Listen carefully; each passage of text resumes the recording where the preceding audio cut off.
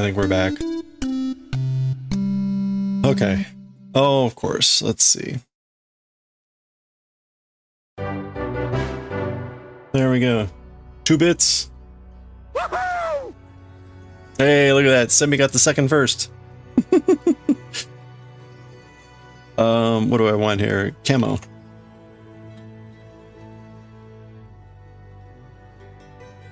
Alright, let me get the camera set back up.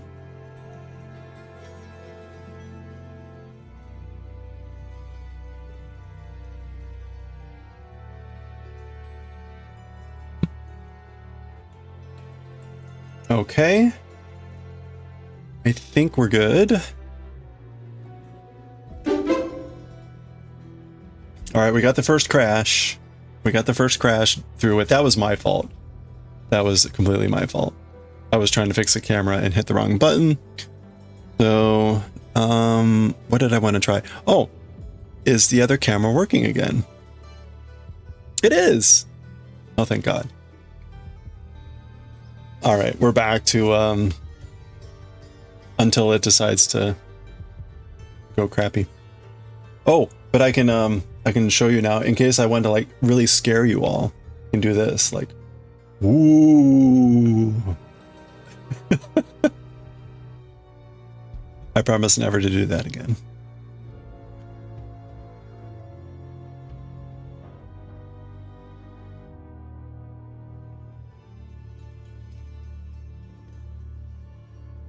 I realized one thing about like kind of the minimalist framing is there's really not much room for other branding stuff.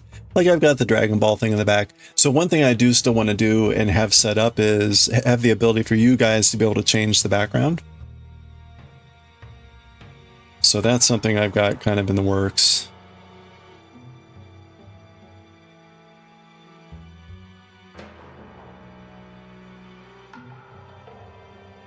But I got to figure out like the best way to do that.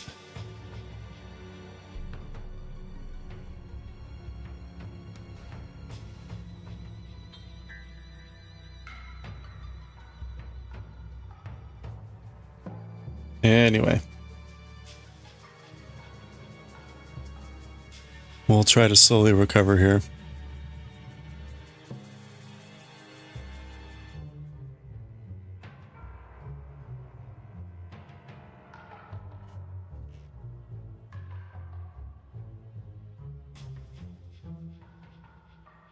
Okay, there we go.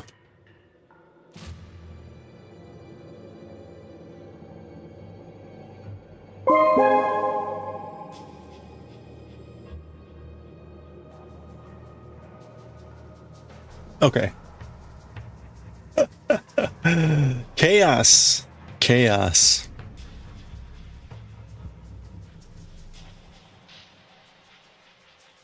One, two, three, four, five. Oh, that's right. I was still gonna come up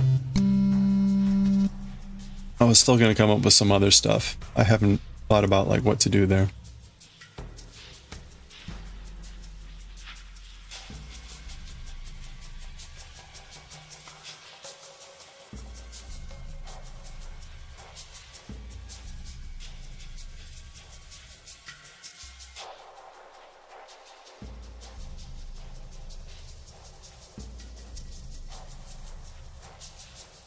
I've actually got some music I need to work on too.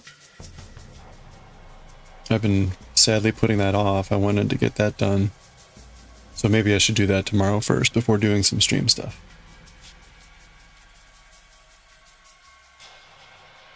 Oh, that's funny.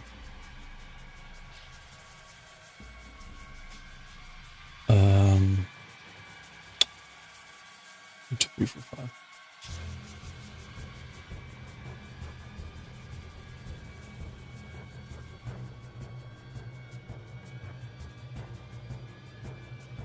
Oh. Oh good, we get to have ads again. I always run ads at the beginning of the stream, so it kind of sucks when that happens halfway through. There we go.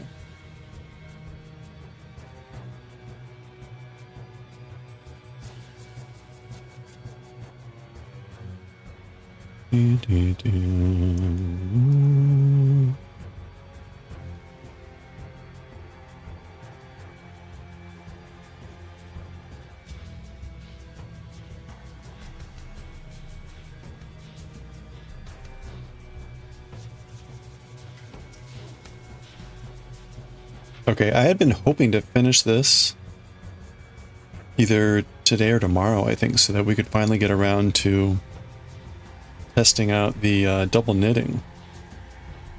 But this is taking longer than I was thinking. But we're done with the chainmail now, so when we get around to kind of the second part of the stream where we have been doing chainmail, we can get back to doing some knitting. So we'll be knitting in the first part of the stream and like the third part of the stream. And that will help maybe push this along. Ideally we could get to the decreases tomorrow. But we'll see.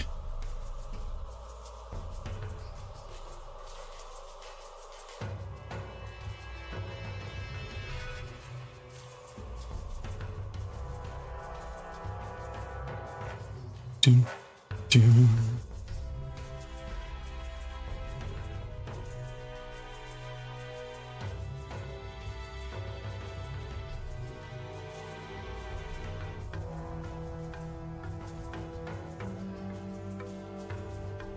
Doom, doom.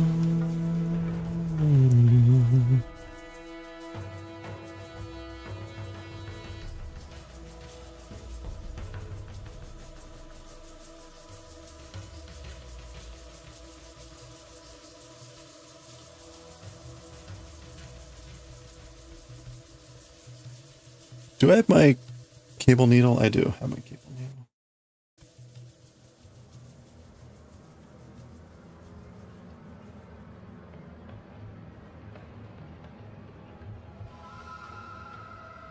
Okay.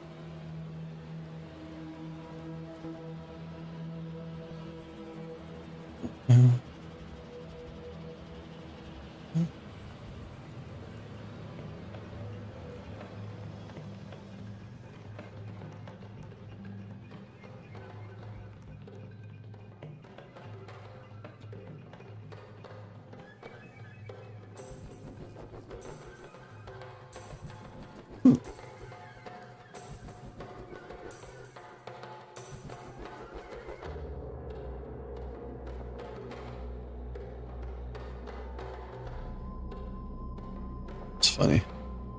Okay, there we go. That is another row.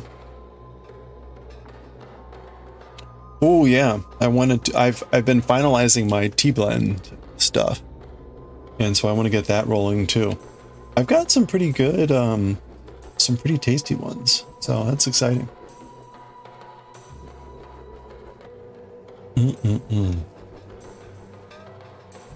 A couple that I was very pleasantly surprised at. Okay, what was I gonna do? Oh, yeah. So that was row 6. So we got to do four more runs around before we do more cables. So we should be able to do that in the next hour.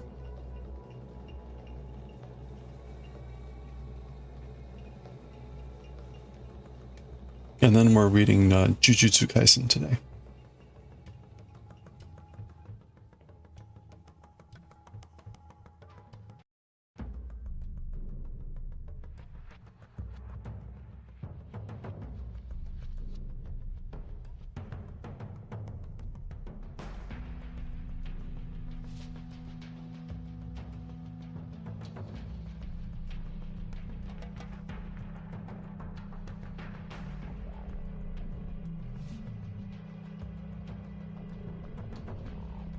Well, I wonder if, because I glitched, I wonder if this will show up in my, my videos.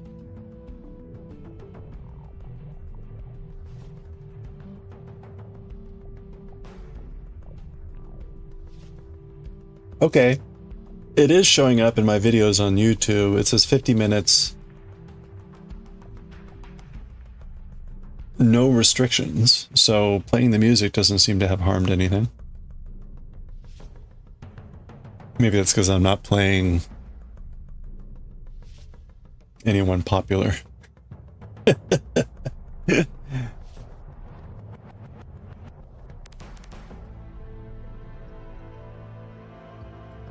Maybe. We're knitting. We're knitting.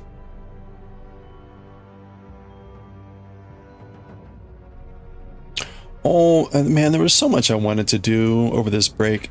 It's been hard for me to actually try to do some stuff because this this bathroom renovation is really disrupting. Even though it's just one room, I've crammed so much stuff everywhere else to make room that it's like hard to do other things. So I had wanted to do some yarn dyeing, but yeah, everything is kind of like really cluttered at the moment. So now is actually not a great time to be doing that. It's kind of sad.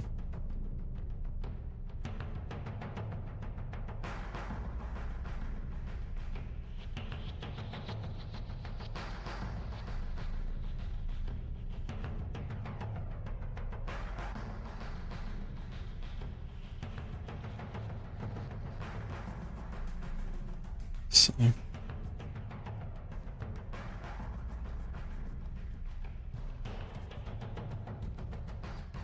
There we go.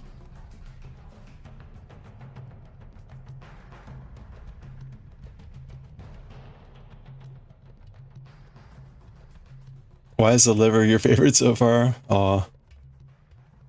You're getting better at the faces? Oh, nice.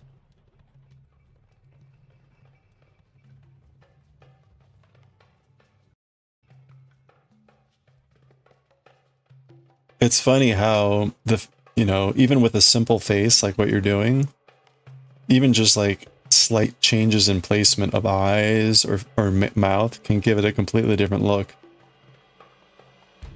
Very quickly go from like, at least they don't have right, there's just black dots for eyes. Otherwise you might get the really kind of like derpy effect going sometimes.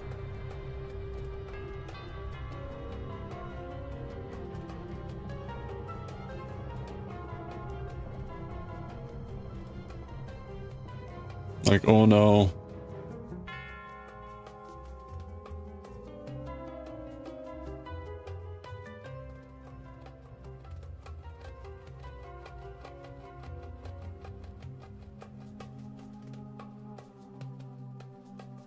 The amigurumi patterns that I picked up for the Doctor Who dolls, that person used blush on the faces to like give a little color to the cheeks and things like that. So that might be an option too.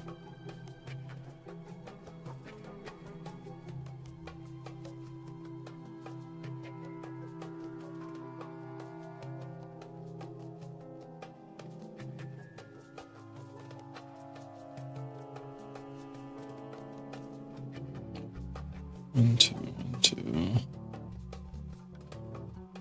The little cheeks give it a bit more detail. It's not just staring in the abyss, yeah.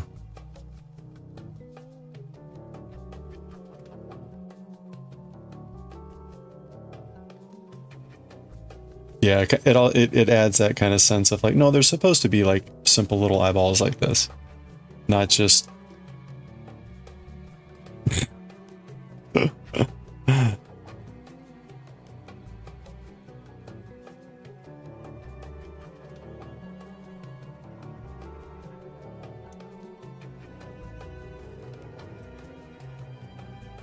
a little W-shaped mouth might also help with that.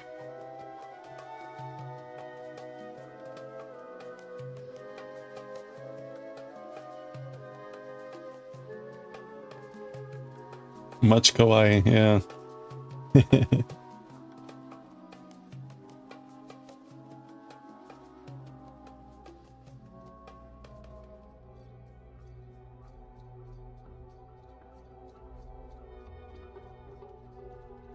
Yeah, so I was watching, my mom was watching the Great British Baking Show while I was home. And they had Japan Week.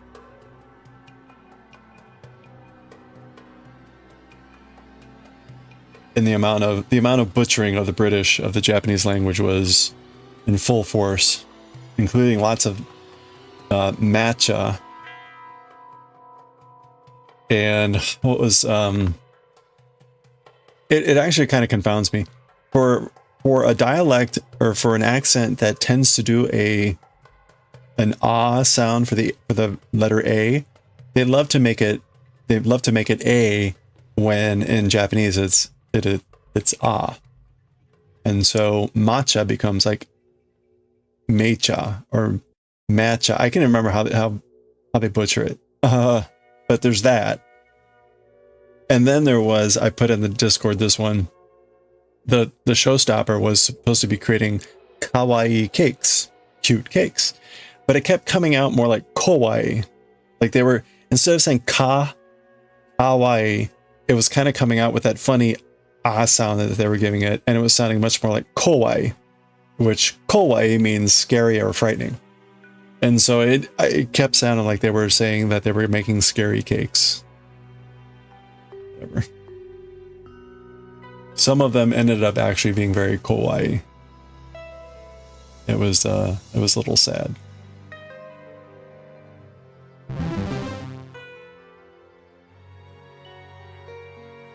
Scary cakes, yeah. Hey, Sukibeth. Yeah, unintentional kawaii.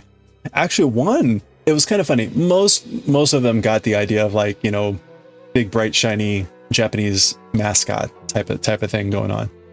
One cake, it actually looked kind of cool, but it almost had a more of like an Ed Gorey sort of like dark gothic feel to it.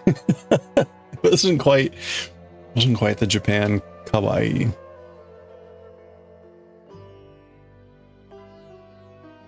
For another contest, it probably would have done pretty well.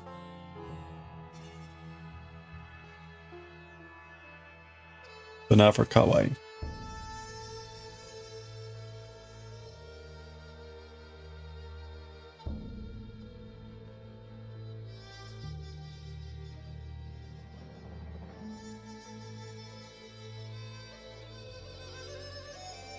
Is it, do they say matcha? It's so wrong. I can't remember how they say it. It doesn't help that matcha ends with an ah, and the British love to add the sound on the end of any word that ends in ah. So it has the risk of sounding like matcher.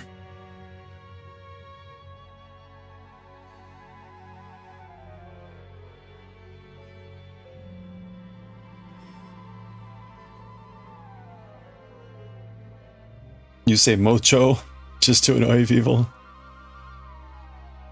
Huh. That sounds a bit too much like mojo.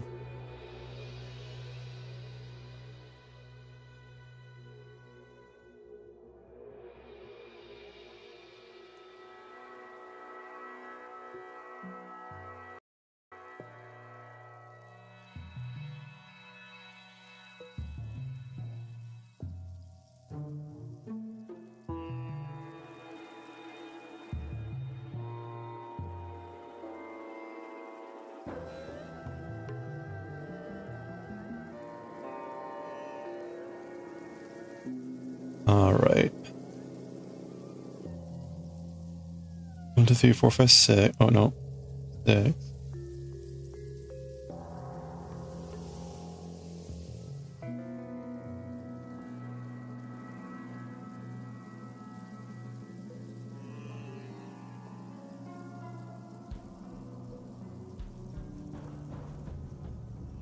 Oh.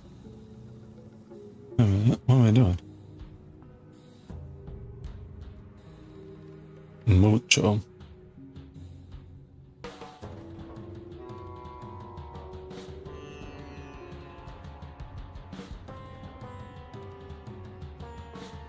Alright, we want another 6, so we got 2 more of these to do here.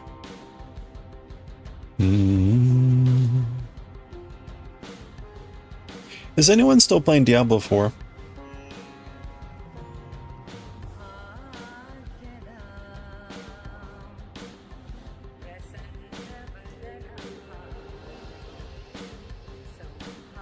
I was just curious, like, where they are with the overall game,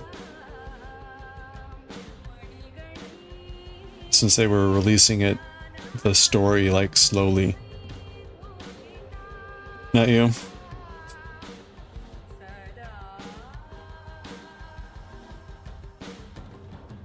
I remember seeing a trailer for, like, the next act or whatever, but I forget when that was coming out, but then it just made me wonder, like, where are they?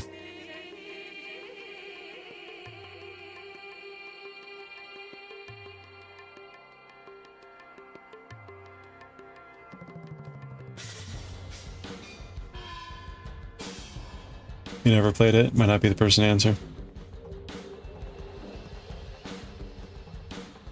I think Dro was playing a bit of it.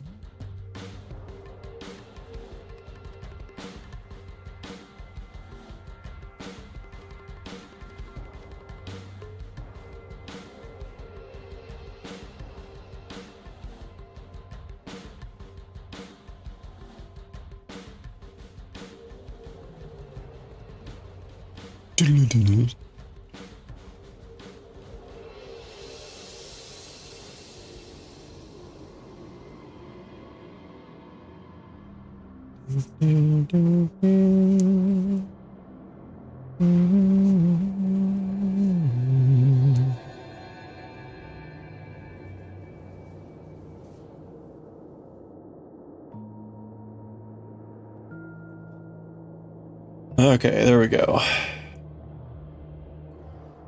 That is the next row.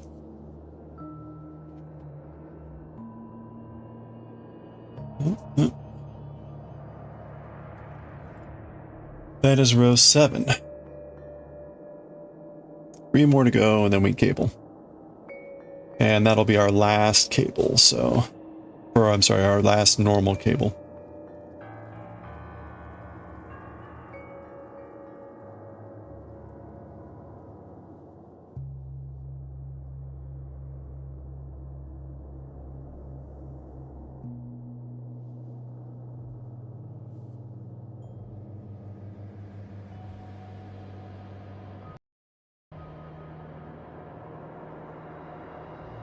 Thanks.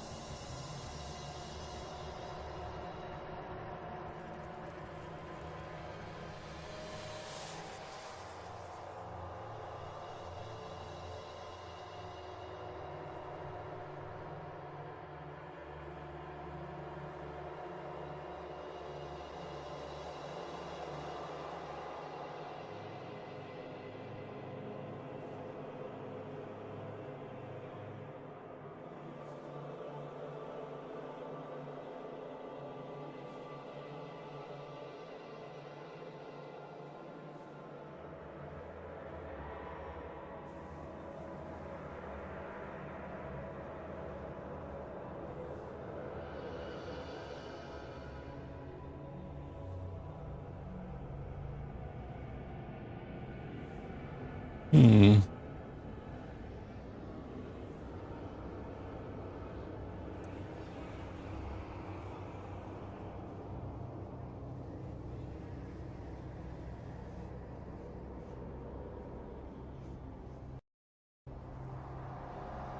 Hmm.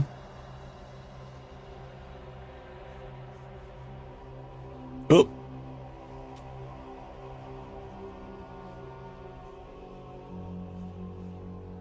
All right. Today is just gonna be one of those testing days.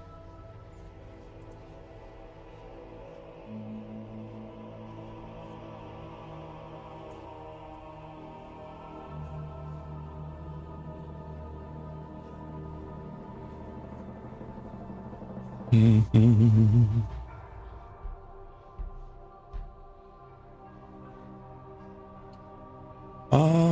Okay.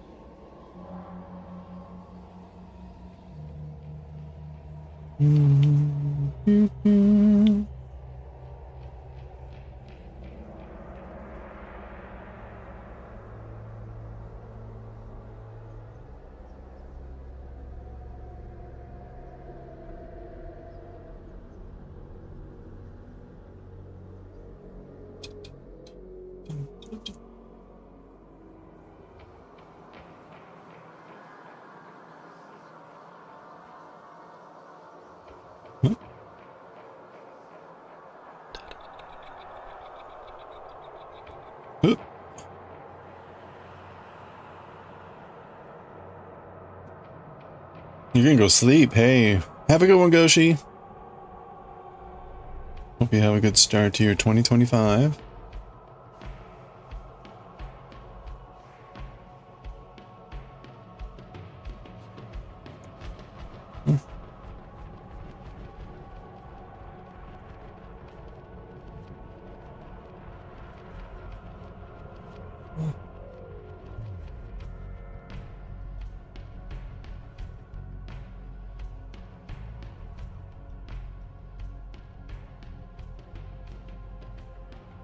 Didn't seem right.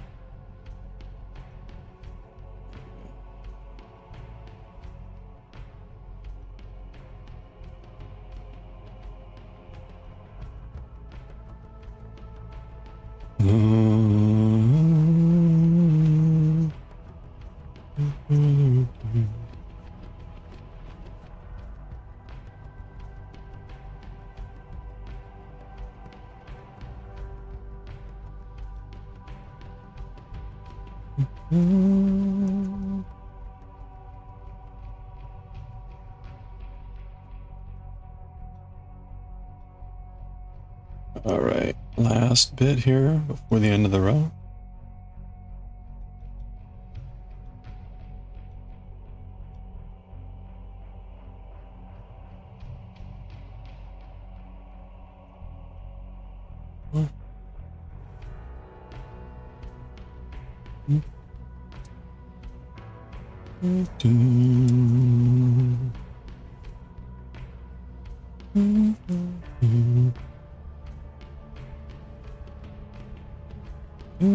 All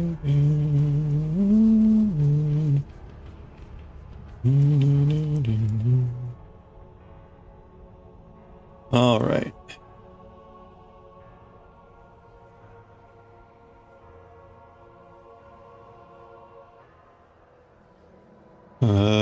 Ooh, there we go. Another row down.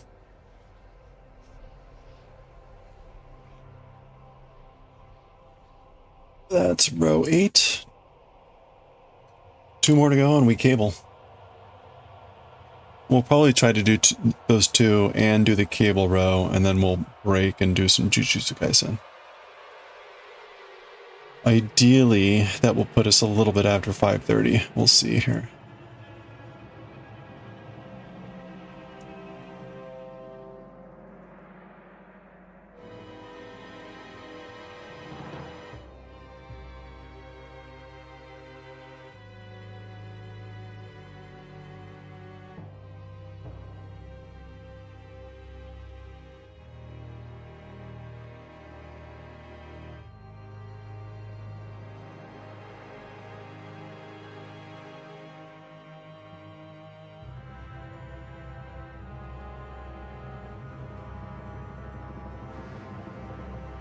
And we've gone blurry again. Isn't that great?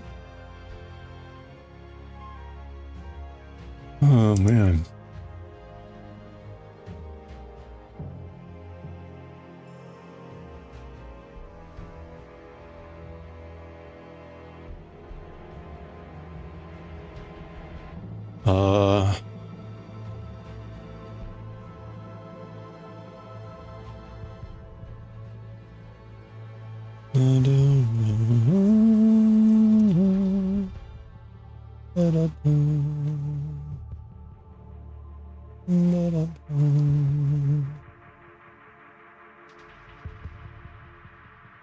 All right. 1.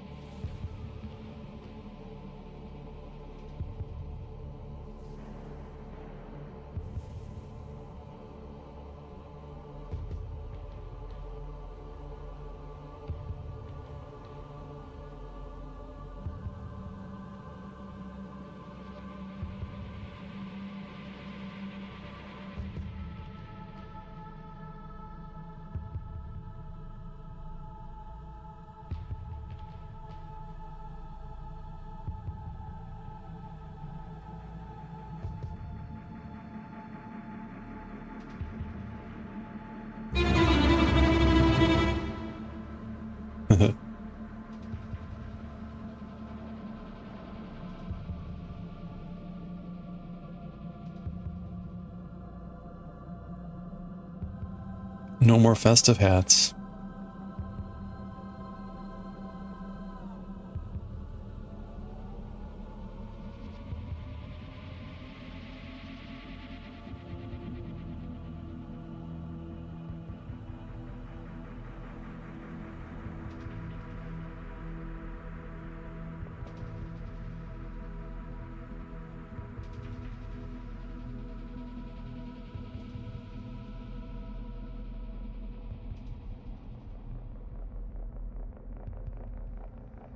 Um,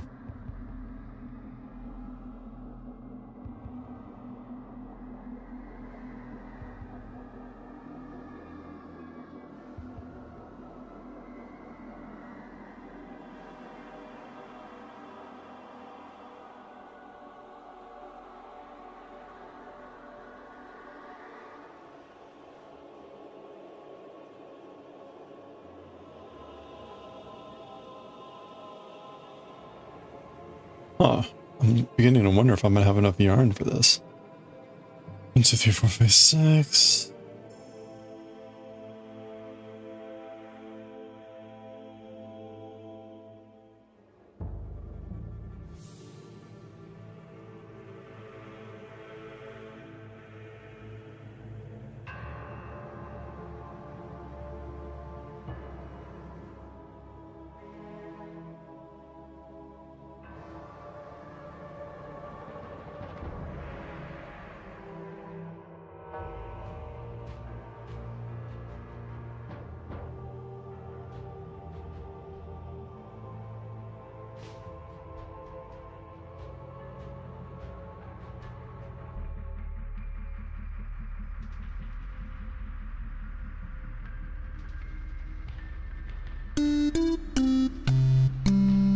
How much do I have left?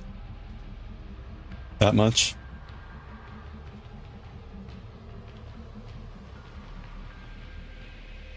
I think I'm fine. I mean, comparatively, we're like 2/3 of the way through the hat, and that's row-wise, not amount. I think it'll be fine.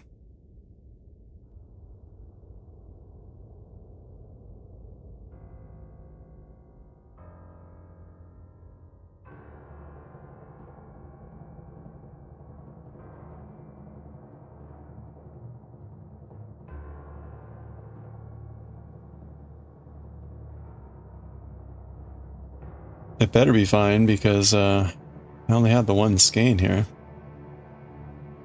I've got one other skein, but it's a darker gray.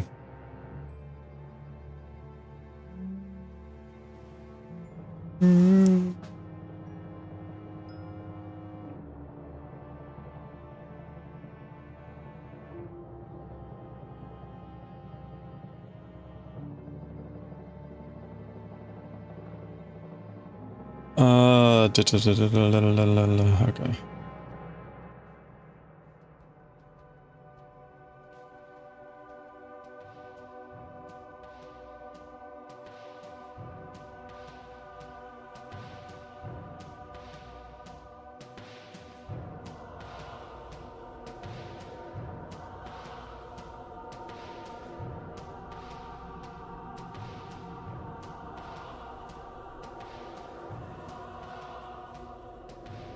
Oh, ha, ha, ha, ha.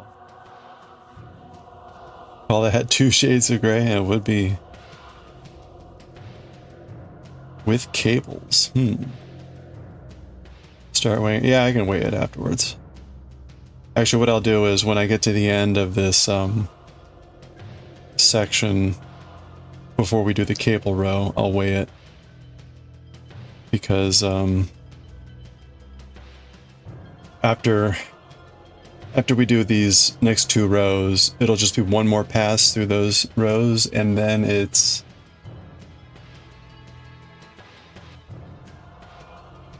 Let's see how many rows it is after that. Decreases. It's 9 rows after that. So there's really only like 15 more rows after these 2.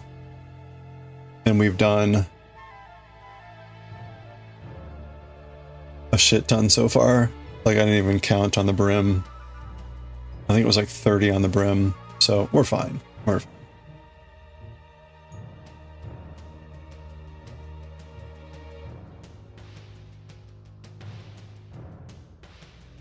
Oh.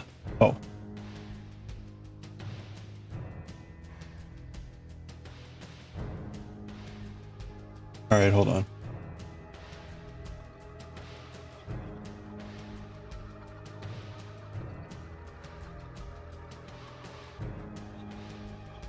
Oh, there we go.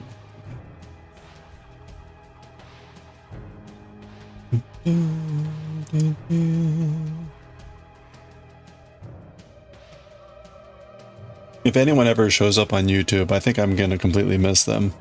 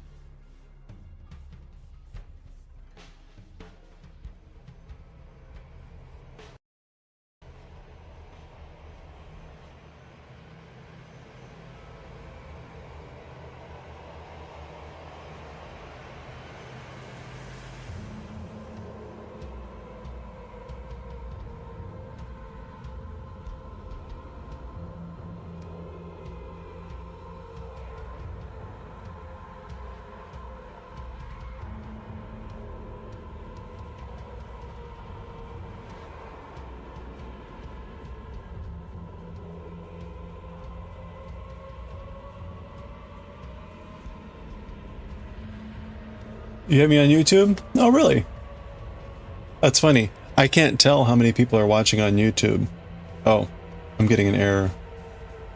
Maybe that's why.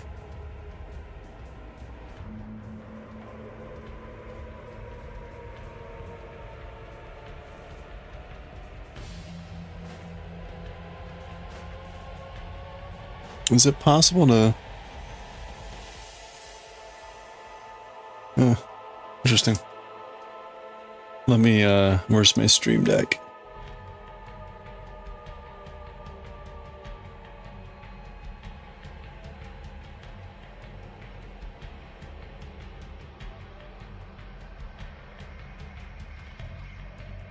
Oh, there we go. It's updated. Okay, yeah, 2 people. Hello, YouTube. I think the other... It must be you and me, Sukibeth. Actually, here, let me type in on YouTube. I don't have any emotes enabled on YouTube.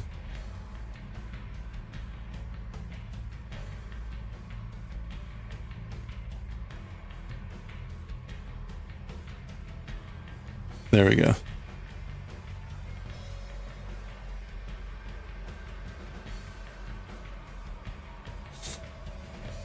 Hand pink waving. That was the name of that thing. All right. Pearl. Let's pearl.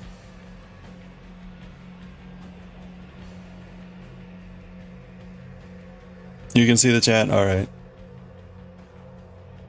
I may need to see if I can get some sort of like, you know, little tune to play or something when there's a YouTube chat. Just to alert. Because what I have right now in OBS, I have the Twitch chat up. And I do have a combined chat, but I have it off on the left. And so there's a good shot. I'm not going to see it unless if I really look over there.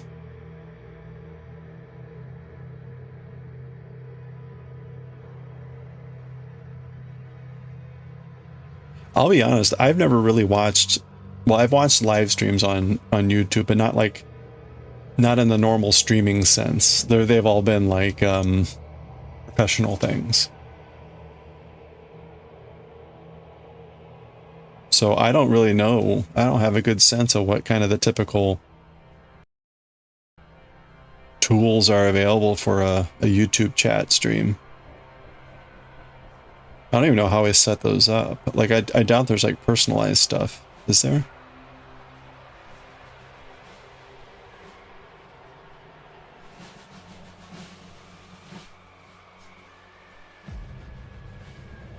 It's a completely new world to me.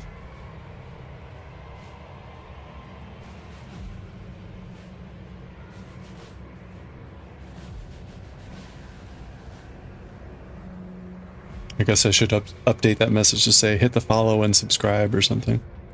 That's the problem between YouTube and Twitch. Subscribe means something completely different. So telling people to subscribe is a normal thing on YouTube, but you're sort of like asking them for quite the commitment on Twitch.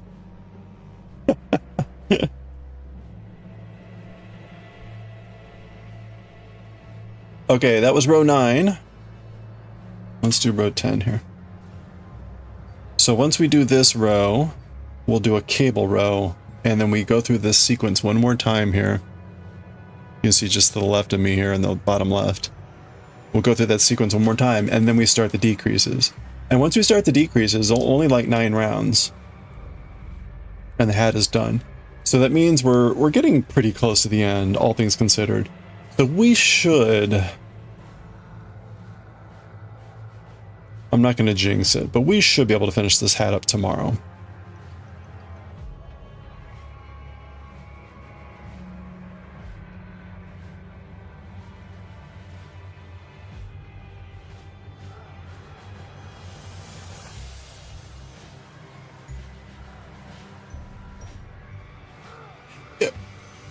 If my camera stays in focus and I don't have to keep playing with it.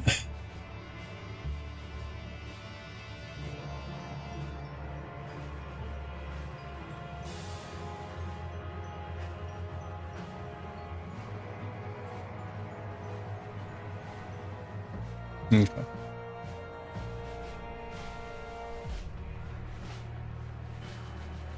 Hey, there's my ring. That's the ring that the creator of Castlevania Symphony of the Night made for me.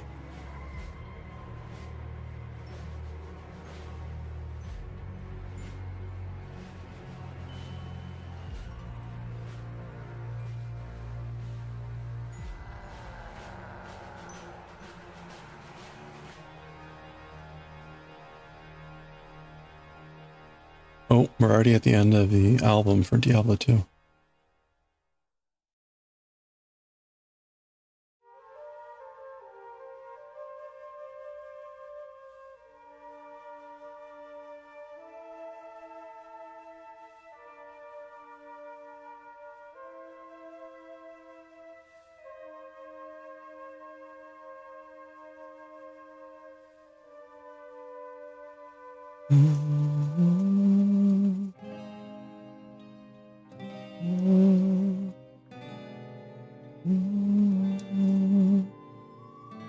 It's a great quotation of Chopin.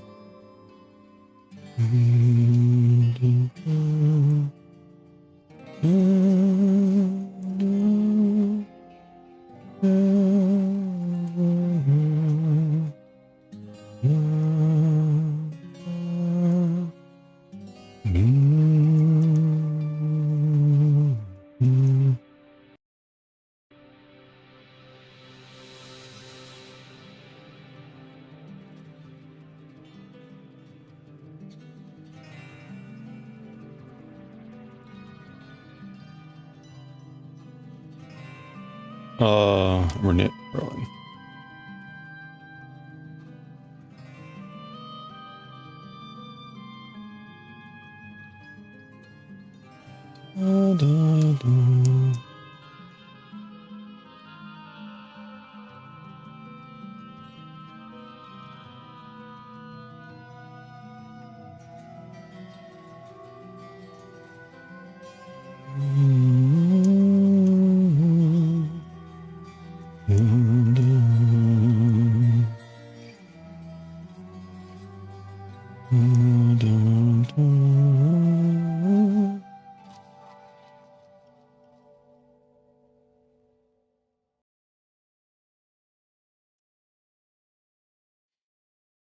Okay, that is the end of Diablo 2. Let's play.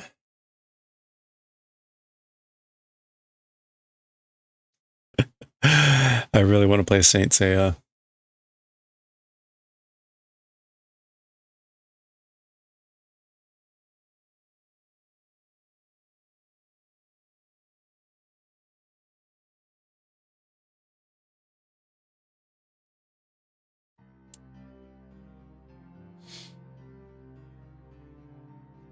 We'll play some Enya instead.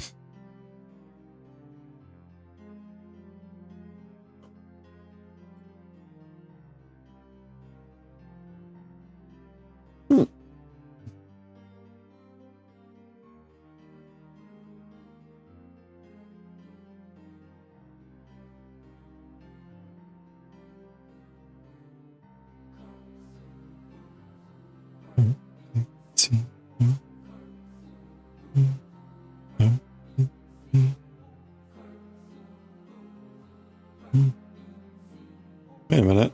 Oh, damn it. Come on, pay attention, brain. Yeah, that was my fault for stopping in the middle. Ooh, wait a minute. Oh, crap. I grabbed too much there. Alright. Well, not the end of the world. It's just gonna slow me down.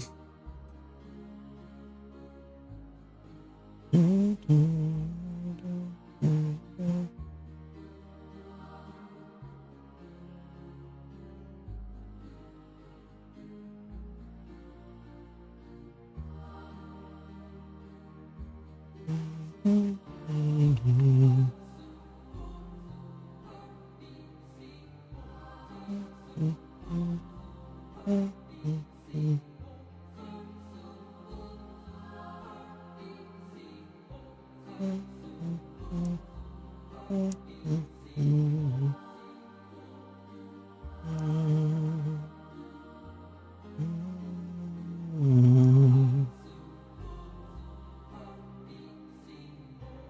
come on.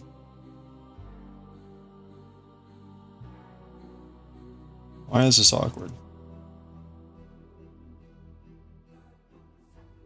There.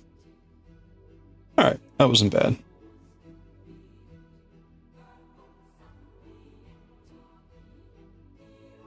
Why does it feel like I'm still short a stitch there? It's just stretched out more than normal.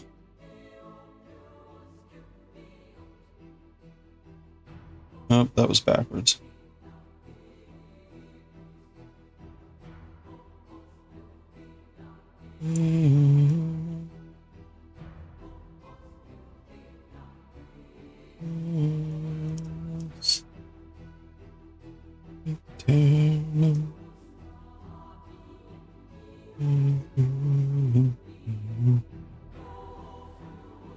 There we go. Okay, back on track. Pay attention. I've gotten better at being able to recover from those types of errors. It would be better not to make them in the first place, but at least I can fix them.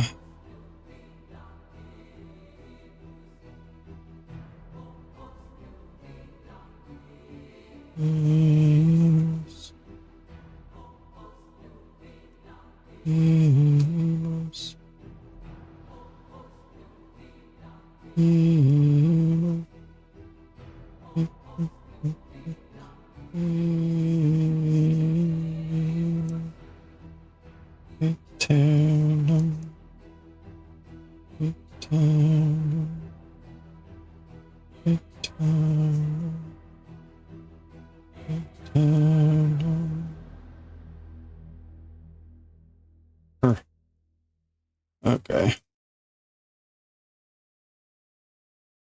Alright, we're about halfway through this row now.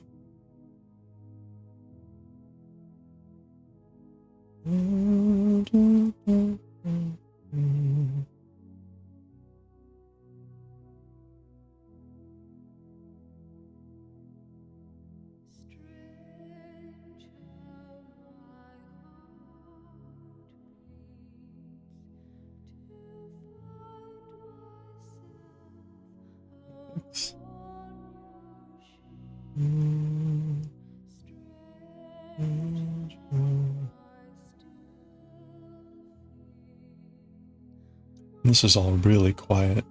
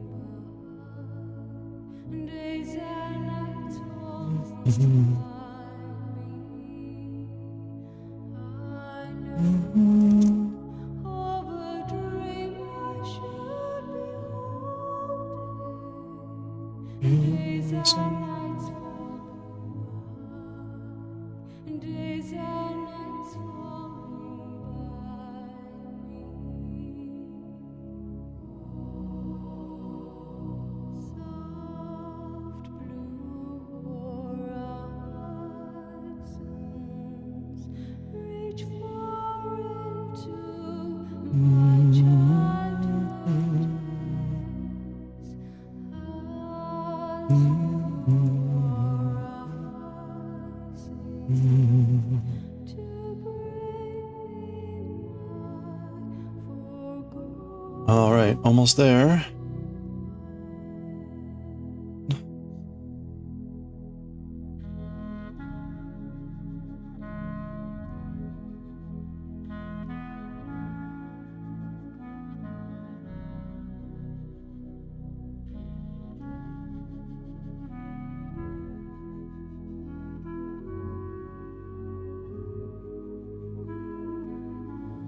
Okay.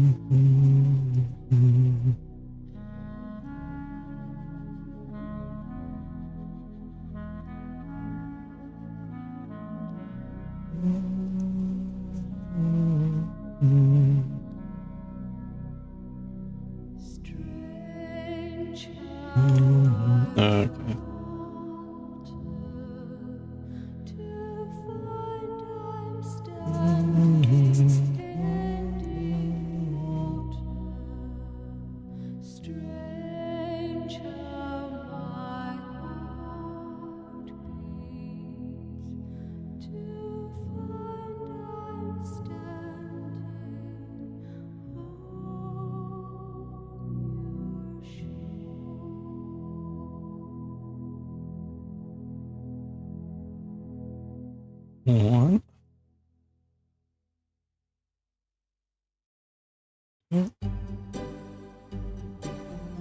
Hey, it's sail away.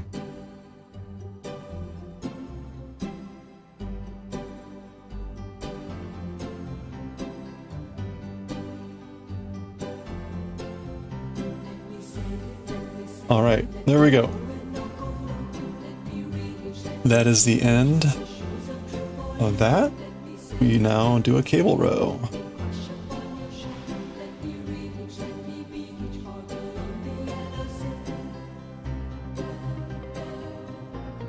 What?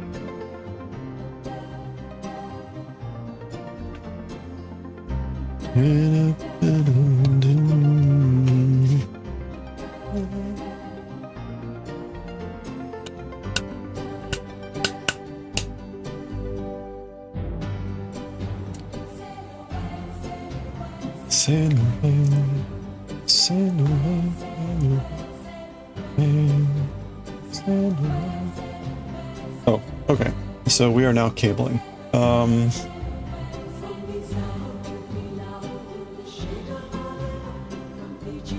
This is now our last cable row.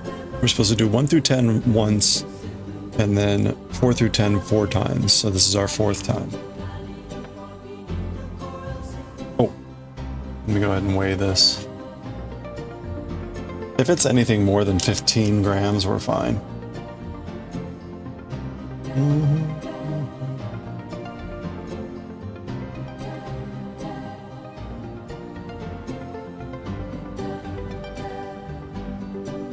It's coming across at like 29. Yeah, we're not even halfway through the yarn. We're fine.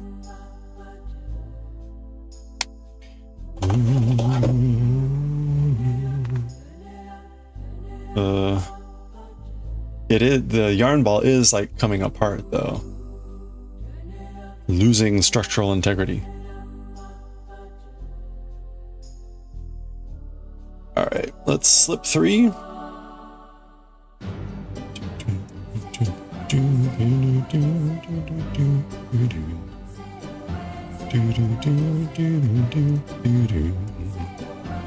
right, we slip 3 onto the cable.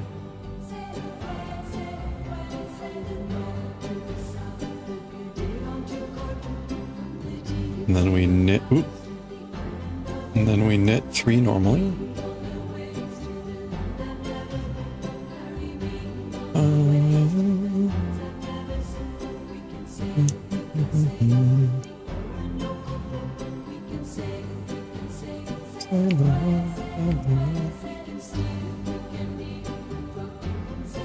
Okay, we knit 3, then we go back to the cable, then we knit 3 there.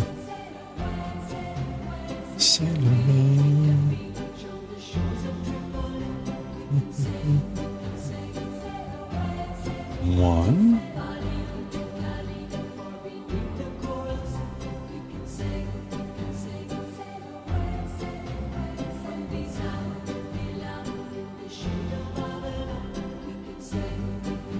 Two.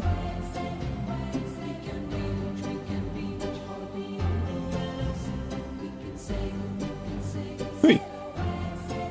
Okay, we just do that 8 more times. After doing 6 more stitches here, we've got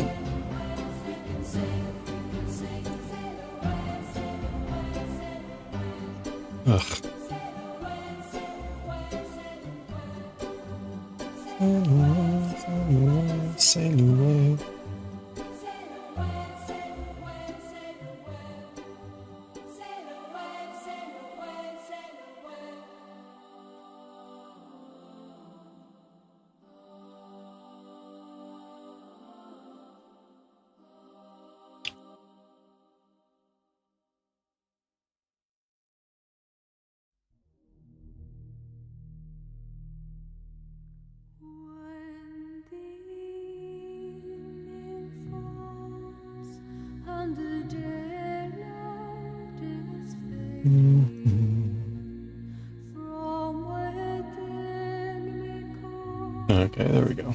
So now cable number 2. 2 of 8.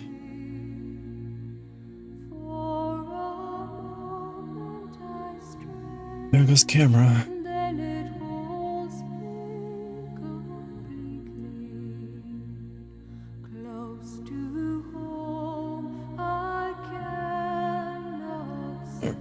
Okay.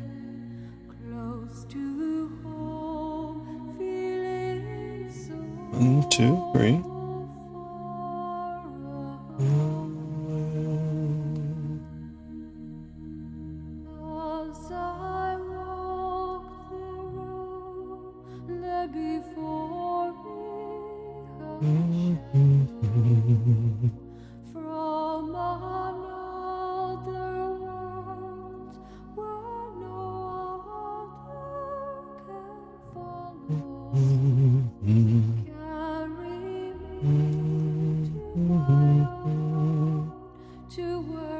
That's 1.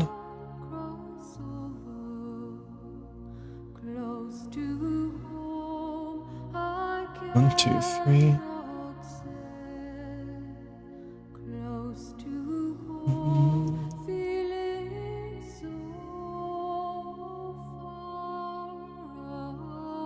Okay, now we cable.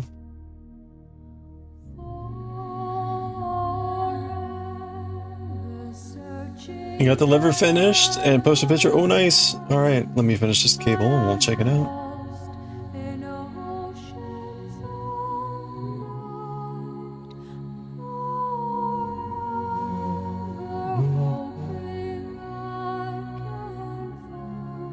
Well, you're blazing through those organs.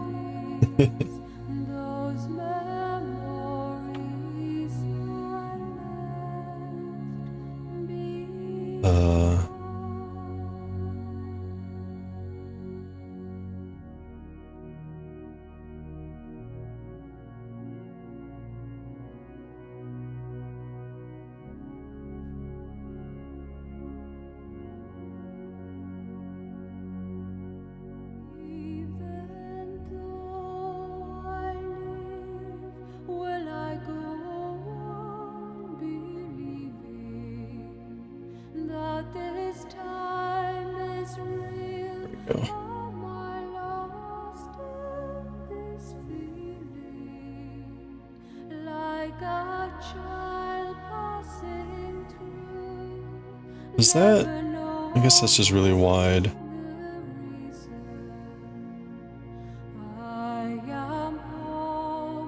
They're about 30 to 40 rounds. They haven't been too crazy. Oh, that's pretty cool.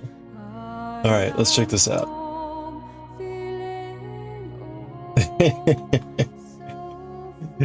Oh boy. Okay, let me use my... There we go. There's the late. In case you missed it earlier, Atisuri Babe has been making a variety of organs, cute organs. Started with a kidney, that did the pancreas, and finally here we have the latest, the liver. Oh boy. Very cute.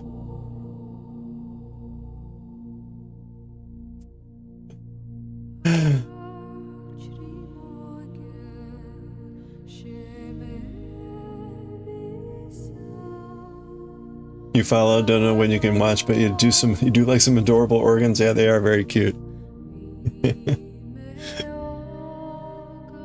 In fact, hold on.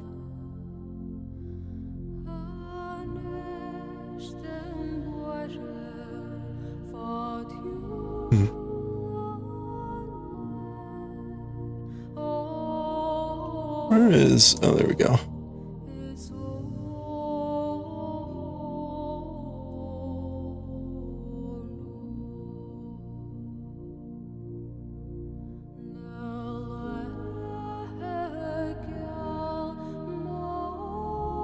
He's a little fatty liver. Yeah, it's very cute.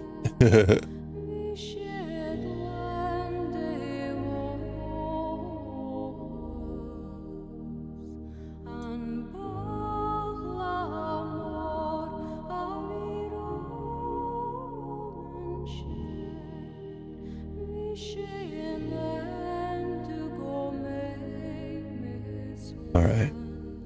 There we go. So, lungs are next.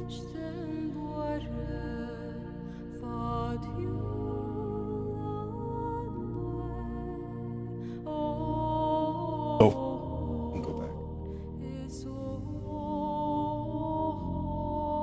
Lungs are next. All right.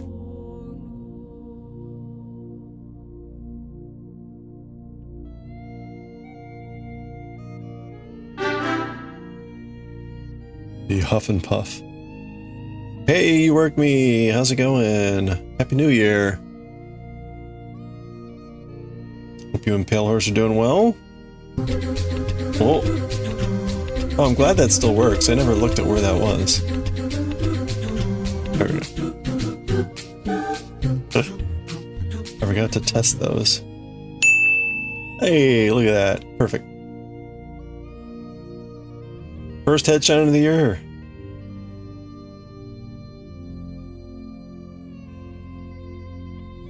Unless my face gets all itchy. The headshine knocks some dust down into my face or something. Beautiful headshine.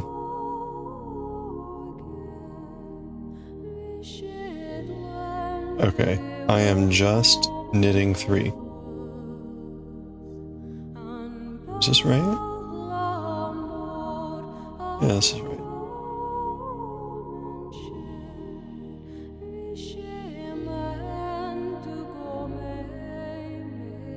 Good. Tomorrow's your birthday. Hey, well, happy birthday. That's a great way to start the year. I've got my niece, her birthday, one of my nieces, her birthday is the 6th. And one of my good friends from college is the 6th. But birthday on the 2nd, wow.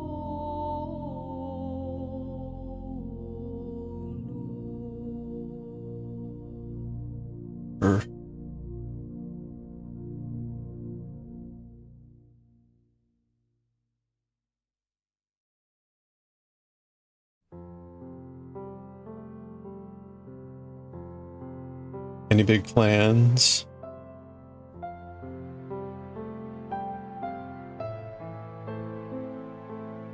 Desserts on the to eat list.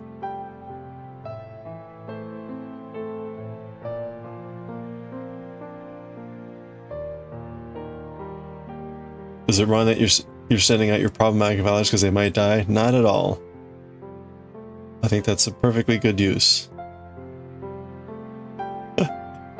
That's what any good cult leader would do. Like, oh. Put the problematic ones on dangerous missions.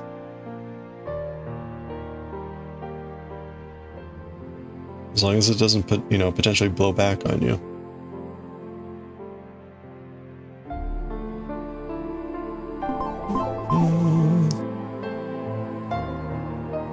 Hey, Binge Bear. How was New Year's?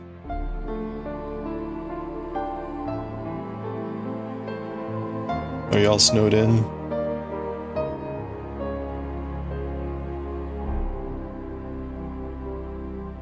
Alright, we've done 3 of the 8.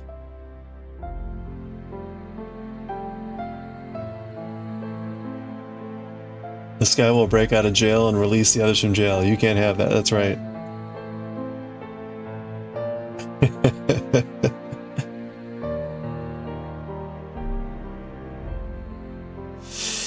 Alright, we gotta slip off our stitches here.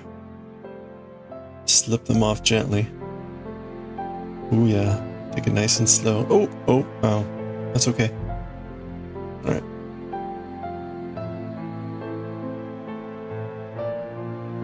It was nice and chill. You did get snow, but it wasn't bad as further down the country. Okay.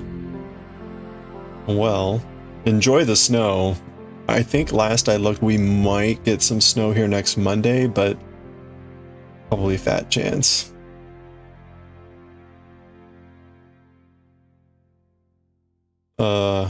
We're knitting.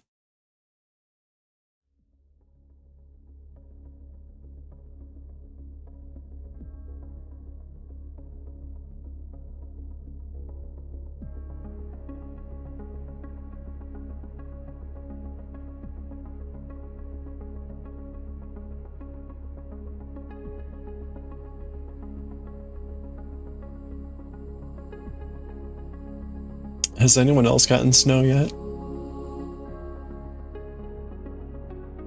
I mean, I guess technically we got like a little bit of ice and something a little bit a while ago, but I don't think that counts.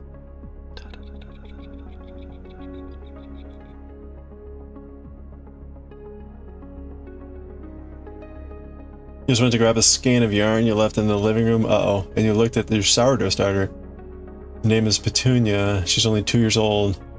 2 days old. She's grown a bit from her last feed and you're excited for her. Hey, nice!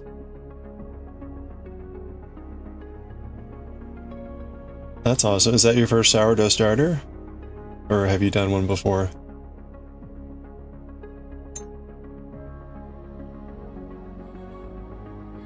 I'm kind of on a bread light diet now, so... No snow?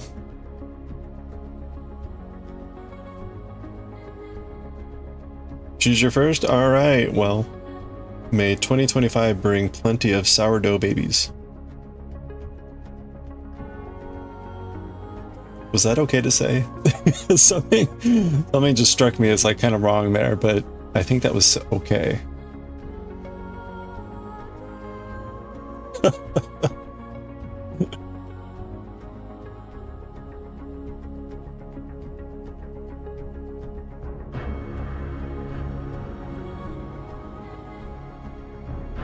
It was better than human babies to you? Well, there we go.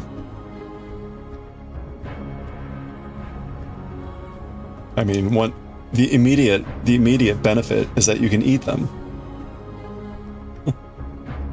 Definitely frowned upon.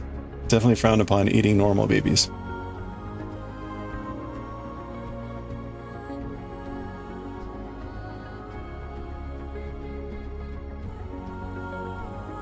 So many rolls. Do you know what, like, what are you gonna make first? What are you gonna make first with the sourdough starter? So eating babies does remind me. This is going somewhere, I swear. The Wizard of Oz. The second author of Wizard of Oz, who wrote after Frank Baum died, was Ruth Plumley Thompson. She wrote a series of she wrote like maybe 20 of the books. She wrote more than Baum did. Anyway, the Hungry Tiger, who was the companion to the Cowardly Lion, was always complaining about eating, and he always wanted to eat, and I kid you not, like fat babies. He was constantly talking about wanting to eat, and he never did. It was kind of like the Cowardly Lion. It was like a conscience thing. Was he introduced in Ozma? Okay, I couldn't remember when he first shows up. But was he on the babies? Was he on the babies in the early books? Yeah, he could never bring himself to eat the innocent babies, but he was always talking about eating the fat babies. Which, like, if you take it, I mean, it could be certainly seriously like horrific, but you know, children's book, 1900s. Yeah, he would go on about like succulent, fat, juicy babies. It was like, wow.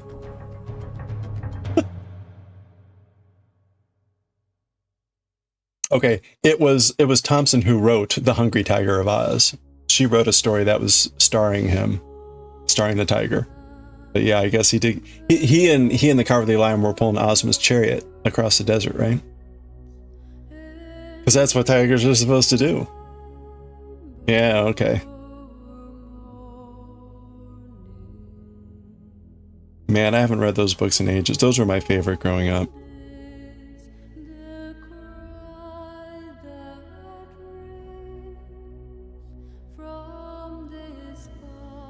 At the end, he gets a feast, and he's not hungry for once, of course. Oh man. Strongly recommend the first two Yaz books. They're very progressive. That, you know, especially considering, right, 1900, 1900. They were all written. He wrote those very early. They're all public domain now, which is crazy. Magically from when they're in. Tip is your favorite? Yeah, no, that's right. I mean, that's a classic too. Tip is a great example.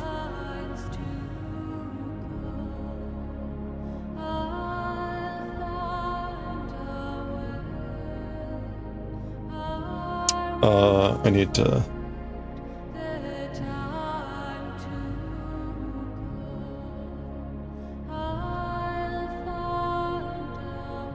I always did think it was kind of a shame that Ozma, after that, kind of became the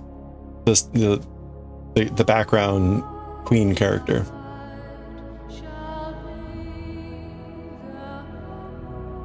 You can talk about certain, and it's not spoilers, but Tip, yeah.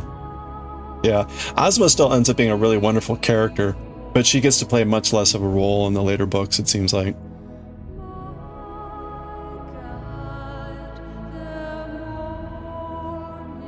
Dorothy still gets action. Yeah, they end up being the twin queens.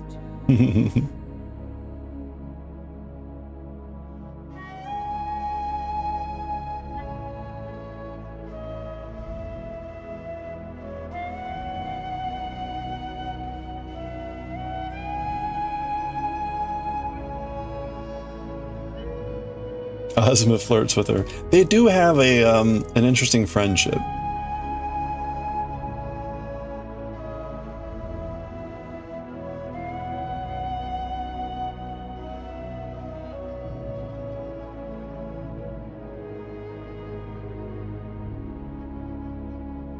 All the characters were so much fun. The Patchwork Girl. All the extra characters that got introduced. The Sawhorse.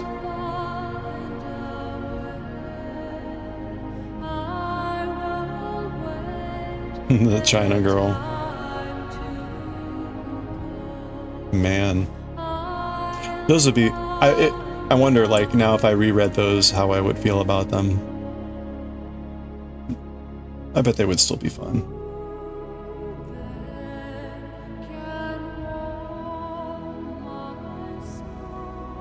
Which book is it? The Raleighs? Yeah, you reread them recently, they're still good? Oh, that's good to hear. Which book was it where... Was it Oogaboo? Where they had the army, but it was like one of every rank, and all the colonel would order the lieutenant colonel, and the lieutenant colonel would order the major, and the major would order the lieutenant down the line. And they would just order each other, and finally, like, the private or whoever would do the action. I forget which book. Good representation on it, because they just different mean doesn't mean they're wrong. Yeah. You don't know that one? You don't know the woman army one? Yeah, where they come in with the knitting needles. They take over.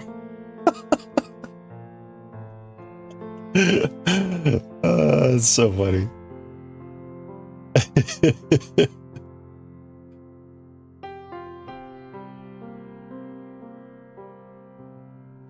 No, wait a minute. I'm still knitting.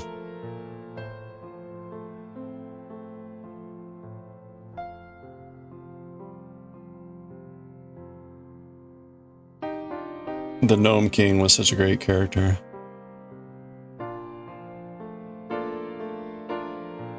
What was the name of the Rinkatink? No, Rinkatink. TikTok. Oh, TikTok, the Mechanical Man. What was the name of the rotund monarch guy? It was like Rinkatink. Something like that.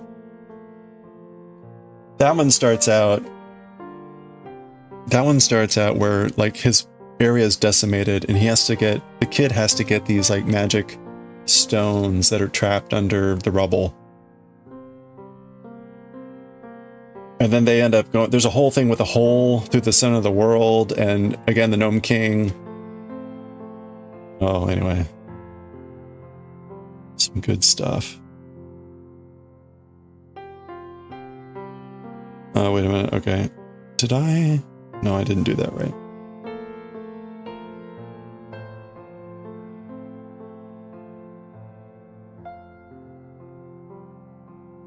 Your one complaint about the Return to Oz movie was that they made the Queen of Many Heads a bad guy. Yeah, yeah. Other than that, it's pretty accurate. Yeah, you could tell that they were wanting for a little bit more tension / drama there, so they leaned heavily into making her a different character. Oh ha ha ha ha. When did Return to Oz come out, the movie? That was like... Was that like the late 80s?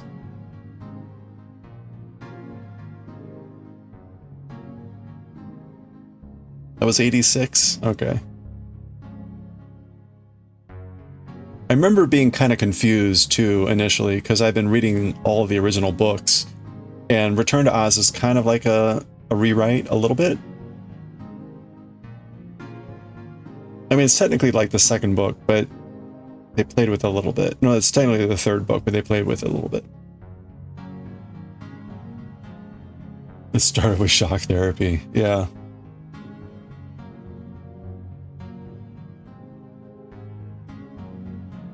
I think the other thing that confused me was, right, the one movie everyone was familiar with was The Wizard of Oz, but they never did The Land of Oz, which is the second book. The next movie that came out skipped to Ozma of Oz.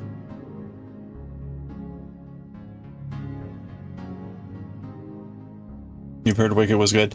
A lot of friends that I know have loved it. I have not seen it.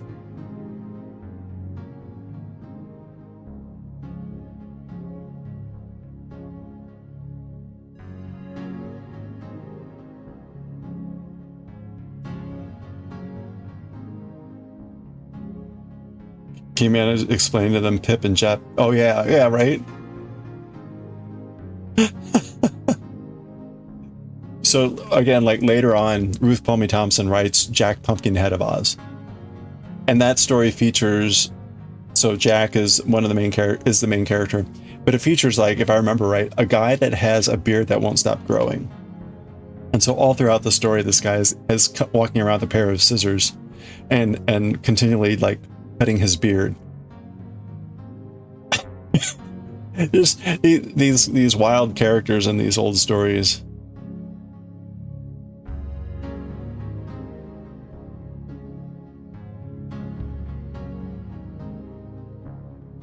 There was a girl of flowers who, like, every step she made, flowers would spring up in her footsteps.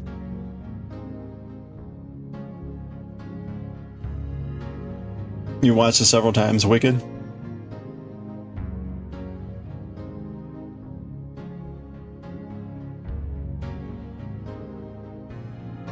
I never read any of those books by that author. I think part of it was just by the time those came out, I was had partly moved on, but I was also not ready for the mature Oz.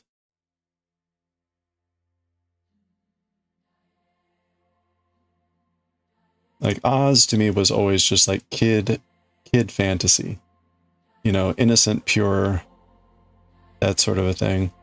And the author that did the later generation books, it was very much more like, I don't mean like adult, but it took away some of the sort of generic innocence of the originals, and so I just kind of didn't want to read those. Wicked's okay, mid-story and end drag, very sad. Yeah.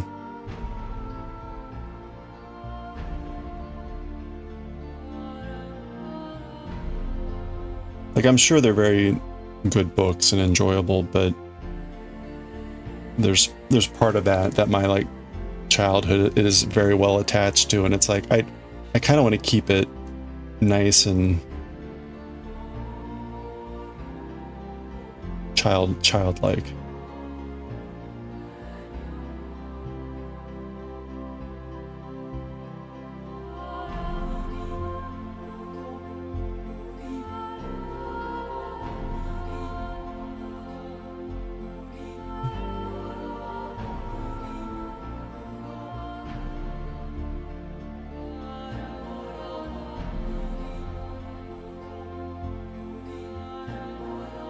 The best route for Wicked is assuming Elphaba and Glinda hook up and nothing bad ever happens. That's right. If only. If only.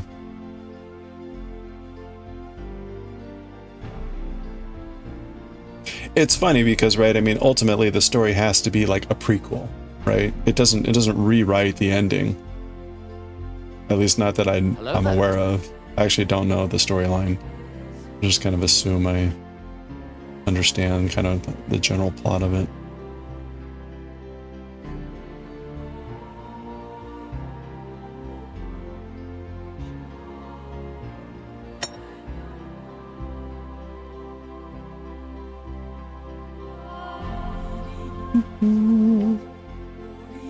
Alright, we got one more cable to do after this, and then we'll read some Jujutsu.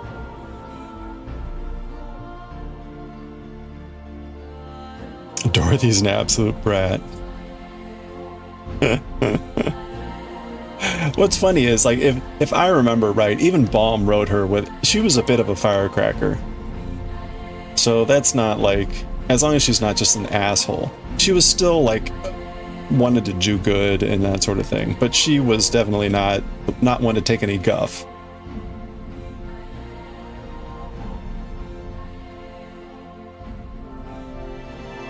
There's things in the book that only exist to be shocking and depressing. Oh, okay. Yeah, okay, there's a difference between a firecracker and a brat. Yeah, I guess I would call Luke Skywalker a brat.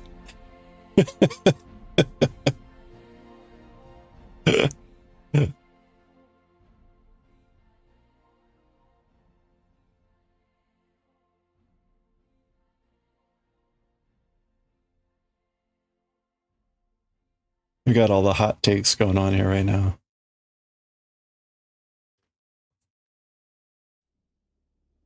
Like she'd play on the I'm just an innocent girl to get any blame of her actions. Oh, okay.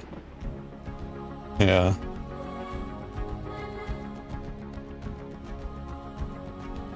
Yeah, there wasn't, I don't think there was really any sense of that aspect of her character in the original stuff.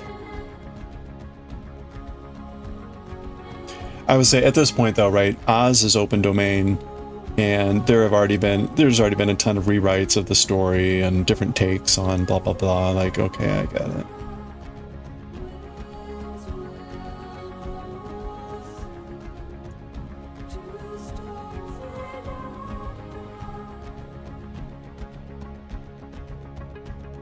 Oh, I'm still on the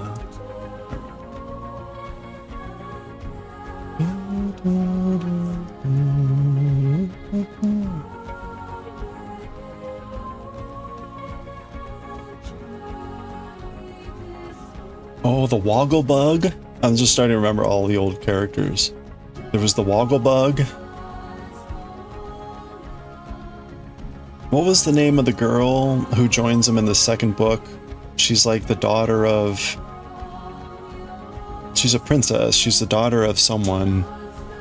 Her name... It's not Persephone. It's sort of like a P, though.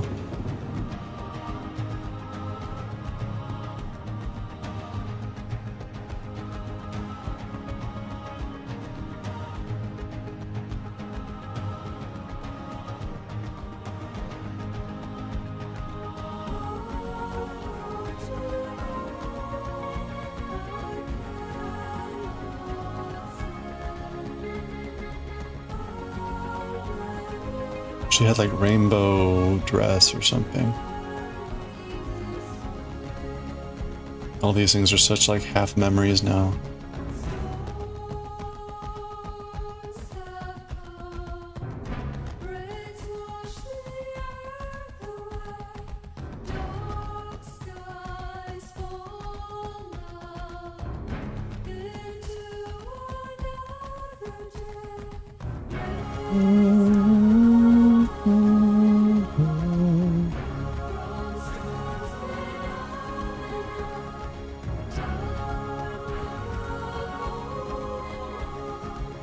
I'm just realizing...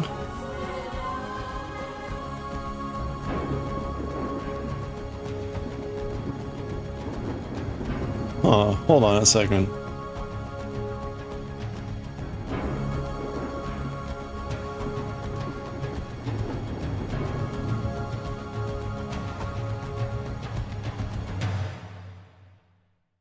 Yeah, no, that's right.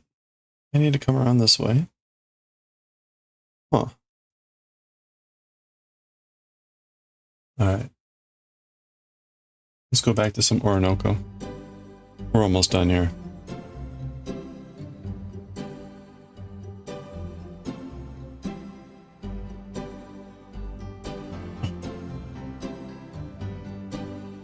Yeah, I guess that's right.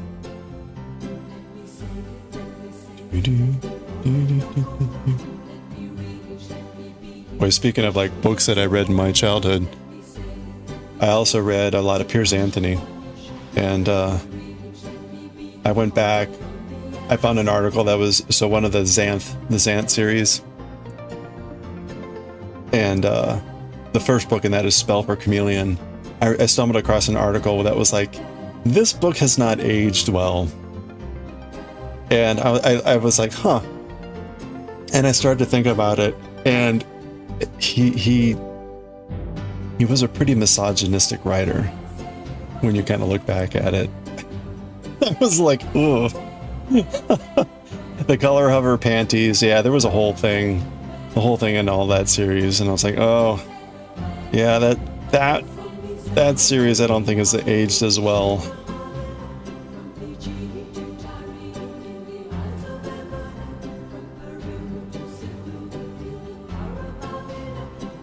Discworld is still a good one. It's good to hear that like some of them still hang on. They're not all just like,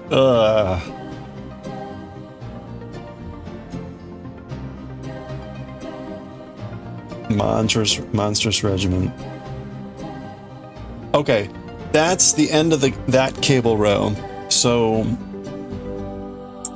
what we're doing here next, we're gonna take a break and read some Jujutsu Kaisen. But what we have to do next is we got to do just kind of 1, 2, 3, 4, 5, 6 normal rows of knitting.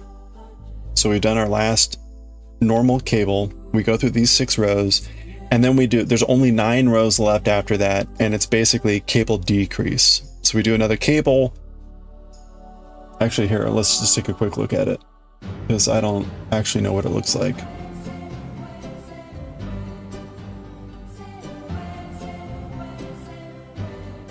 Okay, this pattern is free, and you can find it either up there or exclamation pattern. Okay, so we eventually need to switch to double pointed needles, but we do a normal cable, 2 rounds, and then there's this slip thing that I need to learn how to do. And then there's another cable, a shorter cable, and then it's done. So you can see here,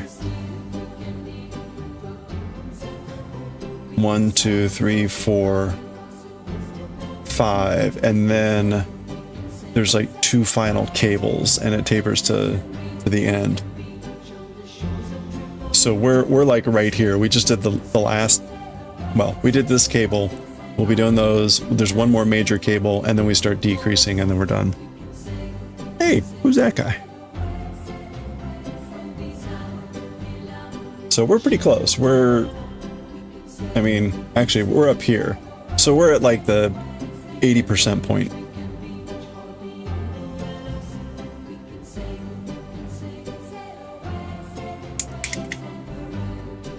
Looking good. You've tried cables, but you got impatient. This is, yeah, thank you. It's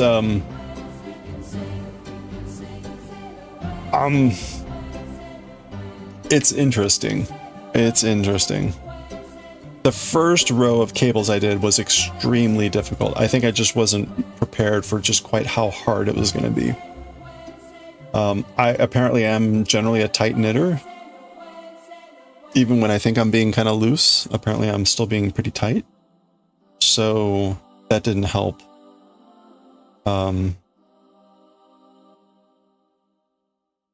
Oh, it's funny, you know, like the border of the knit with the pearl can be pretty rough looking.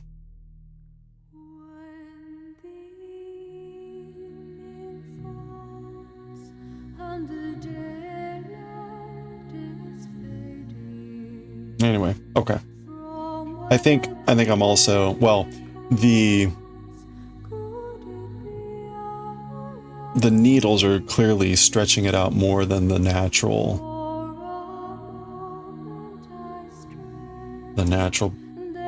push of the weave. So we'll see how this looks like when it's on my head.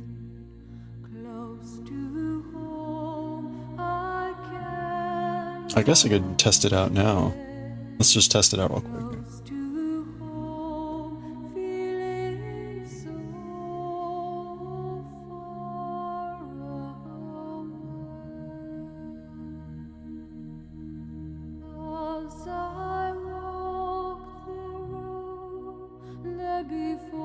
Ooh, fluffy.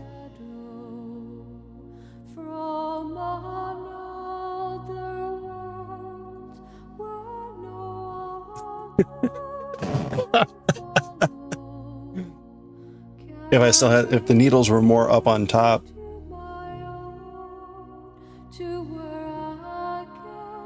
Like,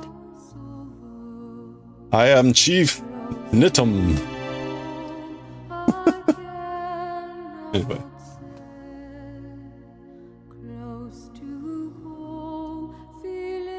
Is it tight? I don't think not more than any normal thing. Hey, chicken. All right. Let's flip this back.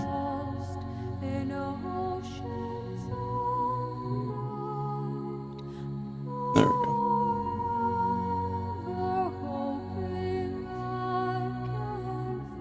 Uh-oh, did I do that right? Yeah, I did. Okay.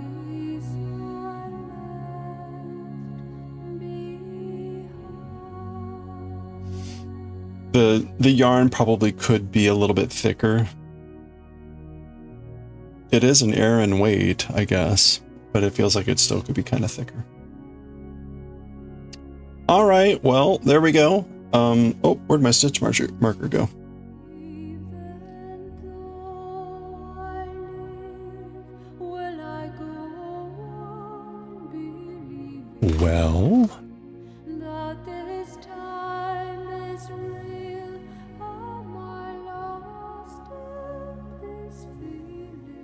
Well, it's somewhere.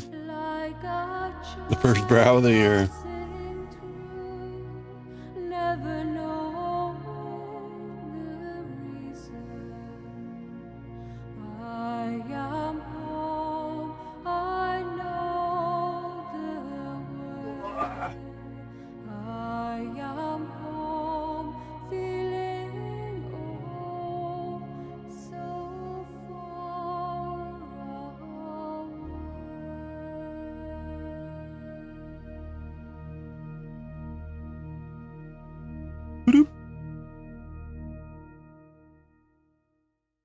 They look like, what do you call them? Lifesavers. Hey, Hazel, Happy New Year! How are you doing? We're just doing a hat fitting. Been doing my first cables. My first knitted cables. Happy New Year! Hope you're having a good one.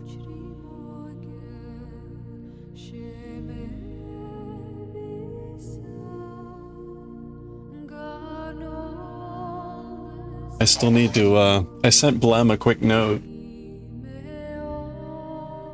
I made something for the, for her auction coming up.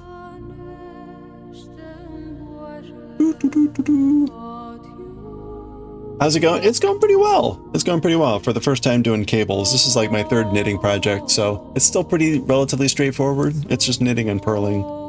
And then the cabling occasionally adds in a little twist, literally. Blem finally helped you learn some crochet basics. Nice. Hey, that's awesome. What are you going to be crocheting? Yeah. Yeah, it's kind of like I asked her like, hey, what if I made a small chainmail thing? What would be a good pet? And she was like, immediately crabs. Of course. So I made a little crab image, and there we go. So yeah, Blem is doing a charity auction, I think this weekend, and this will be one of the items up for auction. You did a strawberry wobbles kit? Oh, a wobbles kit. That'll be fun. Oh, that'll be fun.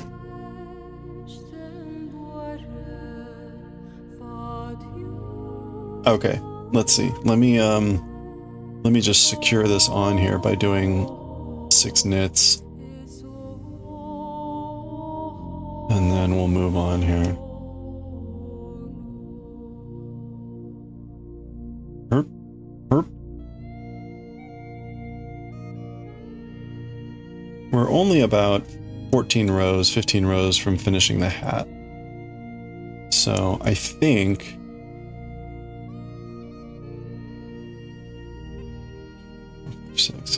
what'll happen is we'll finish these. We'll finish this set of rows here tonight, later, after we read manga. And then we'll start with the decreases, and then we should be able to finish the hat tomorrow, I think. Which is exciting. As my camera gets blurry yet again. All the usual hijinks in the new year. You're not sure what you're gonna do next, but you did buy an amazing fish hat pattern. Oh yeah! From Kells or from someone else? That'll be fun. That'll be fun. I'm still trying to figure out a way to be able to wear the hat while I'm being able to hear the music and stuff. So fingers crossed I get a solution for that, because I would love to be wearing that hat more, and some of the other hats that we made. Which reminds me, we also need to be thinking about new crochet hats. Yeah, Kels's pattern. I think she updated it too, which is probably good, because I had a lot of questions when I went through my hat the first time. So if you do go through that, please let me know. I'm happy to help if you have any questions and try to help out. It's relatively straightforward, and she had some really good pictures for one of the harder parts of it, which really wasn't that hard. It was just more about like making sure you stick your hook in the right hole, which is the #1 problem with crochet. Yeah, you bet. That's the #1 issue with crochet. Are you putting your hook in the right hole? Yeah, you bet.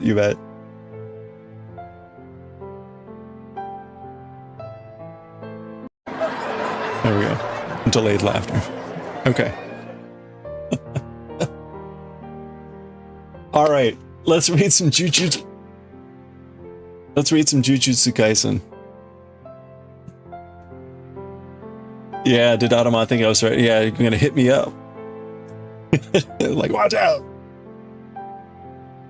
Aggressive behavior.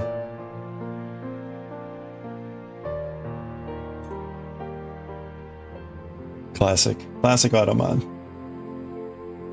Okay. All right, it is time for some Jujutsu Kaisen. We'll get back to knitting. We'll get back to knitting in about like 40 minutes or so. But we need to read a chapter of Jujutsu Kaisen.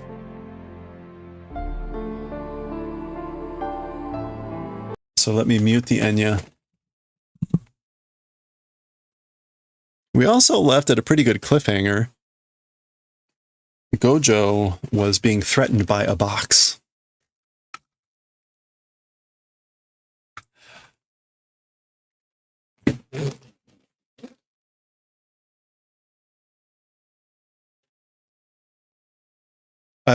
I've been adding a few sounds to the soundboard. I don't want to give them all away, but I did put this one in too. Bankai.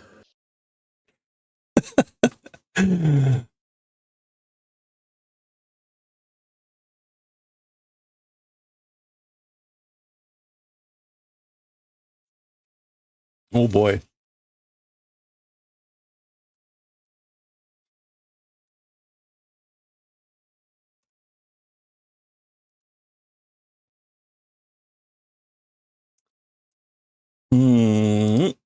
Okay, we are going to be reading chapter 90, I believe.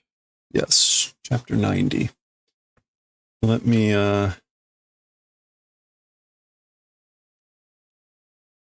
JJK volume 11, chapter 90. And JJK volume 11, chapter 90. Okay, that's updated appropriately. It is now really awkward for me to change info here. Okay, so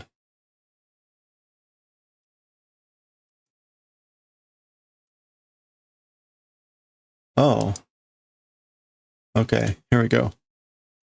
Prison time with Jujutsu Kaisen now. More knitting next.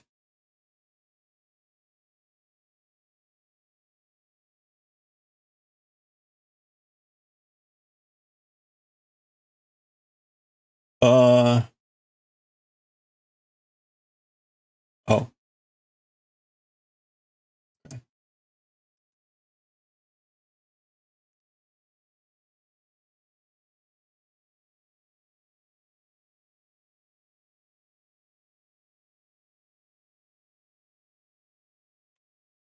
What did I say? Prison time with Jujutsu Kaisen now. More knitting next. Galaxy Express 39 later. Okay. So now we're going to switch over to writing and reading. Okay, that I don't like. When I update the information on Restream, it briefly shows me as like offline. All right, but that's just a glitch. Yeah, so we are restreaming. We are currently also restreaming on YouTube. That's a first for the year.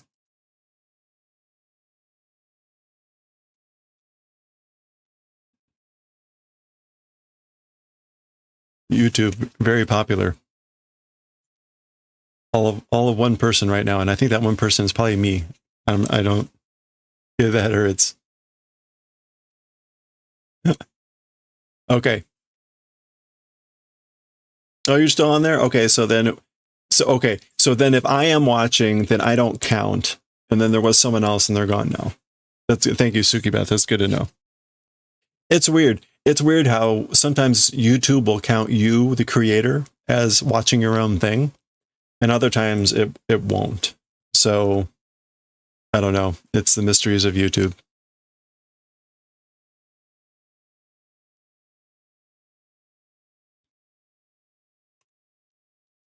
Okay, I think, man, it's a lot harder to tell now because so what has changed here in OBS is I no longer see the stream info. Like, and normally I could see the stream title, the description, our category, and all that stuff in OBS. That's no longer visible. I have to go to Restream, and even then, it's not immediately obvious. In fact, like if you want to see here, let me show what this looks like real quick. So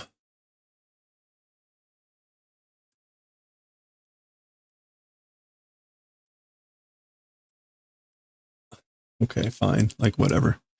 You can see, right? So this is what's going on through Restream, and then I'm going to two places. So you can see here, there's Twitch and there's YouTube. If I want to change now the stream info, I have to go here and have to change the title here and have to change the category here. And same thing with YouTube. You got to go through here. Apparently you can write a lot more crap in YouTube. So whatever. And I guess, right, like you could have multiple channels here. You could just select which ones you want to be streaming to or doing whatever. And I guess here you get to see the combined chat. I also have this. This is floating in OBS, like a combined chat, of which nothing has come in through YouTube. So that's kind of what things look like.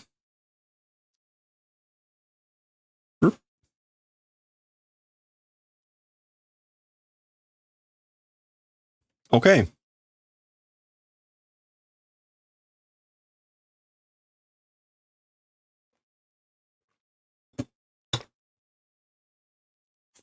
All right. Oh, and okay, there we go. It's funny too, though. It seemed to suggest that there would be like a little branding thing in the corner up there in the upper right that said like restream, but I don't see that. I don't see that on Twitch or YouTube, so maybe it doesn't do that. I don't know. It's kind of weird. You're allowed to do 2 channels, 2 places for free, and then beyond that, if you want to do more than that, it starts to cost money. So, not bad. Okay, enough of that. Let's go. Jujutsu Kaisen. Let's do it. I'm going to wait for the Ichigo to clear there. That's one downside. There we go. All right, let's read chapter 90 of Jujutsu Kaisen Shibuya Jihen Hachi, part 8 for the Shibuya incident. This is the blood dude here. This is just like an artistic sort of opening drawing.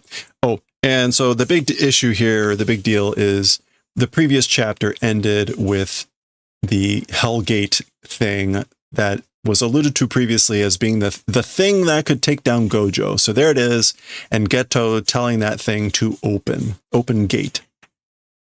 And we start this chapter immediately in a flashback. So here we go. Kacha. All right, that's just like a clacking sound. They're playing like mahjong or something, and those are the tiles.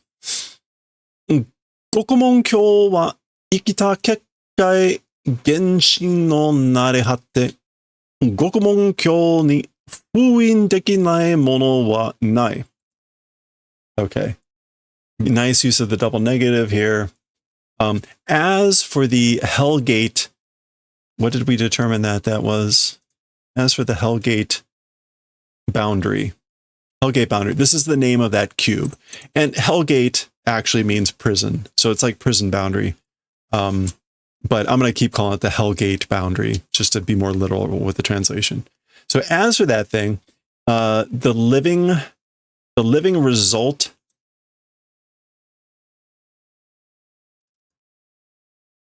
Oh no, kekkai. It's the living barrier, like magical barrier. Yeah, kekkai is like a barrier, often spiritual and magical. It's the living or living barrier, magical barrier of Genshin's like remnants, narehate, becoming extremities.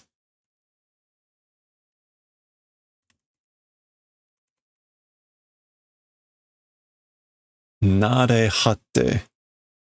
Okay, we're not even getting that in the dictionary at all. So what else could we look up to figure out? Yeah, it's like the end becoming of Genshin. The English here went with the remnants, the final remains of Genshin. 2 or for the Hellgate boundary, not able to seal thing, as for that does not exist. So I said good use of the double negative. Basically, there's nothing that the Hellgate can't seal. It can seal anything. Daga, however, sasuga ni, as expected, fuin jouken wa aru no de aro. As for sealing requirements, they exist, don't they? Pachichi. Okay, so this is all the these dudes having this conversation a while ago. Ippunda. It's 1 minute. Huh? What? Gokumon kyo kaimondo fuinyu ko hani hankeiyaku 4 meter 以内に1分間五条悟をとどめなければならない. Okay, so that's the one joken, the one requirement is the Hellgate boundary opening gate after. So after you open the gates of the Hellgate boundary, the sealing as in to seal away. Yuko, effectiveness. Yeah, the validity or the valid sealing.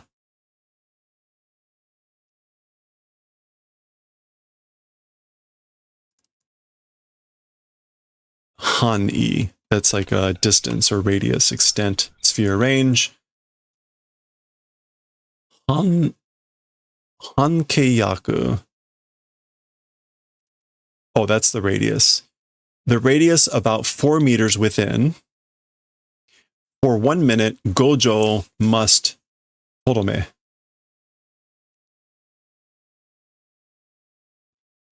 Stop, stay. Okay, so Gojo must stop or stay for 1 minute within a 4 meter radius within the for the sealing effectiveness scope range. Okay, no problem, right? Kachi, kachi, kachi, ko, kachi, ko. I guess that's them continuing to play tiles. Oi, hey. Yaki korosu zo. Like, we'll burn and kill? Like, I'll burn and kill him? Yaki korosu zo? Or I'll burn and kill you? Hold on a second. We're way out of this, aren't we?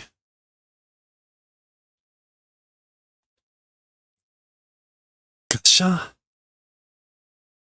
Okay, he's scattering the tiles. Yomoya, sono, muri nandai o oshitsukeru tame ni te o kunda no de wa aru mai na. Okay, so Yomoya.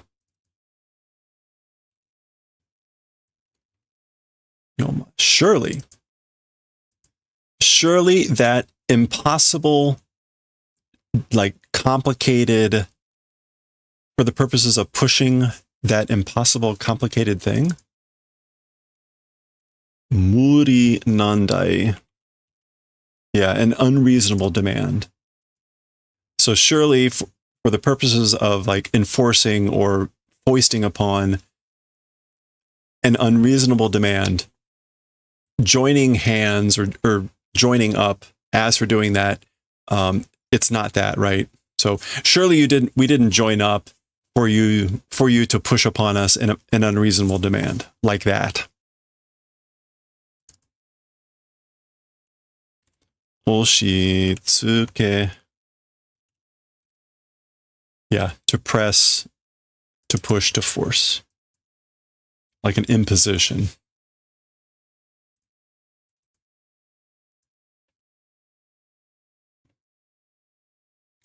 Sono jouken ka de are no ippun. Okay, with that, with being under that condition, and that thing for 1 minute, and we, just in case you were wondering what are, that thing is Gojo. Momai na ningen domo sono isho o ikusen kasanete mo tsuryawan zo. Okay. Momai. Ignorant humans, that entire life. Sono isho. Yeah. That entire life. Ikusen. Oh, this is like even some thousands. Yeah, thousands of people. Even like thousands. Sumi kasa nedemo. Yeah, even if pile up 1,000 of like those lives of ignorant humans, it won't act as bait. Suri awan.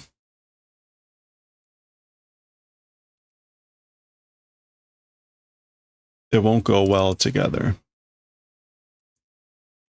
Okay. Basically, he's saying like there'll be no way to distract him that long. Atsuyo jogo. It's hot, you know, jogo. Daijoubu. It's fine. Okay, we're fading out of the flashback. It's fine. Ippun to itteru mon ne. Even saying 1 minute, you know. Even saying 1 minute. Kaimon. Oh, okay. So it's like, it'll be fine. Even if I say it's 1 minute. So Kaimon, again, that's how the previous chapter ended. Gate open. Pishi. Ooh, that's nice and creepy. Dokyu, dokyu, dokyu. That's either the sound of these things opening up, or it's got like some sort of heartbeat.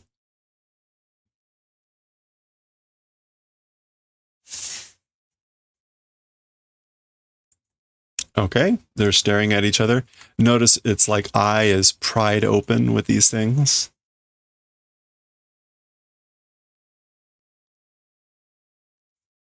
And oh, that's kind of creepy in the reflection, like.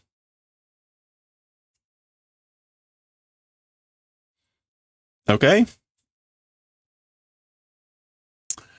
Yeah, Satoru. Hey, Satoru.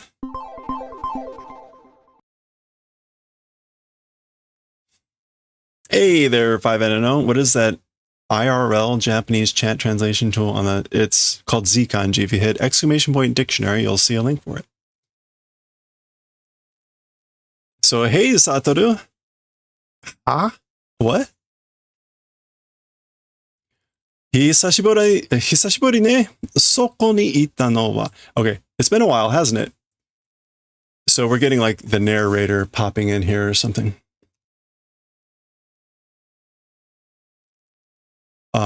As for existing in that place.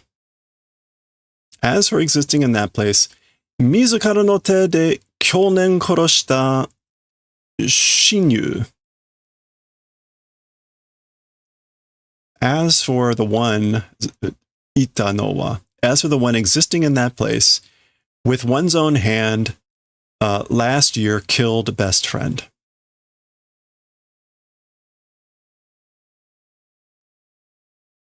Yeah. Okay. So, was this at the end? This is at the end of volume 0. This might be the end of volume 0.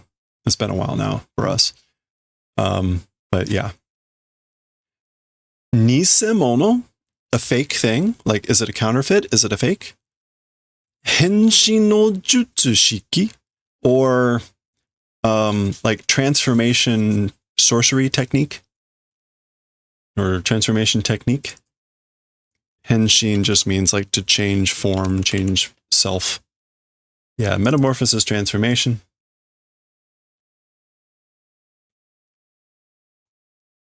Subete no kanosei wa o honmono. Rikugan ga hitei suru. Okay, so all of the possibilities, the sixth eye doing rejection or doing denial. So that these are connected, and then what we get in the middle is it's the real thing, the honmono. So that's, again, like, was it a fake thing? Was it some sort of transformation technique? The sixth eye doing a rejection of all those possibilities, it's the real thing. そして五条悟の脳内に溢れ出す。Then into the brain of Gojo Satoru, it overflowed, or it began to overflow. Afuredasu.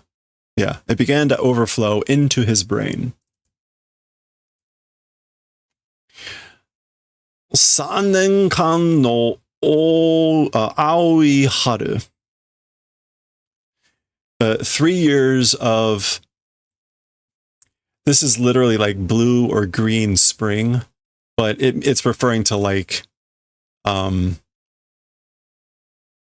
adulthood, late childhood.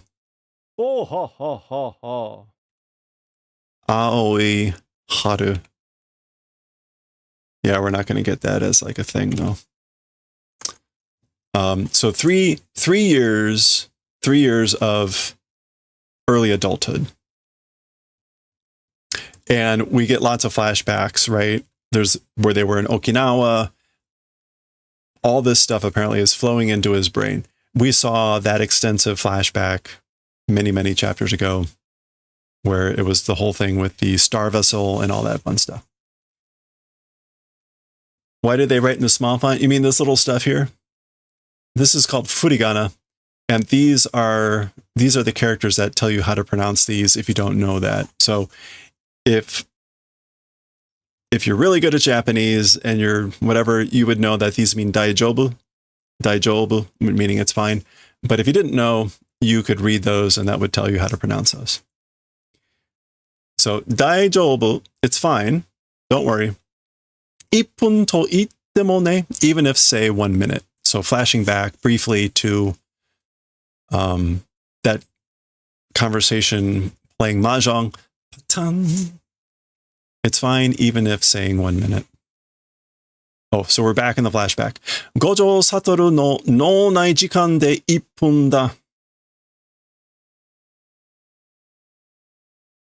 It's 1 minute inside brain time of Gojo Satoru.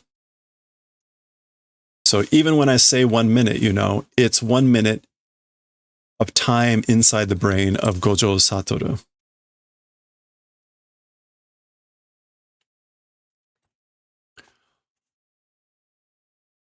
Setsuna. Okay, we saw Setsuna last time.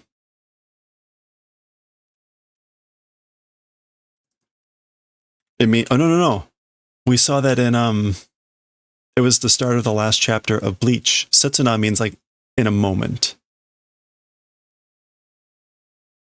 Yeah, a moment, an instant. That's funny. Funny to see that. Okay. In a moment or an instant. Daga. Kare no nonai de wa 1分などとに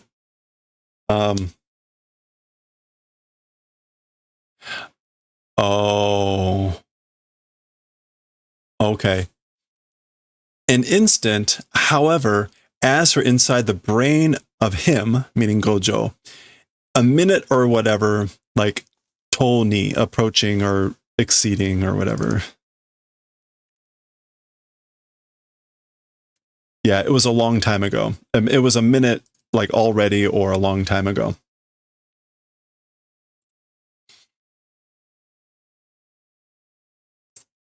Yeah. So in other words, apparently the 3 years passing, that flowing into his brain counts, I guess, is what he's saying. So yeah, that it means like, no, he's saying like in that instant, in that moment, it was just an instant, but for inside of his brain, it was long already, a minute. Okay, so what that means is the gate is activated. Zafu. And he's caught. Dokyu, dokyu, dokyu, dokyu.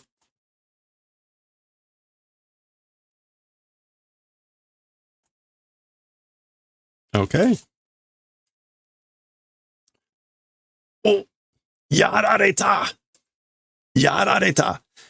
Yarareta can mean a lot of things. It can mean to be done in. To be done in, to be caught, to be killed. It can mean a variety of things.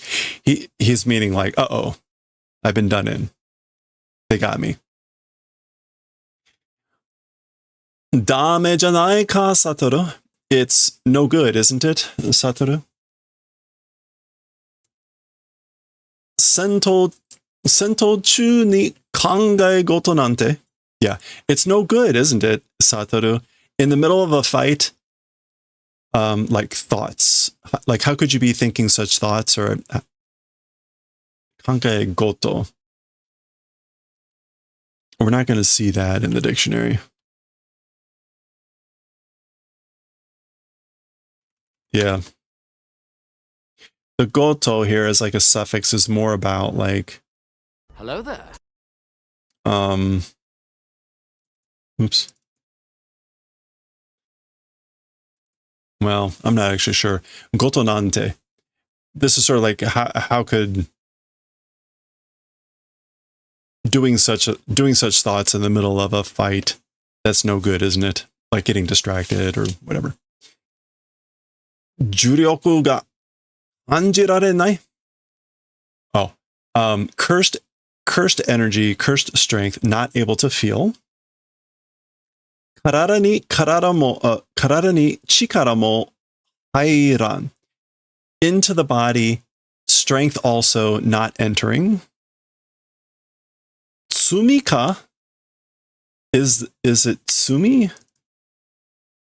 Tsumi? What does tsumi mean in this case?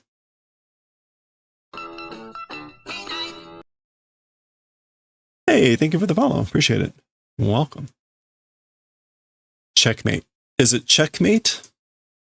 Why is tsumi checkmate? Sumu means to pack. Yeah, that's like to pack in, pile in, close pressed, reprove, rebuke, plain. Okay. Anyway, he's saying like, is this checkmate? De. Well.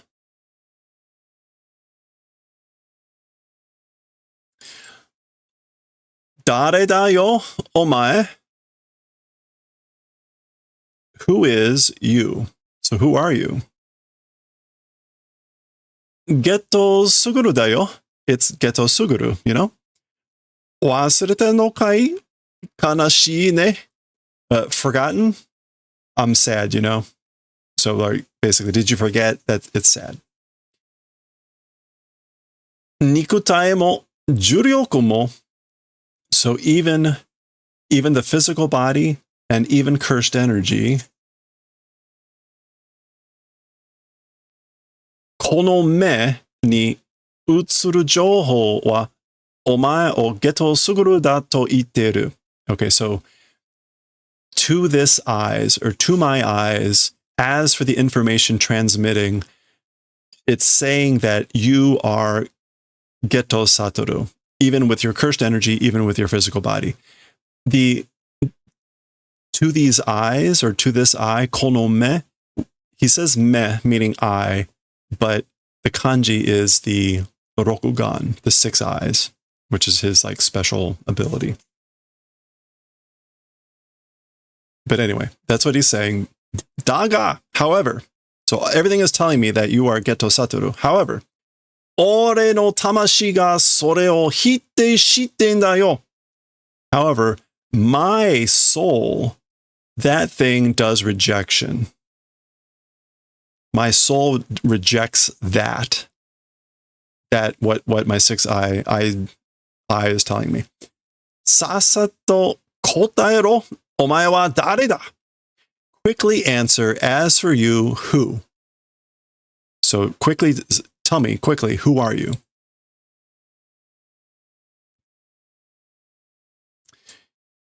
Kisho? Oh gosh. Kisho.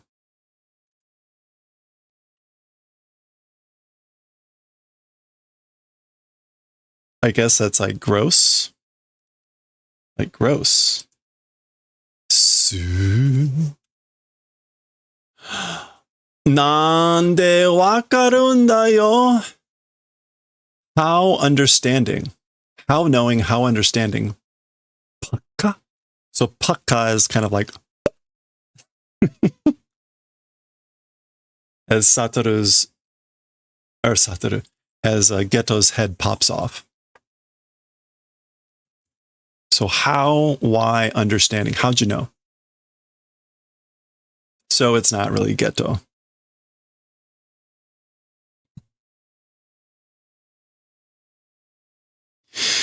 Giri.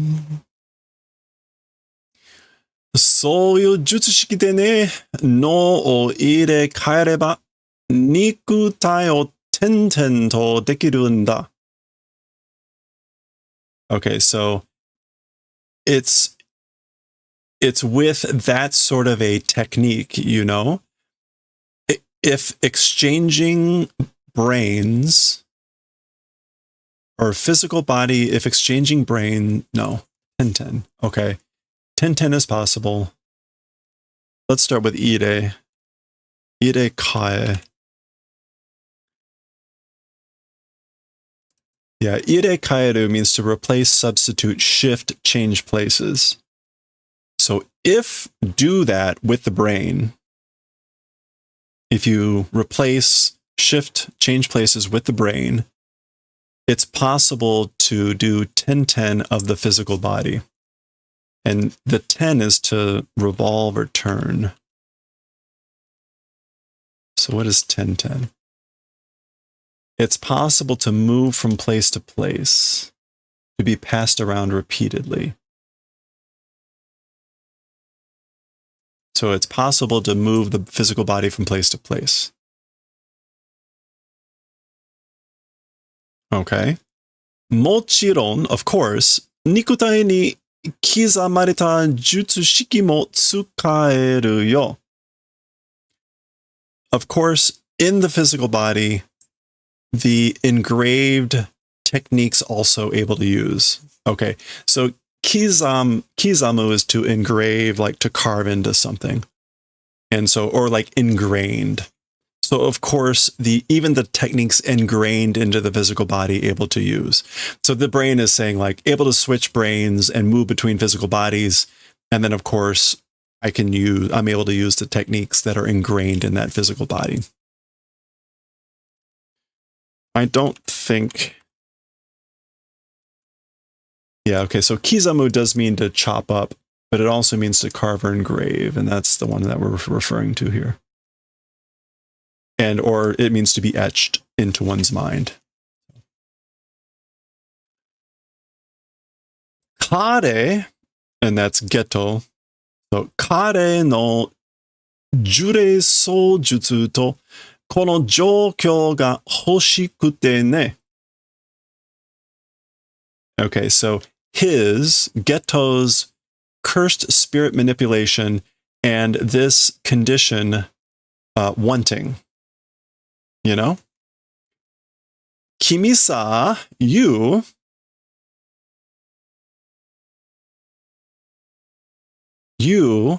Geto Suguru no itai no shori o ieiri shoko ni sasenakattaro.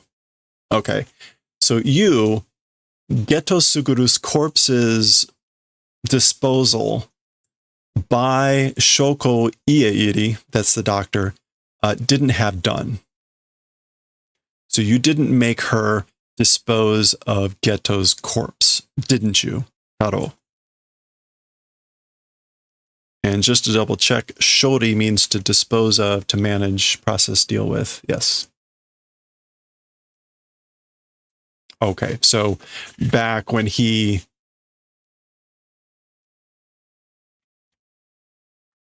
Wow, that was that far back. Back when he kills Geto, this thing is saying you didn't have Ieiri, shori, dispose of his corpse.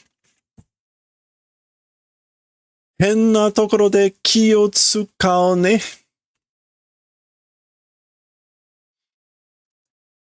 In strange places, exercising caution. 気を使う.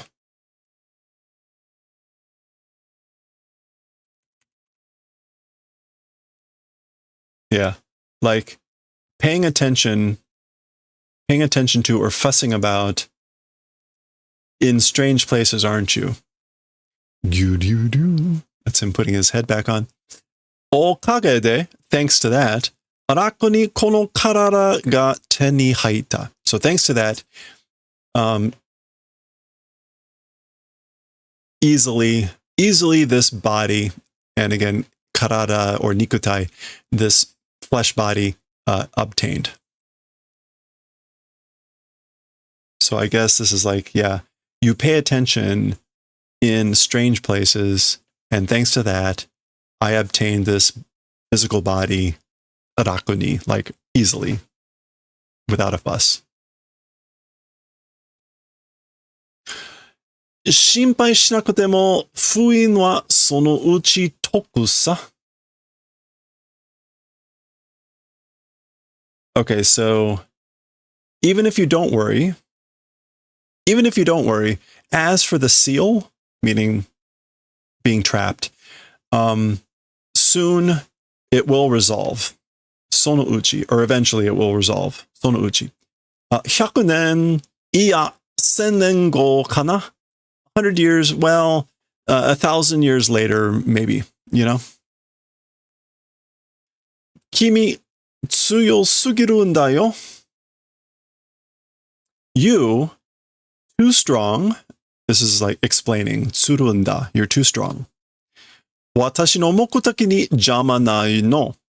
To my aims or my objectives in the way. You're a hindrance. Ha! 忘れたのか? Forgotten? Did you forget? 僕に殺される前? Before killed by you. No. 僕に殺されるまで. Yeah. Before killed by me, その体は誰にボコられた? As for that body, by who was it boko?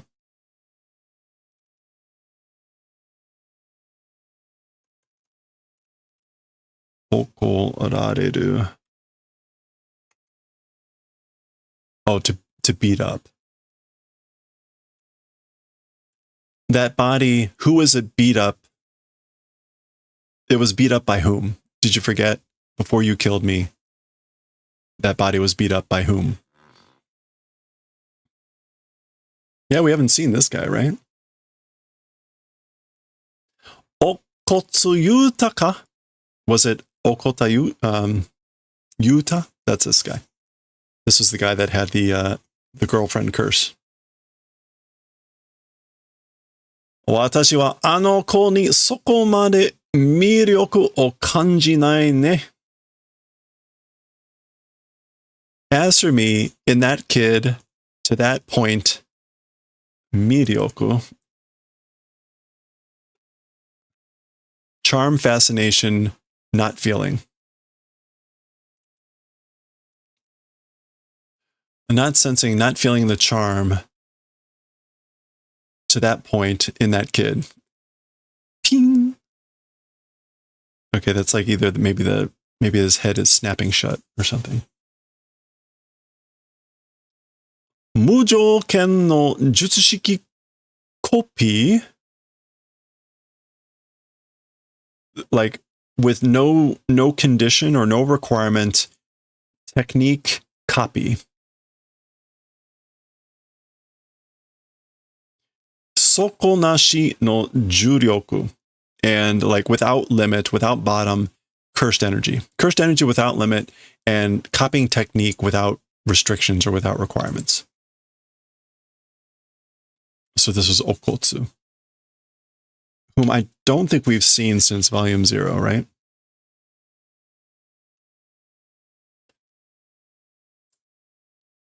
Been a while. どちらも最愛の人の魂を抑留する縛りで成り立っていたに過ぎない. Okay.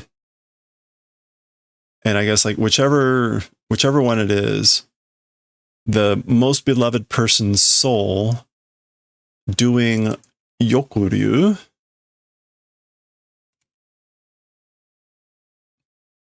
interment, detainment, detention of the soul of like the most beloved person, so his girlfriend.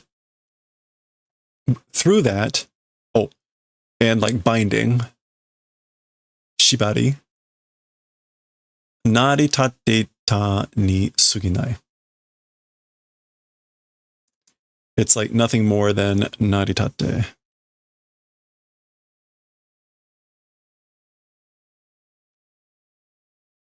I guess it consists of, it's made up of that, and it's not exceeding that. Okay.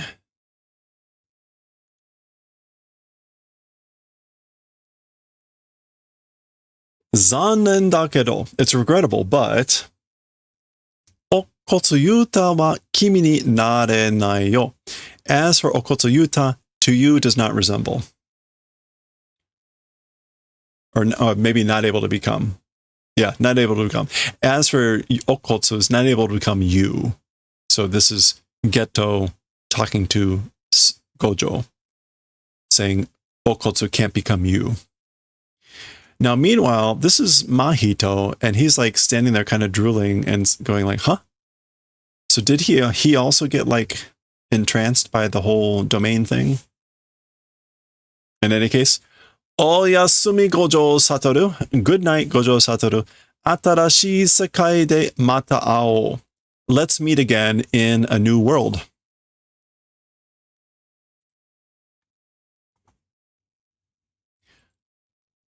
Wa? Okay. So we're switching to where Meimei, Wee, and Itarori are. Do shimashita? What's wrong? Iya, nanka mimi ni? Well, something in the ear?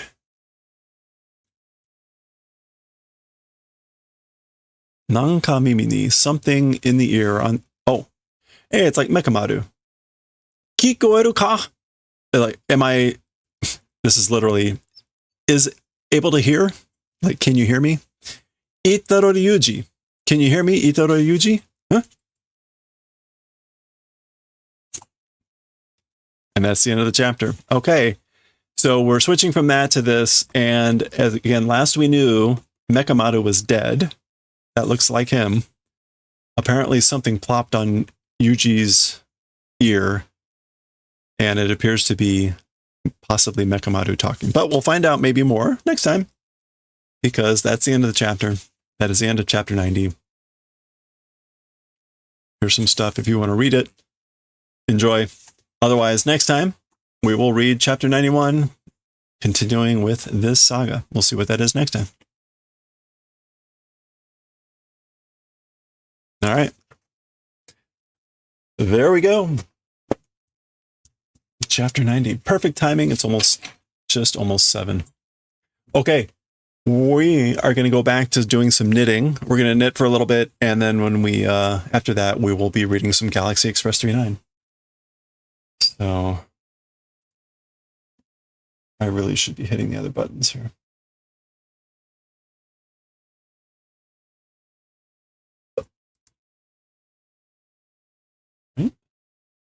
Okay. Actually, you know what? I need to, this is really kind of annoying. Actually, you know what? Let me put this one over here. And, there we go. Okay, where were we? Oh, that's right. We're with this one. Wasabi and home-dried mushroom pasta. Let's go. Again, we're going to watch this for like an hour or so, and then we're going to read some Galaxy Express 39. So. Dining with the chef. Hello, and welcome to Dining with the Chef. I'm Rika Yukimasa. In Japan, various methods of preserving perishables have been developed and handed down since ancient times.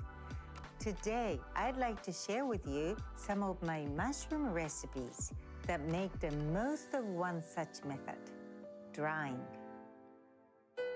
Tokyo, an Asian city with the largest metropolitan population in the world. The boundaries between old Japan and futuristic Japan are blurred in this metropolis. The food here is a fusion of cuisine, not just from around Asia, but around the globe. In this program, Tokyo-based culinary artist Rika Yukimasa demonstrates the current trends from her own kitchen near Tokyo Bay. Our co-host is Patrick Harlan, widely known in Japan as Pakun.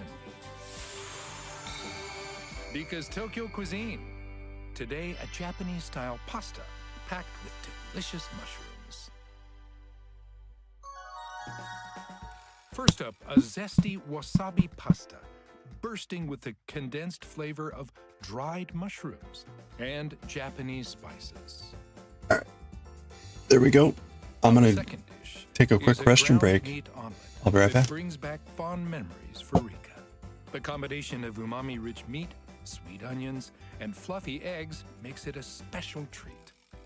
Both dishes offer a tantalizing mix of textures and flavors. Let's look at the ingredients for the wasabi and dried mushroom pasta. The key to good pasta is salting the water and boiling to al dente. You're going to love the tantalizing aroma of the Japanese spices and the condensed umami flavor and texture of the dried mushrooms. Well, I'm excited because I, and pretty much everyone here in Japan, loves mushrooms. Mushrooms are a big part of the diet here, aren't they? Right. Mushrooms are eaten all over the world, especially in Japan. Hundreds of species of edible mushrooms are cultivated here, making us one of the leading producers and consumers. That's right. You go to a Japanese supermarket and there will be dozens of varieties of mushrooms. It's incredible. Yeah, Japan is an island nation, much of which is forest. And with 4 distinct seasons, it provides an ideal environment for mushrooms. Mushrooms have been part of our diet since long ago. And when it comes to mushrooms farming, Japan leads the world in the development of state-of-the-art cultivation technology. Interesting. Yes. Today, we'll be using shiitake, enoki, and 2 other kinds of mushrooms, each with a different character and nutritional value. We want to dry these mushrooms. Oh, that's what we're Yes. doing. So the best way to dry is to place under the sun. Ah, You dry them under the ultraviolet rays. right. That's the, I think, the best, and you can get more, make the mushrooms more nutritious with Sure. the sun. Sun drying is a type of food preservation that's been practiced in Japan for about 4,000 years. Sun drying not only preserves, but also condenses the flavor of food, which is why it's used to preserve everything from fruits and vegetables to seafood, in addition to seaweed. Today, Rika is going to show us an easy way to reproduce the effects of sun drying in the kitchen. So what you do is really easy. You want to just cut into this, we call it jiku. This part will, some people cut it, but I think it's really tasty too. Sure. So you want to keep it. Only place you have to cut is the bottom. Just the part that was in the dirt. Yes. Okay. The mushrooms will shrink when dried, so cut them into fairly large, bite-sized pieces.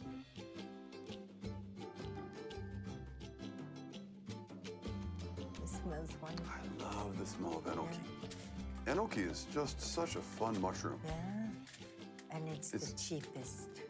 You know, It is. you can find really enoki really cheaply in Japan.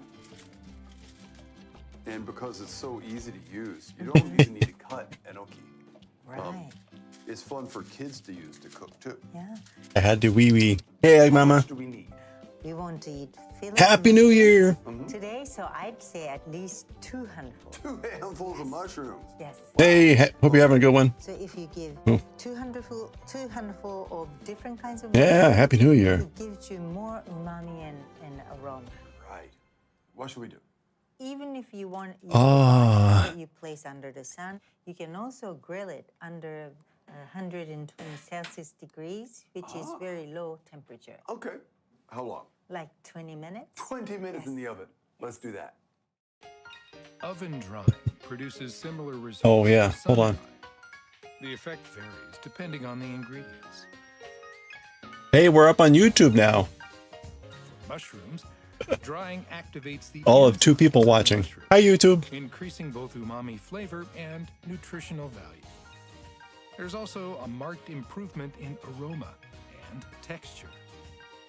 Okay. While we're waiting for the mushrooms to dry, let's make the sauce. We're gonna slice the garlic. All right. And this is sort of like Italian way of cooking pasta.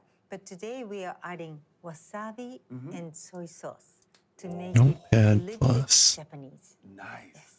Wasabi with pasta. It goes Yeah, it's not that common. You don't hear it a lot, but it goes so well. so well, yeah. So you cut up the garlic. Some people cut it into thin, like small pieces. Oh, you know what? but Let's I not cut do it that. into big chunks. It's Saves time. easier Yeah. to clean. Apparently, if I appear in shorts, you get recommended in the algorithm. More people come to see. Place some olive oil. Oh. Yeah. Just today I started multi-streaming on YouTube. Garlic. Well, you do have a lot of What I'm shorts. doing is it cook at lower heat and then bring out the aroma and the flavor of garlic into the oil. Nice. Oh, okay.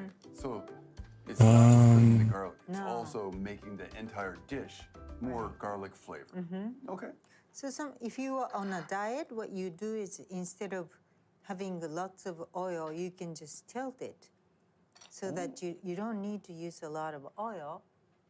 Just Yeah. There we go. okay. Just gather the oil in one portion of the pan and cook it there. Smart. Yes. And usually, if you're cooking the Italian pasta, you would add red pepper here. Right. But since we're adding wasabi in the end, do not over put more spicy stuff. Right. Cook the garlic over low heat for 3 or 4 minutes. Then cook in residual heat for 2 or 3 minutes to slowly infuse the oil without burning the garlic. Now, for the pasta. Okay. Today we're going to use the standard There we go. 1.6 Okay. millimeter thick spaghetti, which is perfect for cooking with olive oil. You ever come across some very odd shorts? So my stuff will be very normal. Yeah, I don't make the typical short where someone's just either screaming in the mic at Place about really loud volume or of doing some stupid gag or whatever. liter of water. Great. So I've got a tablespoon. And you said 2 2 tablespoons. tablespoons. All right, here we go. Because it's 2 liters. 1, 2. Wait a minute, that's not right. The key to making good pasta is to salt it properly. The water used to boil the pasta should taste slightly salty. Drop the pasta in the boiling water so that it spreads out radially. This ensures that it cooks evenly. You one of the people who says don't stir your pasta, or is it okay to stir the pasta? Well, I don't stir much. Really? Like once or twice, yes. Okay. Corin, should we stir our pasta? Another key point is to cook the pasta for a minute less than indicated on the pasta package. We will continue cooking in the sauce. Extra 1 minute. Okay. You want to cook the pasta al dente? Al dente. Yes, which means a little white part. Just a little Just tiny. a little white Little part. tiny in the center left. In the, yeah. Aim to finish cooking the sauce just as the pasta is ready. Since the pasta has already been cooked in salted water, it will absorb the sauce more easily. And could you give me just a couple of boiled water? Another key point is to make the most of the pasta water. So you're cooking the pasta water with the olive oil and garlic. Right. Really? Oh. Why? I'm trying to make a Boiled Like Daddy on YouTube. Hey there. The pasta water is infused with amino It's acids. not as obvious for me to see the YouTube chat, so thank you. Using the pasta water will give the sauce a complex flavor. And since the pasta water contains starch, it will help emulsify the sauce so that it sticks to the pasta. And it's important that you Yeah, I do have a mix combined the chat oil window, but it's and not the also one that I pasta just look water at. is mixed well. Interesting. Yes. Okay. And you see, once you start, this sauce becomes creamy, right? It's over here, You but I have it in a add different window than some OBS. Chicken soup. wasabi, I could see if I could try to dock it in. soy sauce, and butter. Ooh. You know, All right, hold on a second. Nice. there's no way that's not going to be amazing. How do I dock that in OBS? So you said you added chicken soup, like powdered mix? Yes. Interesting. This is some of the trick I've learned from a Napolitan chef because I went to Italy. and She I combines tasted YouTube, the Twitch, and pasta. It's Instagram so chats. good. Yeah, I you took can them do both that, to but the Twitch, same restaurant eating the Twitch, same thing. part of their One rules is you and can't do that on and they screen. told me, actually, we don't So really I can't taste have any YouTube stuff like up the there. chicken soup. That's a He said great idea. it's his original. Not many people do it, but it tasted so good. But at home, I know you don't make chicken soup for pasta, so you can try out with the granulated. Yeah, yeah, it's like it's explicit in their rules, so you can't do that. The mushrooms are about ready. Yeah, you can use it as a reference. Yes. Like I can do that as for my own reference, but I'm not supposed to have that as like a thing on the stream. It's so stupid.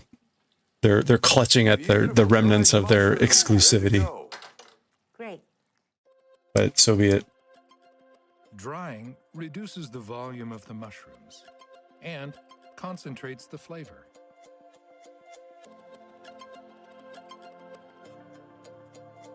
Sensei, I'm going to Exactly, my precious. Okay. Our 8 minutes are done.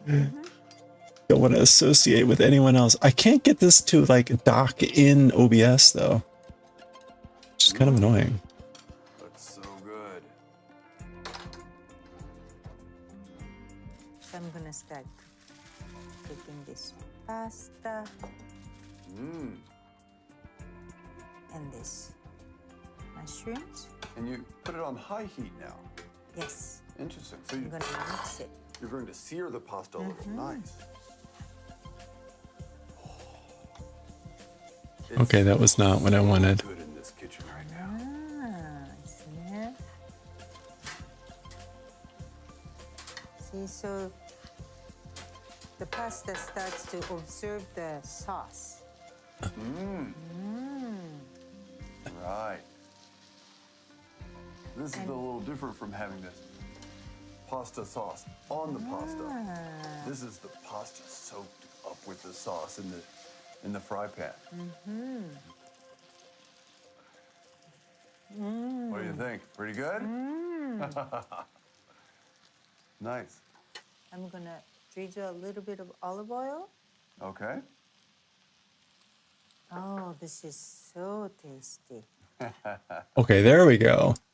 Yeah, wasabi is, it's sometimes like some of my friends come over from like Denmark or Now I've got this. Now the downside is with the combined chat, I can't use my Great idea. emotes, bring back a pack of wasabi. Yes. or I can't shortcut my emotes, which sucks. So I have to type out the emotes in full. The impossible to eat that And then of much course on YouTube, they're gonna look stupid. right? Yes, 2 handfuls was huge, but you dry it out. It's not much. It's not that large Two anymore. of us can eat. Oh, it smells so wonderful. Beautiful. Save the mushrooms to put on top at the end. Nice. And I'll just put shiso leaves. You can also put basil or Italian parsley. Sure. Blue and yellowish mushrooms with green shiso leaves. Okay, I think Or if you want a little I bit think we're good. spicier, you can add some black pepper. Nice. And if you really like Parmesan cheese, you could also put a little bit. Sure. Entirely up to you. Yes. YouTube, the emotes can only be seen in the comment section only if you're a channel member. Oh, interesting. Yeah, I have zero We have one match. familiarity with how any of the What are YouTube we doing next? I'm stuff going to works. Go down memory lane I'll have to play with that and more make an later. omelet that my mother used to make for when I was a child.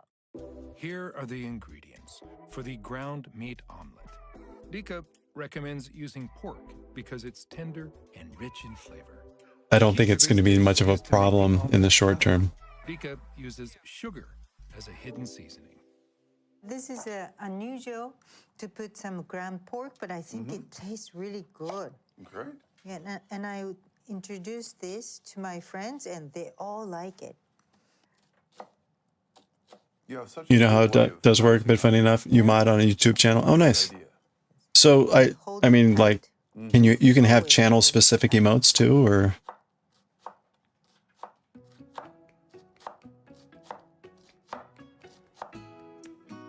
Okay.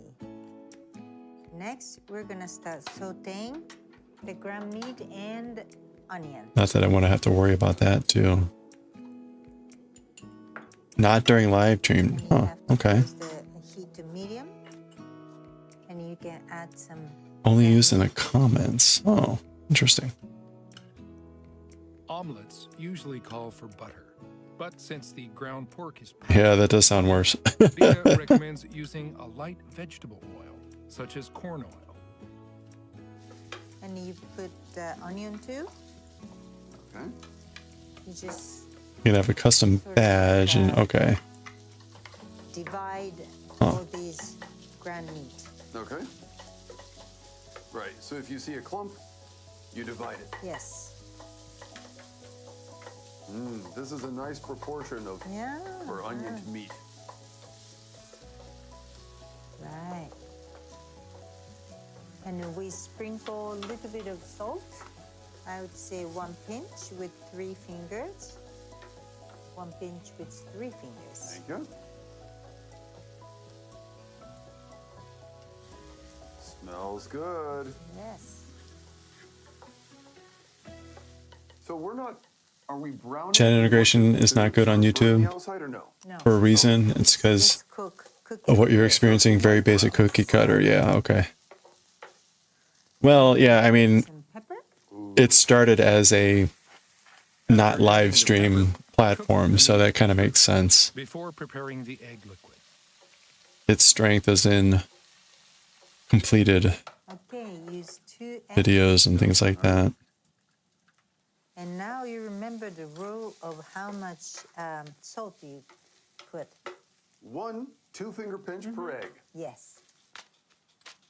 Oh, okay. I needed to pearl those. Very unique of this omelet is I put about 1 tablespoon of sugar. Quite a bit. Yes. It plays to sort of like bring out the umami flavor Right. of everything. Yes. This is fun. Yeah. You should cook with people if you have a chance. Cooking with people Yeah. is always fun. Yeah. It's almost like doing some kind of project together. Sure. Okay, so turn off the heat Okay. and put this meat mixture into the egg mixture. All right. remove the meat mixture and wipe the pan clean to prepare for the omelet. Place the pan on high heat and drizzle with oil.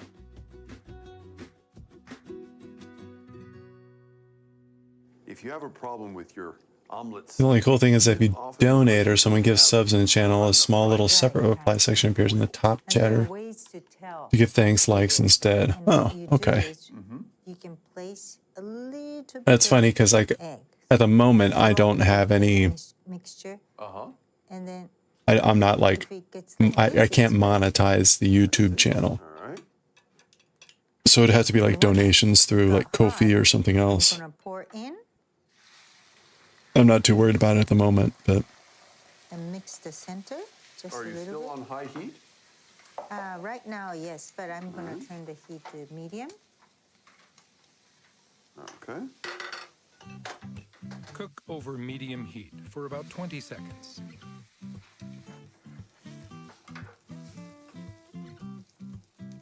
Then, reduce the heat to low to avoid overcooking the omelet. And what you do is you start folding it. If you want to make a 3-fold omelet, fold one side over towards the center. Then, fold the other half while tilting the pan. Smaller channel. If you get more people to see your stuff, it'll be fine. Very odd. Yeah. Fold omelet. Yeah, I think I'm like halfway to the requirement at the moment on video watching. You need to have 3,000 hours of watched video time in a year, and I'm currently at like 1,500, I think. But that's all from the uploaded VODs from Twitch. No, like whatever. Whatever. All the manga reading stuff. I don't know. I guess these live streams will count towards that too. We'll see. It looks great. Looks all right, doesn't it? Yes, it does. Every time I eat this omelet, I remember my mother, who's always, you know, like in trouble towards the end of the month. When the paycheck starts running low, Yes, right? yes. Oh, And then, you know, we become very considerate children and say, Mommy, this tastes extremely good. And because knowing that she feels a little bit guilty. Really? Yeah, because she's spent it all, so she's serving us eggs and ground meat every day. Really? Yes. 'Cause I think this looks great. Yes. I would have this on my birthday. Looks so good. And from here, you can also put either asparagus or string beans, whichever. You can just also mix it. And you can place it on top, so you can have green and yellow Beautiful. there we go. together. Garnish with blanched asparagus spears and serve with ketchup to taste. Well, thank you. That was Thank super you. easy Yes. and fun. 1, 2.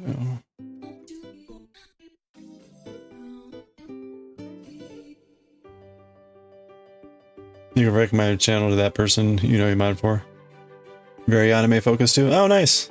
You got verified recently? Oh, And now for the Yeah, that would be we cool. pass Well, thank through the you. Pearly gates and enter I mean, no, Itadakimasu. no pressure either way. I'm completely Gorgeous. clueless on the YouTube world, I'm going to or at least the live stream part of the YouTube world. the shiitake with my Know very little there. Oh wow.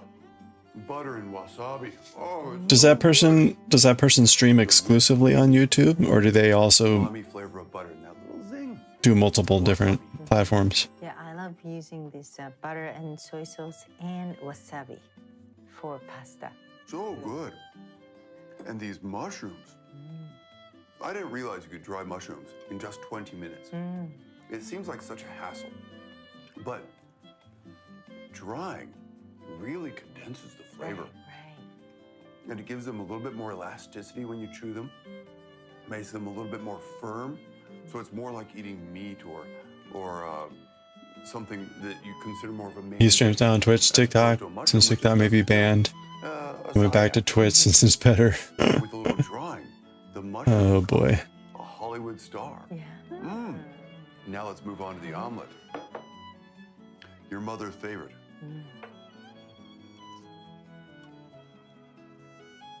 Oh, that warms the heart and the soul. Oh, thank you. No, I've never really had an omelet with ground. Blake Koala does a lot of anime news. Okay. Because this grounder makes cool. just the way you cooked it so well. The flavors are really spread out throughout the egg and the onions. They all have this pork flavor mixed in. It's really rich and lovely. Yeah. It's cooked on the outside, but still a little runny on the inside. Just how I like it. Right. You know, I made it, so it seems a little bit braggadocious of me, but this is the world's best omelet. Thank you. So good, thank you. Thank you. The ingredients and cooking methods used in various cultures reflect the local terrain and climate. Japan is surrounded by the sea and is blessed with an abundance of forest and water resources. Most of the crops have a high moisture content, encouraging the development of traditional drying methods to prolong the shelf life and tide people over during the long, cold winter months. Drying also condenses the flavor. So I hope you try drying some of your local vegetables and have fun cooking. Well, This we pasta's didn't run making you out of hungry, mushrooms yeah. today, but the meal was so good. That looks delicious. So nostalgic. I'm getting a little moist over here. Thanks for joining us, and we'll see you again on Dining with the Chef. See you next time. Bye-bye. Bye-bye. Hello. All right, let's review today's recipes. First, the wasabi mushroom pasta. Cut the mushrooms into fairly large pieces and dry in the oven for 20 minutes at 100 degrees Celsius to condense the umami flavor. Slice and cook the garlic in olive oil to infuse the oil with flavor. Cook the pasta a minute less than Oh, this feels instructions on the like it's getting so tight. Add some of the pasta's water to the garlic oil to thicken and emulsify. Then add wasabi, soy sauce, and butter. Add the pasta and dried mushrooms and mix together. Top with shiso leaves and grated Parmesan to serve. Next, the ground pork. Uh-oh. Oops, that wasn't so Saute the good. ground pork and chopped onions,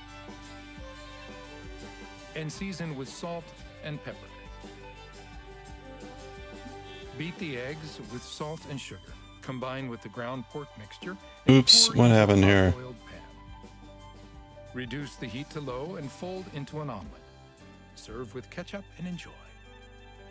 With a little help from Rika, your cooking will reach the next level. Elegant and oh so delicious. That was weird. Huh.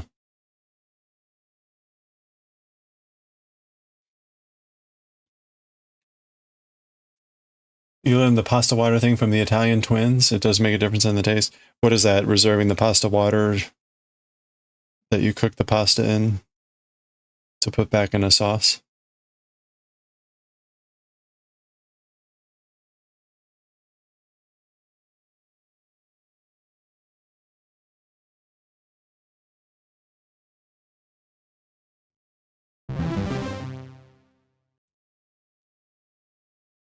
Hey Riku, how's it going? From 2020 or 2022? Yeah.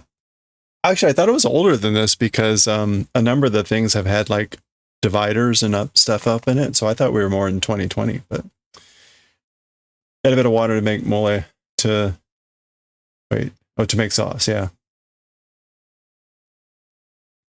Yeah, it's got all that starch in it. Mm. Okay. What do we have up next? Starchy water. Yep, Atsuage. Okay, this is new. Yeah, we saw this one already, so this is where we want to go. Cook around Japan, Amami Oshima. New blood flows into the island. The divider. Well, but that's the thing. This stuff has been from 2022. Okay. Amami Oshima. That sounds familiar. Dining with the chef.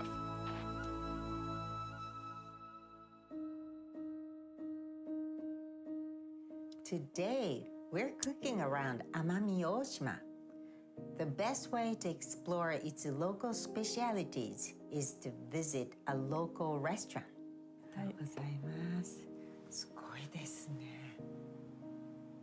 This is a traditional dish called aburazomen. This aspic is made from wild seaweed. This is called handama rice. The pretty color comes from infusing herbs with vinegar.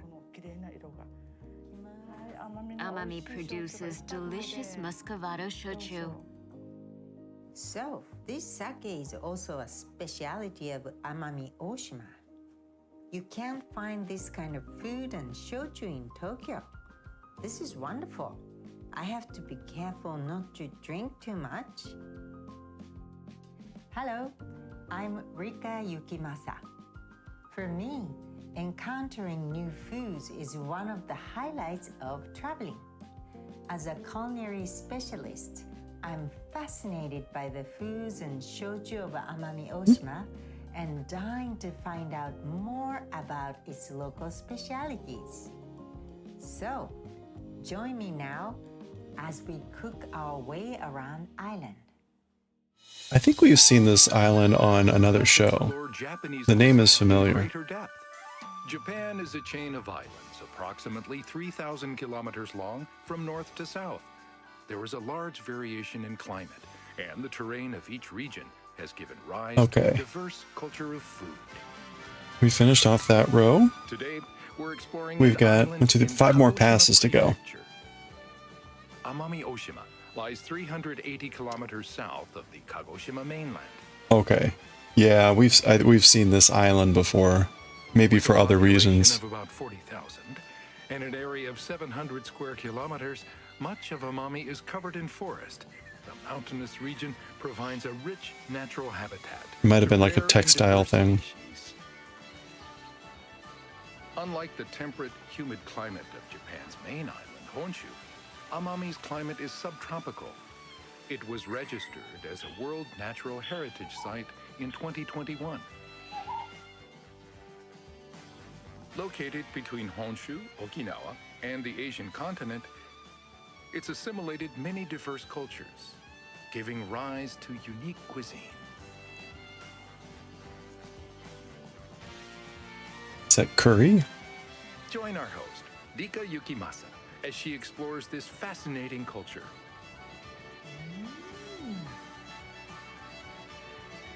Amazing. Cook around Japan. Explore the natural bounty of Amami Oshima. Amami Oshima.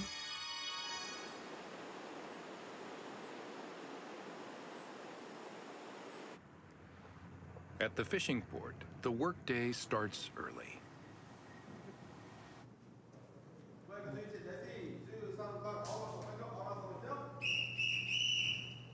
I came to the fishing port today. It's so brilliant. The color is so different. I've never seen this kind of huge reddish colored fish. Ooh. I always wonder how I can cook these fish. One, I can make sashimi. Oh, look at that green. The tempura. Wow. I can fry them with breadcrumbs, and I can saute and I can steam them. So I come up with all these ideas when I see the ingredient. Those were fascinating. I wonder what those were.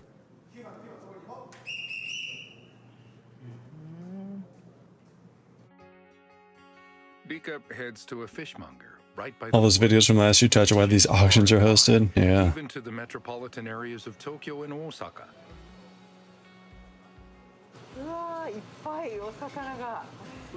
We get a lot of colorful fish. They all come from the coastal waters of Amami. This is a yellowfin tuna. This one's a tilefish.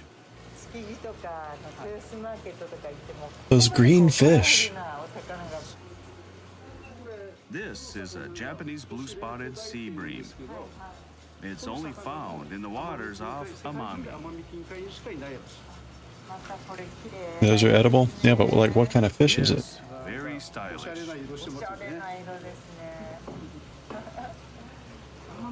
Amami is an island, so the coral reefs are shallow. But the fishing grounds beyond that are 100 to 400 meters deep. Look at that water.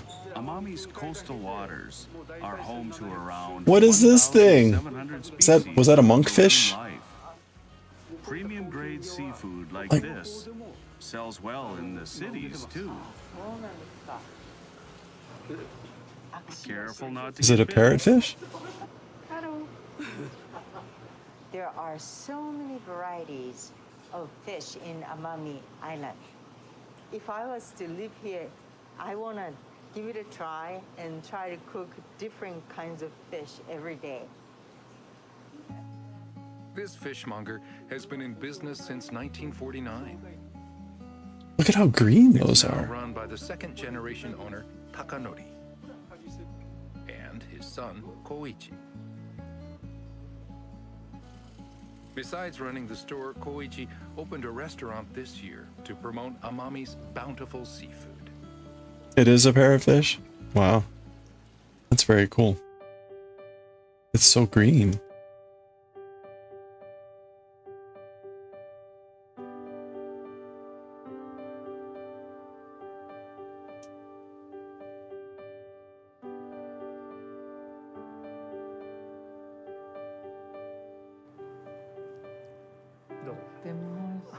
Thank you.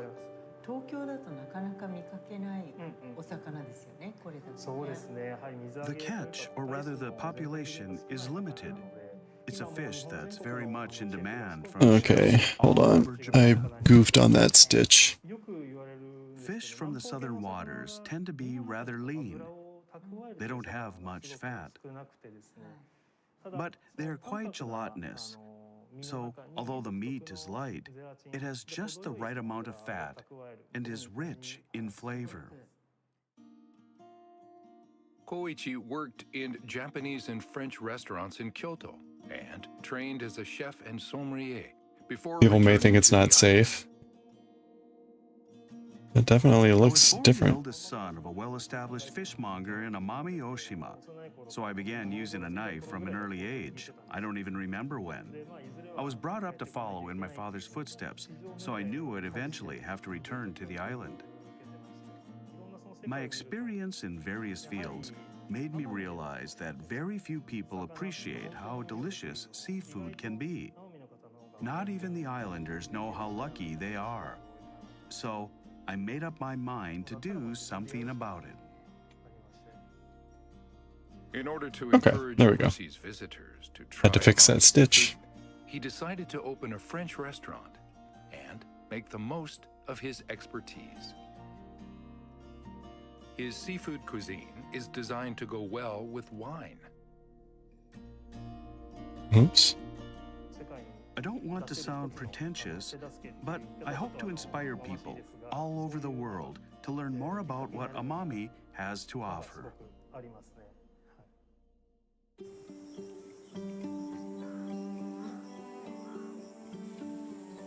Along with seafood, Amami Oshima is also famous for its muscovado sugar, made by extracting the juice from sugarcane. Muscovado has been produced here since around 1610. Oh, It's an integral what is this? part of Amami Oshima's food culture. Ascovado? It looked like Muscovado curry roux. continues to be produced the traditional way. Oh, wait a minute. Is Jisho gonna work for me here?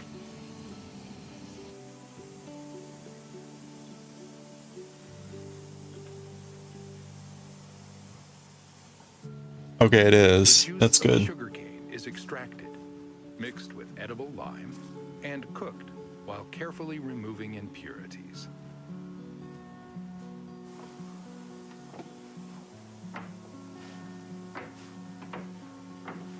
Okay, at least that still works. The sugarcane juice is slowly simmered for an hour, overseen by artisans who rely on experience to adjust the temperature and consistency. I want people to know what real muscovado tastes like. Muscovado. It's nothing like Muscovado. processed sugar. Oh, After mixing it to incorporate air, the sugar is left to cool naturally until it hardens. oh, look at that. Wow.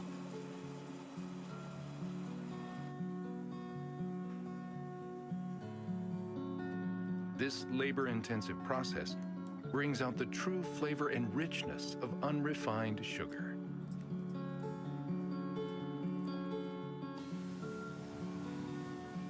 If the old folks on the island say it tastes good, I know I'm making it properly. Nothing makes me happier. The islanders use muscovado in their daily cooking, and in recent years, people from all over the world have started to come to Amami Oshima in search of muscovado. An alcoholic beverage made from muscovado has become very popular.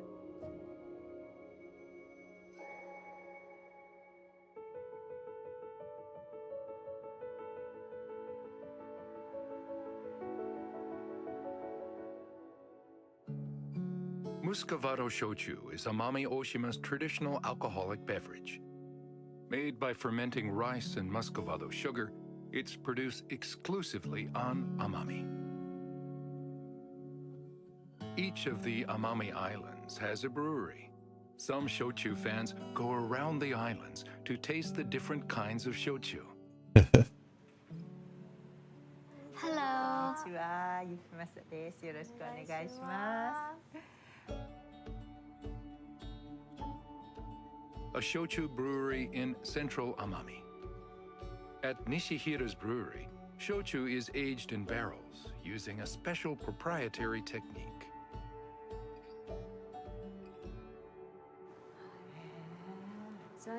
You can't drink alcohol. Very nice, yeah. I'd rather have the sugar. Make me a brownie with this muscovado. Oak. じゃあウイスキーとかと同じですよね。 Yes. The brewery was founded in 1927. Nishihira Serena is the fourth generation president. Yeah, there we go. People of her generation and Australian staff members, she's seeking new ways to export her product overseas. Actually contains 0% sugar after being, well, the yeast consumes the sugar and then it's distilled. So if you want to count your calories, Yeah. you're entirely safe with cooked Cinnamon. Drink. Right, right.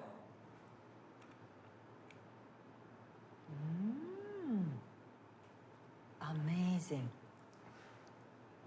Amazing. Well, I don't feel like this too strong of a barrel flavor, Right. but yet it has distinctively different. Well, it's kind of like so sophisticated to the level that I cannot believe it's shochu actually. Right. Wow.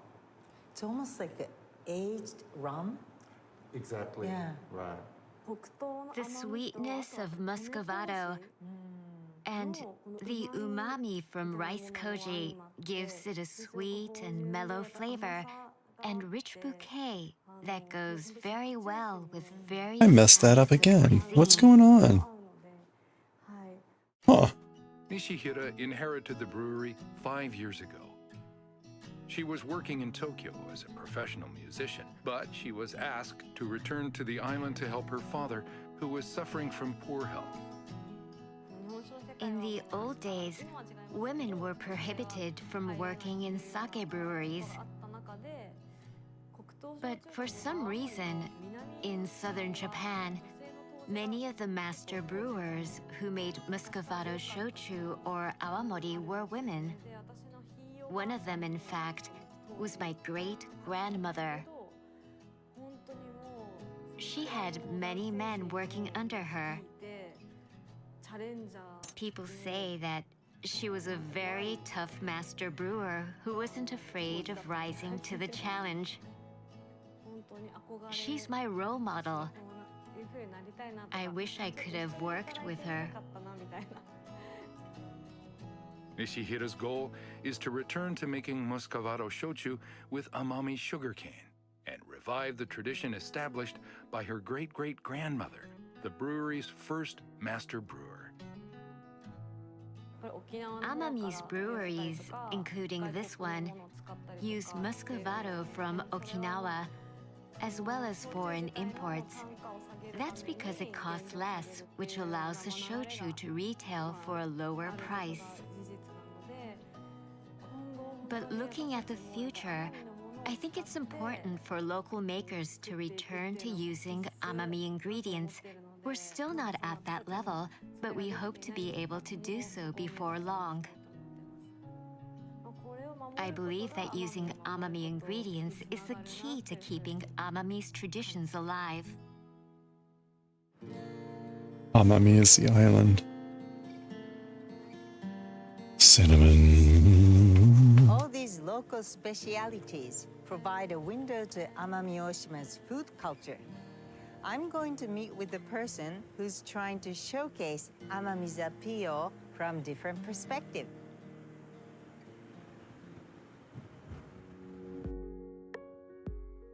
This store specializes in amami handicrafts and food products.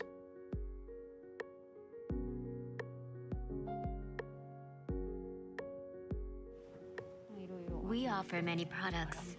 面白いイカのコンフィ。 Yes, we also have tuna confit. 本当だ、すごいおしゃれ。 The southern Seto Inland Cajun? Sea is famous for tuna aquaculture.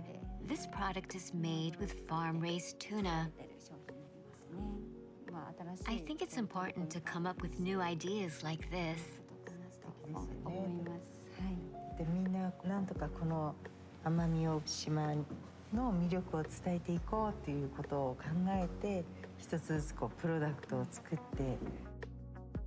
The registration of Amami Oshima as a natural World Heritage Site has led to all kinds of new initiatives. It's becoming increasingly difficult to rely solely on traditional methods Okay. to make a living 4 more to and go. pass on the island's heritage to future generations. Young people are returning to the island to apply what they've learned and experienced elsewhere, to come up with new ideas, products, and projects. Sasaki works for a company that runs a chain of hotels in Amami Oshima. It renovates traditional farmhouses and offers visitors a taste of Amami life. We want to provide visitors with a chance to interact with local residents and experience the traditions that the islanders have inherited and cherished from the past. By doing so, we hope to build a bridge to the future. Renovating old farmhouses and turning them into hotels, restaurants, and facilities for the elderly have helped attract more people to the island. I moved here from outside the island. I know many people who want to come and settle in Amami. その人たちがまたある一種異文化を持ってきてくれて、また新しいものがこう花開いていくんでしょうね。 I hope so, yes. Getting in touch with Amami's tradition and attraction it continues to hold for young islanders has made me appreciate its potential to develop and thrive way into the future. Okay, Dika, it's time for you to prepare some food using Amami Oshima's delicious ingredients. Here we have fish fillet from Amami Oshima. Let's get started. First, prep the fish. Very nice. Yeah, it looks beautiful. Skin and debone the fillets. First, I'm going to sprinkle some salt on top of this fillet using Amami salt. You can try this with the fillet you can find at the local supermarket. I think the salt helps to firm up the fillet, and then the texture gets much better. Sprinkling the fish with salt will remove the fishy smell and excess moisture. Cover with plastic wrap and set aside in the fridge for a couple of hours. Let's start slicing the fillet. Today I'm going to use this bread knife. Usually we have sashimi knife, which is long and it's single-bladed. But since you may not be find sashimi knife in your country, maybe you could try and use this bread knife. Bread knife is also single-bladed, so you can cut it thinly. If you use a double-edged knife, you may end up ruining the texture of the tender fish, so be careful. We go 30 minutes from here where you are at the Keys. And it's important At the Keys, you get our islands at tropical domains look similar. Oh yeah, the knife, nice. and then slice it from this bottom to the top. Very cool to have that so close. When preparing sashimi, it's important to use a sharp knife and slice with a single stroke to minimize resistance. This will greatly affect the taste and texture of the sashimi.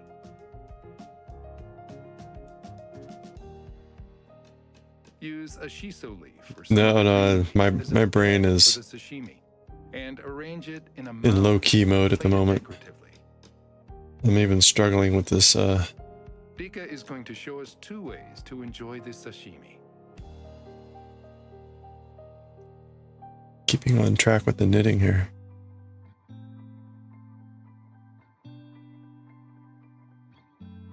I'm First, noticing more way goofed of making stitches. sushi without molding the rice by hand. All you need is some freshly cooked rice seasoned with sushi vinegar.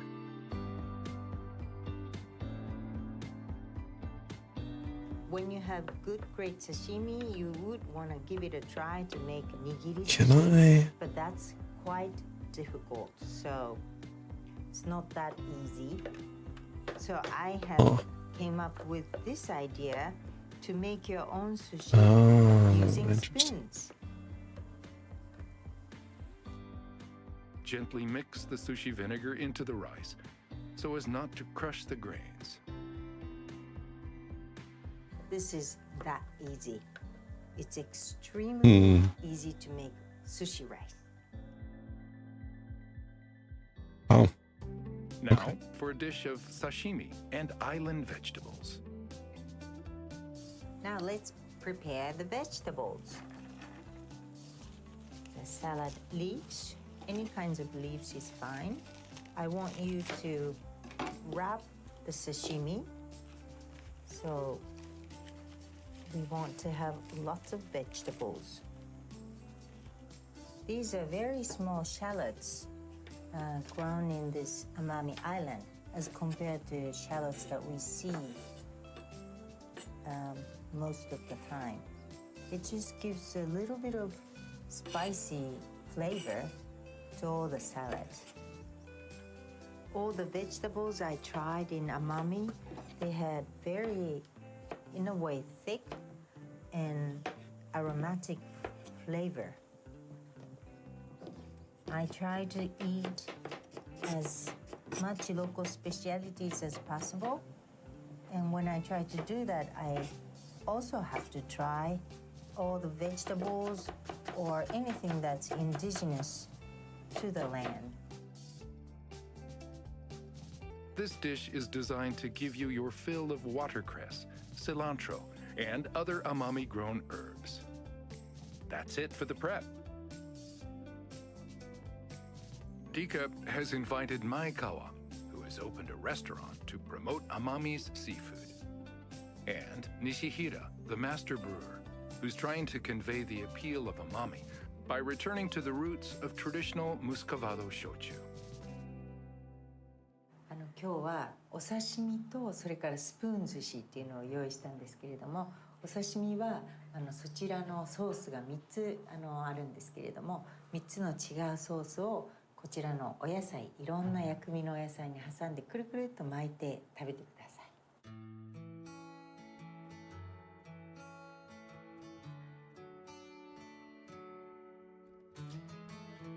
Wrap the vegetables around the sashimi to form a roll. Too much. いや、いいかも。いいですか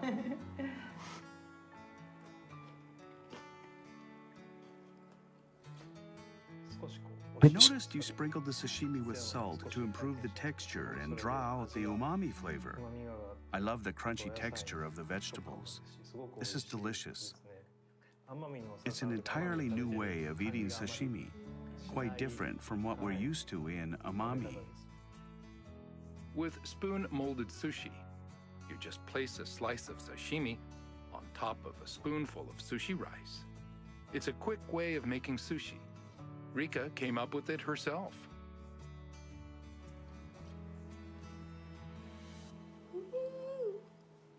握れなくてもお寿司ができるっていう我が家で大ヒットを何回もやってます。 I've never had sushi like this. What a great idea. This sort of meal is beyond the imagination of native islanders. Getting input from people like yourself from outside the island provides us with inspiration and new ideas. Thank you very much. 自然 There's no doubt that natural foods have come to be appreciated on a certain level throughout the world. I think it's important for people of my generation to work hard at getting the bounties of umami recognized internationally.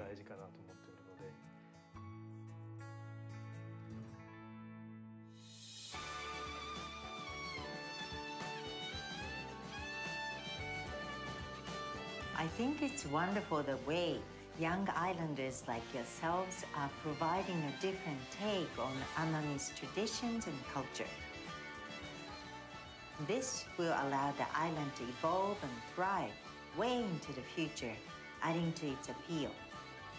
I look forward to visiting Amami again 5 to 10 years from now to see how the younger generation have nurtured its sustainable growth. Thank you for watching. I hope to see you again soon. Bye for now.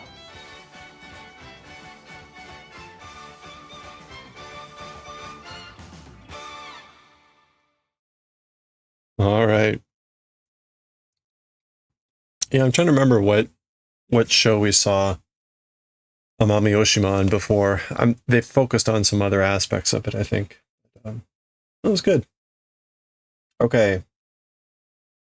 Next up, we're going to watch... Oh, it's already 8? Ooh, okay. I've made poor progress on this hat. I wanted it to be way down here, but I'm only halfway through. Okay, let's watch one more, and then we'll read Galaxy Express.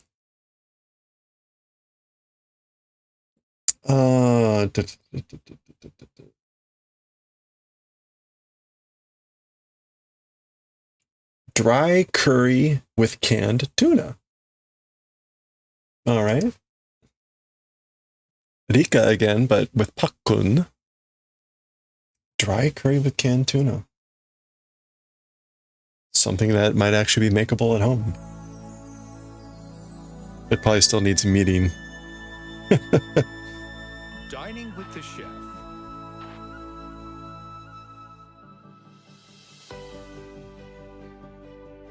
Hello, welcome to Dining with the Chef. I'm Rika Yukimasa.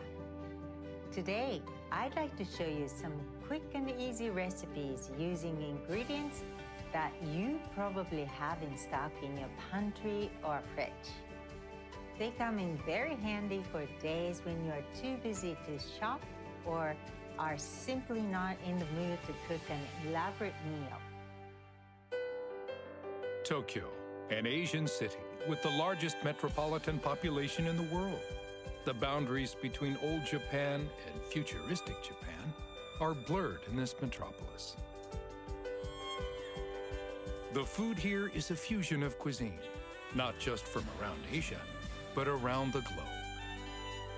In this program, Tokyo-based culinary artist Rika Yukimasa demonstrates the current trends from her own kitchen near Tokyo Bay. Our co-host is Patrick Harlan, widely known in Japan as Pakkun. Rika's Tokyo cuisine. Today, an original curry dish that gets a kick from Japanese spices. Our main dish is an omelet, dry curry, stir-fried rice seasoned with canned tuna and fragrant spices, topped with a mildly sweet and creamy omelet. Our second dish is a refreshing chicken salad with a ponzu dressing. You'll love the contrasting textures of crispy vegetables and tender chicken. A healthy, well-balanced meal of seafood, chicken, and vegetables. In Japan, curry or curry rice is usually made with roux, which is a combination of flour, fat, and different spices. It's super easy to use, and it makes this delicious stew-like curry which goes perfect with rice. But we also have other options, which is what we're going to introduce today, right? Yes, it's what we call dry curry, which is made without soup or curry roux. I'm going to prepare a dish of dry curry rice And today, I'm going to keep it simple by using preserved foods that you'll find in most Japanese households and increasingly other parts of the world. I would call it ultimate survival food. Let's take a look at the ingredients for the omelet-topped dry curry. This recipe works best with canned tuna in oil that's packed with umami. The combination of fragrant curry and Japanese spices with rich tuna will stimulate your appetite. So since it's curry, I imagine that we're going to start by cooking rice. Oh, not today. I'm going to show you the way to enjoy rice without having to cook it. Hey. Really? Raw rice? Well, I'm going to use these rice packets. Aw. That'll do it. Yes, all you need to do is heat them up in the microwave to enjoy freshly cooked rice. Right. And these are increasingly available around the world, right? Yes, you can buy them online, so they are useful to have it on hand. Pre-cooked rice packets have a long shelf life. All you need to enjoy a bowl of fluffy but chewy rice is to heat it for several minutes in a microwave or hot water bath to dissolve the starch. Another type of processed rice, ideal for camping trips, is pre-cooked and dehydrated alpha rice.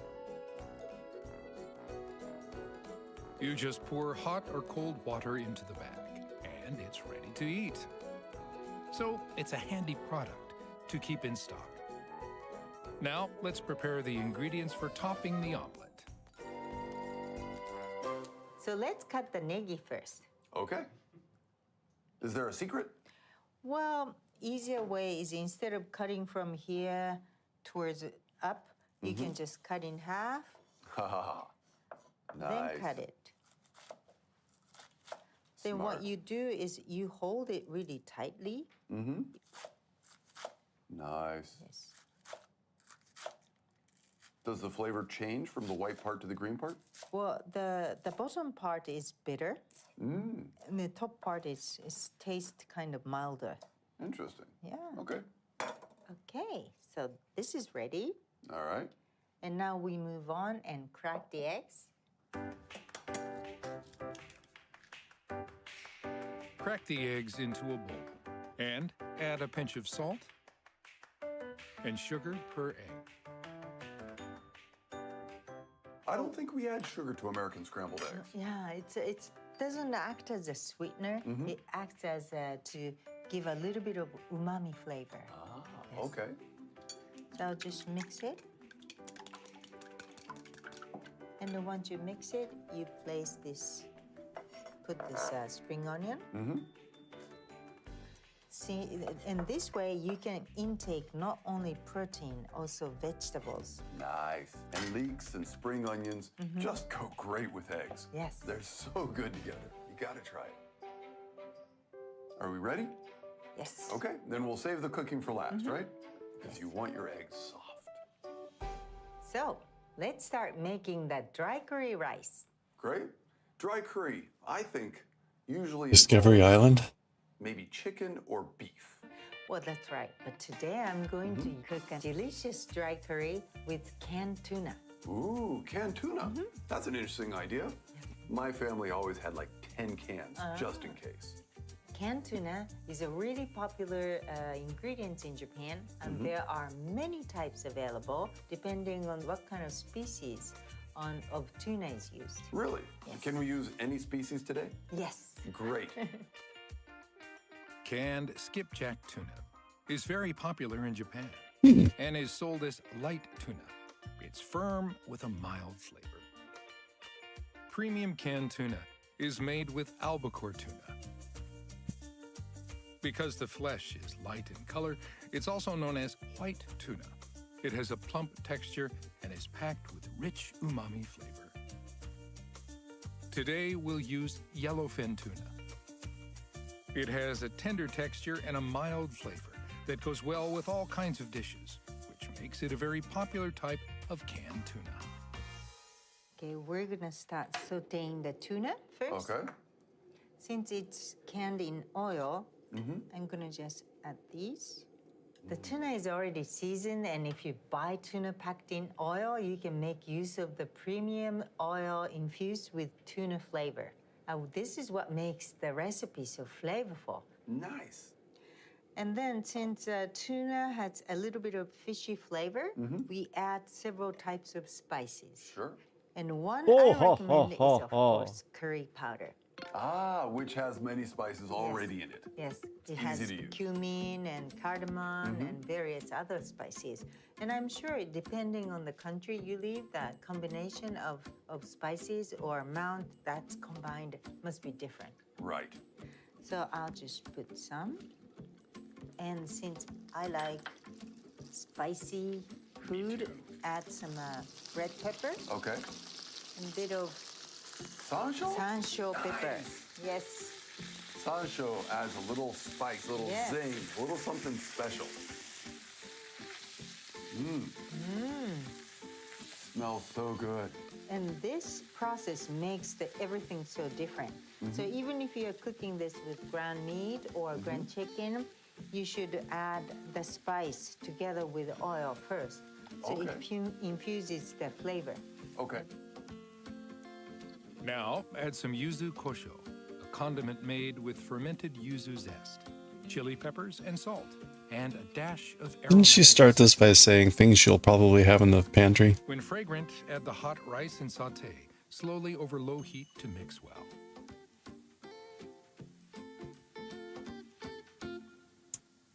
And since Japanese short grain rice is kind of stickier than long grain rice, instead of frying and swirling the frying pan, you do things like this so that it will divide into smaller pieces. I see.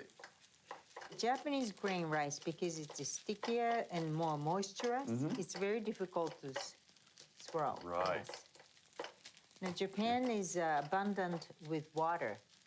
Everywhere you go, we have so much water. Interesting. Okay, because if you're doing a wok, a Chinese wok, you want to have high heat. Yes. And sort of burn the grains of rice as they fly over the flame, right? But not Japanese rice Yes. in a fry pan. You have Okay.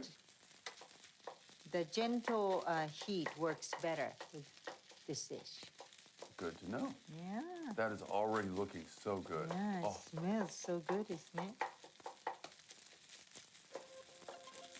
You want to mix fully and sort of dry the surface of the rice. ah. So now I'm going to sprinkle some salt. Interesting. I've heard that if you add salt a little later, you can use less salt and still get the same impact. Is that right? Yeah, because it's going to be coated on the surface. Add the soy sauce and umami-rich oyster sauce, and continue to sauté. And if you don't have oyster sauce, you can add a little bit of sugar instead with a bit more of soy sauce. Sure. Smells great. Yeah. Could you use something like nampuru or? Yeah, nampla would be great too. Okay. So mixing soy sauce with other seasonings make the dish flavor more like, gives more complexity. Sure. Yeah. Oh, We're getting smells hungry. so good. Okay, this is almost done. So can I just taste a little bit? It's torture. Yeah. Just in case. Looks so good. What's the decision? Is it a win? It's a win, total win. From a scale 1 to 10, must give 10. Wow. Presentation is very important to Dika. She's going to use a bowl to plate the dry curry in a stunning way. And what you do is you make like this, put it in the center, and turn it over. Nice. Ah. Okay. Perfect. And choosing the plates with blue color, that goes really well with yellow because it's the opposite color. Yes. let's make the scrambled eggs Great. with spring onion. First, you need to turn the heat to high. Okay. It's very important that you keep the surface of the frying pan on high heat. Okay. But at the same time, you don't want to coagulate the eggs right away. Okay. So you want to lower the heat Hello there. soon. Okay. Okay. So once the frying pan is heated, you add sesame oil. And then from here, you just pour the egg mixture and then use the spatula. So you take a look. It will be done within a few seconds. All right. I'll watch that. Heat down to medium heat. What I'm doing is kind of like, Gathering it into the gathering, center. yes. And then you don't want to flip it. Interesting. And this is already done. You want to keep it a little loosened. Okay. Yes. And you just cooked the bottom. You didn't flip to No. cook the top. Interesting. Yes. Because I think it's more beautiful with yellow color. That it is. Yes. And what you do, Nice. Definitely want a non-stick fry pan for Yes. this procedure. Woo! beautiful. Pretty. Beautiful. Can I try? Yes. All right. Yes, sort of gather. And gather, you said. I don't want to. Because when you make the omelet, you just crumble it, like Right. go circle, but not with this. You have to gather in the center. Okay. I think it's almost done, so you can It's turn almost off. done. Well, turn Wow. off the heat and you can cook with the residual heat. Oh, okay. I will do that then. Yes. You have to always have your residual heat technique on your side, Oh, so everything will turn out really. okay. Great. Looks pretty good. Yes. Come on, baby. And then you have to Come move on. your right hand. Great, great. Okay. Perfect. I think if you serve this dish to your kid or family, they'll be surprised.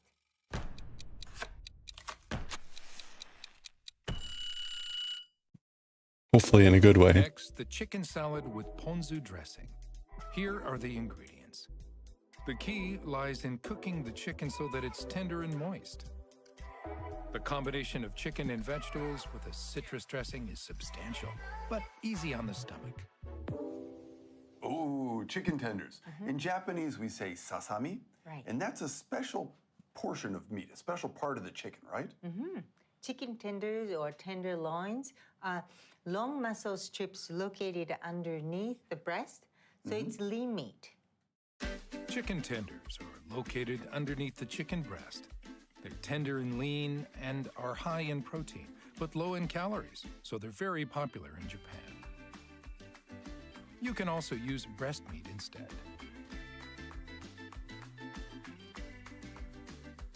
You need to be careful not to overcook them. Okay. What do you recommend?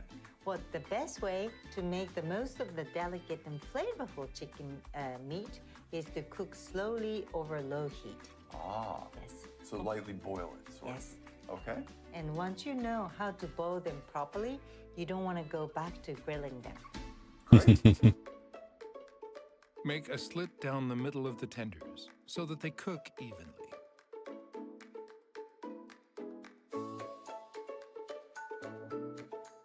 Add a pinch of salt to a pot of boiling water. This will speed up the firming of the protein on the surface and seal in the umami.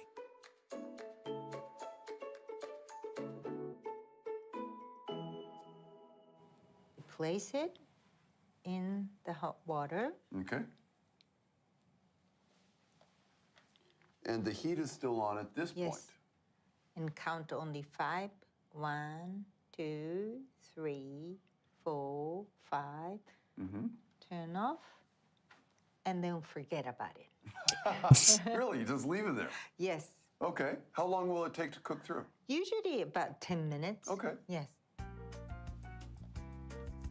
While we're waiting for the chicken tenders to cook through, let's prep the vegetables.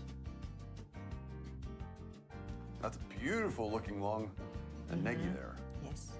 Cut the naga negi long onion into 6 to 7 centimeter lengths and make a lengthwise incision to open and flatten. Cut along the grain to shred. Since you're not cutting the fibers, you'll be able to retain the natural sweetness of the vegetable. Cut a celery stalk into 5 to 6 centimeter lengths, and, like the naganegi, cut along the grain to shred while retaining the crunchy texture. And on top Okay. of that, I also use this 2 more to go. part. Ooh. You know, leaves, they have more Oh, come on, camera. vitamins and vitamin B1. Really? So, yeah, it's good getting for too your hot. body. Do you eat them? I eat them for sure. Yeah. I love leaves from different vegetables. And sometimes they have like the exact same flavor, but are a little bit sweeter, for example. The celery leaves, some people throw away. I think one of the reasons is it's kind of like, it's hard to chew. Sure. Yeah. But if you cut it thinly, then you don't need to chew really hard. Right. Let's see it this way. It looks good. So what do? We still have a couple more minutes on the sasami, on the tenderloins. What can we do in the meantime? Let's make the ponzu dressing. Okay. Ponzu is a mixture of vinegar and citrus juice. It goes well with just about everything, including salads, grilled fish, and gyoza. Rika is going to show us an easy way to make it using sushi vinegar. Well, ponzu is sometimes sold in supermarkets, but you can actually make it easily. Okay, so I'm recommending using sushi vinegar because it already contains umami flavor as well as sweetness, and also salty flavor too. It's like sesame oil. You should get a bottle and just keep it in your case. It comes in a lot. Yeah. And you add same amount of soy sauce. And this, and you add some kind of citrus. You can add some yuzu, or today I'm adding some lemon juice, same amount. So this will act as sort of like ponzu dressing. Pon is a citrus. And zu means vinegar. Yeah. So it's citrus like vinegar dressing. Yes.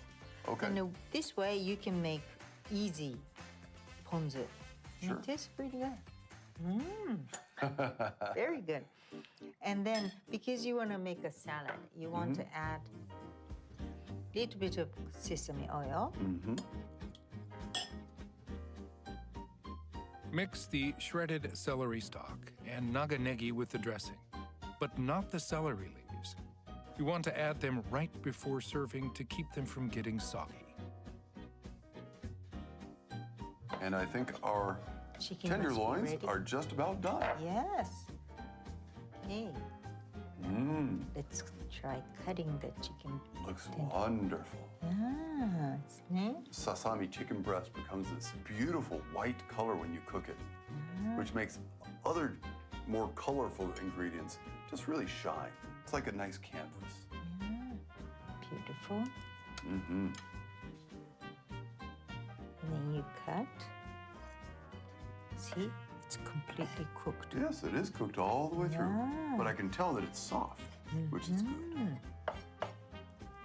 So sometimes we tear apart by hands. Right.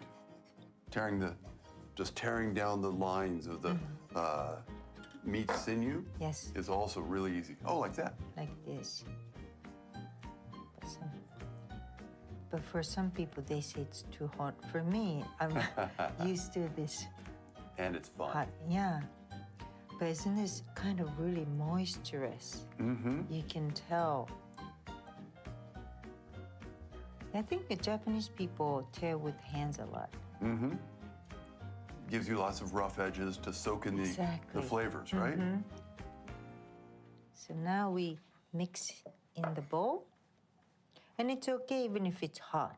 Then this will help cook the negi. Ah, So it will soften the flavor. right. Add the cut chicken and the celery leaves. Celery leaf. Leaves. And gently mix together. So, So easy to make. that's true. And it's Basically. really healthy now that you think about it, because it's that you're using tenderloin of chicken, which has very low calorie and fat, and combining almost like double amount of vegetables. Sure. Plate the salad in the shape of a mountain.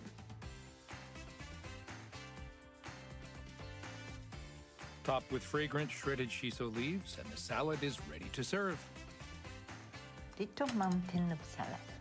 Beautiful. Well done.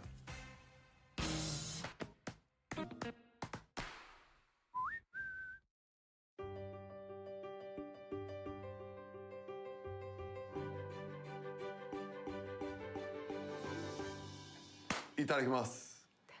This glistening golden cover to the dry curry is like opening a treasure chest.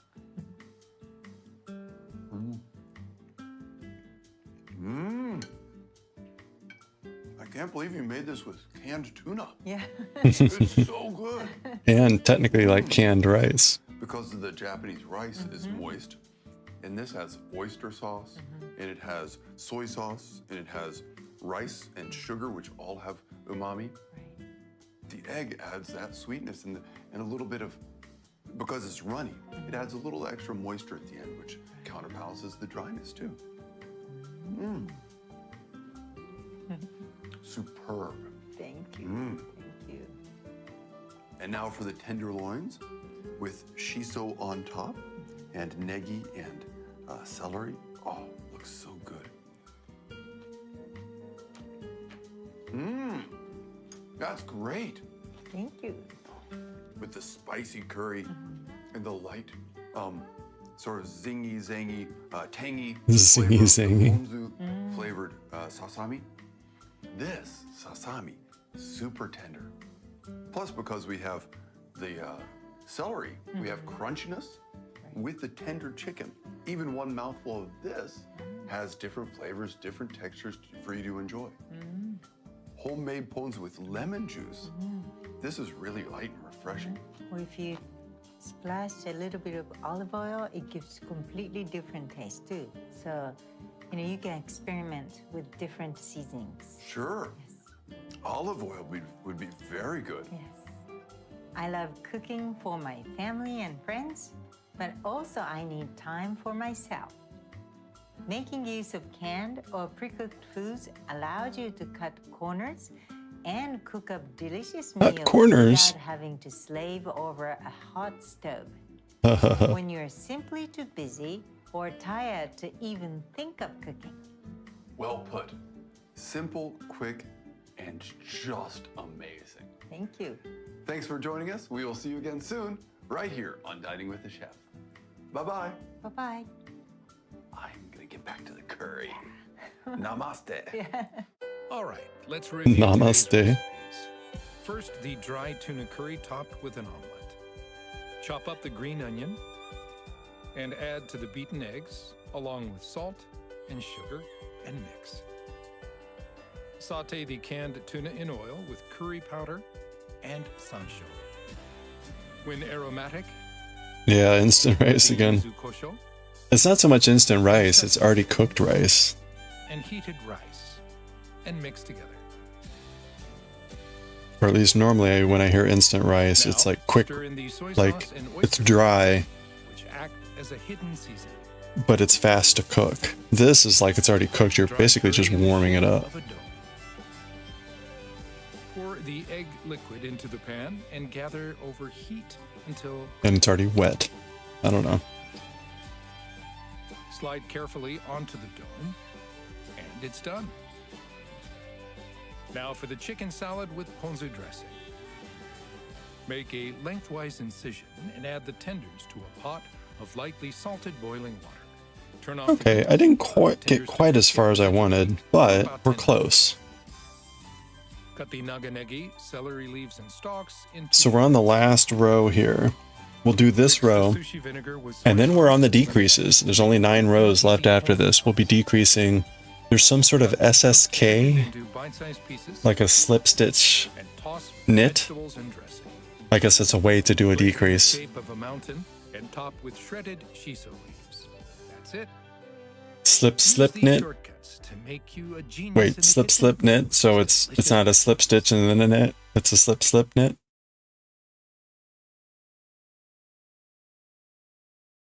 Well, we'll figure it out when I have to do it tomorrow. So, where is that?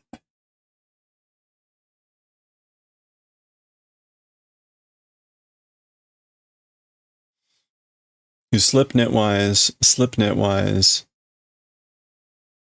and then knit those two together. Huh, okay. All right, that'll be interesting. Oh, there's my patterns tab. Yeah, so we're about to do the last round, the very last one time around for the body, and then after that it's just the crown decreases. So there's 9 rounds. So we should be able to finish this tomorrow. I will do the final round here probably post stream when I'm processing videos. Also, that round switches, it starts with another cable row. And you don't really start decreasing until the 4th of the 9 rounds. So it's probably here that we'll switch over to the double pointed needles. So I might go ahead and do these 3 rounds so that when we start tomorrow, we'll just have these 6 to do. And that way we can look at the slip SSK.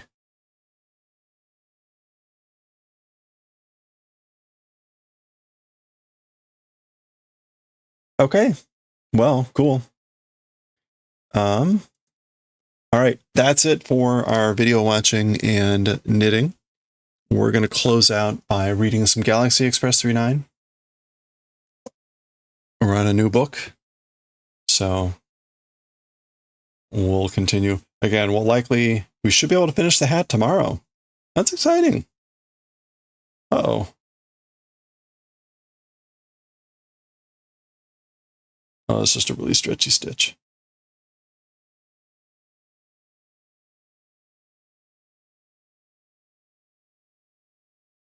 Anyway, okay. Wow, it's so clean over here. I'm not used to it. It's so clean. Okay. Let me switch to Manga. Start recording.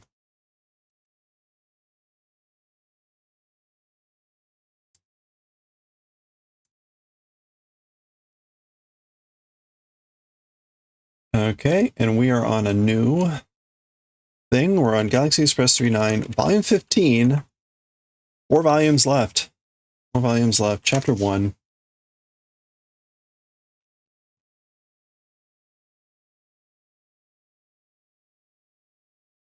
And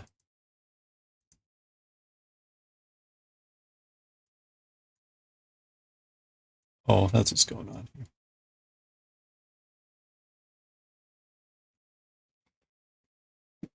Okay. Ooh. Oh, this headphones. Headphones. It could be the death of me.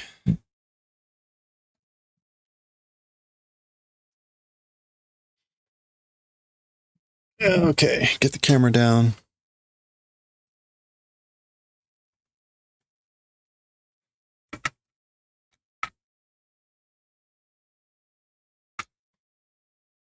Okay, actually, I need to check. This is 32 pages. So 1, 2, 3,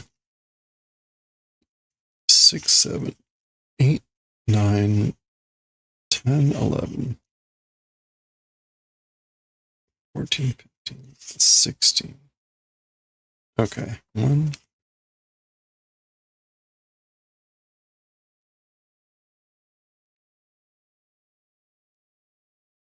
Okay, we are definitely splitting this into 2. We're definitely going to do a cliffhanger here again because it's got a lot of dialogue. So that's this. It doesn't look like much of a cliffhanger. I have no bookmarks now. I cleaned up and now I have no bookmarks. This is my life.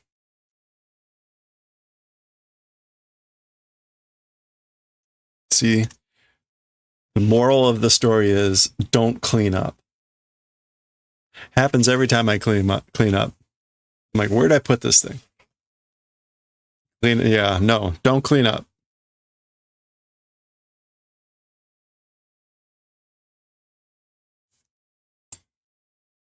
Oh gosh. I need to change all the stream info now.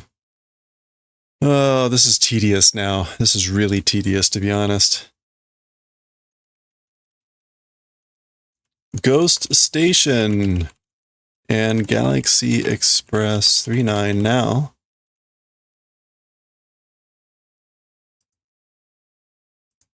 I've got to do it twice now for YouTube. And how do people handle this crap? They must have like, they have people to do these things. Ghost Station 13 with Galaxy Express 39 now. And we'll switch to writing and reading. Okay. There we go. Oh, and I need to change. Oh, we're in an ad break anyway. We can wait a little bit. I still need to change the overlay. Galaxy Express. Volume 15, Chapter 1. Oh, and we can change the color. We don't get to do this too often. It's stupid, but I try to change the title here.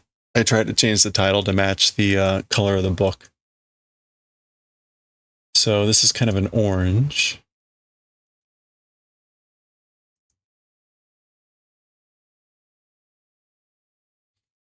Kind of a strong orange. There we go. Okay. Here we go.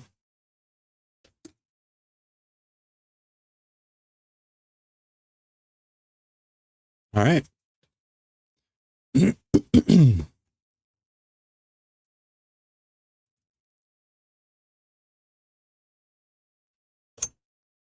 Okay, let's do it.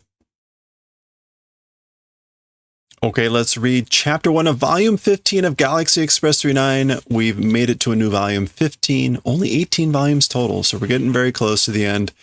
We're continuing here with the Ghost Station Jusango, the Ghost Station number 13. The previous volume and chapter ended on this, a station that wasn't on the map, and suddenly they're headed there, and that's where things had paused. So let's continue. Oh, train is approaching. We will be splitting this chapter into two. It is very long, or it's got a lot of dialogue. So here we go. Our splash page for chapter 1, volume 15. Again, Ghost Station Jusango Zoku. So Ghost Station 13 continued. And as we said before, this is Yurei Eki. So a spirit station. But we're getting told to pronounce this like the English. Okay, so that weird honeycomb pattern, it appears to be like little tubes for the trains or vehicles to go in. And we've got the gang looking out at this. This is Shasho speaking. Atasha mo shirimasen yo, honto. Sorya. Okay, this is probably Tetsuro talking, so let's start with Shasho. I already not knowing truly. So basically, I still have no idea what's going on here. Again, it's a station that's not on the map, all these things. Sorya, museki ni da yo. as for that thing, it's irresponsibility. Shasho sanga shiranai eki ni tomaru nante. Yeah, that's Tetsuro talking. So as for that, it's like a lack of responsibility. Mr. Conductor to a not known or an unknown station stopping, how could that be? So I think that's Tetsuro making that comment. Now he says musakinin, which again is like being, it's a non-responsibility or like being irresponsible. But he's not necessarily implying that it's the conductor who's being irresponsible or even the train that's being irresponsible. He's saying it's just an irresponsibility. How could stop at a station that's unknown to the conductor? Anyway, and this is Meiteru probably talking. Konna eki wa orosenzu ni mo nai wa kiita koto mo nai. As for this sort of a station on the like path line map, meaning like the railway map. Rosenzu. Yeah, on the route map, even on the route map, it doesn't exist. So again, this sort of a station, it doesn't even exist on the route map. Hearing event also not existing, meaning like I've also never heard of it before. Okay. Dun dun dun. Remember the previous chapter, there was the gravity got switched back on suddenly, and there were sounds of footsteps but no signs. Boom. So there's a train coming in. Interesting. There appear to be like rocks around the railway, even though we're in a space station.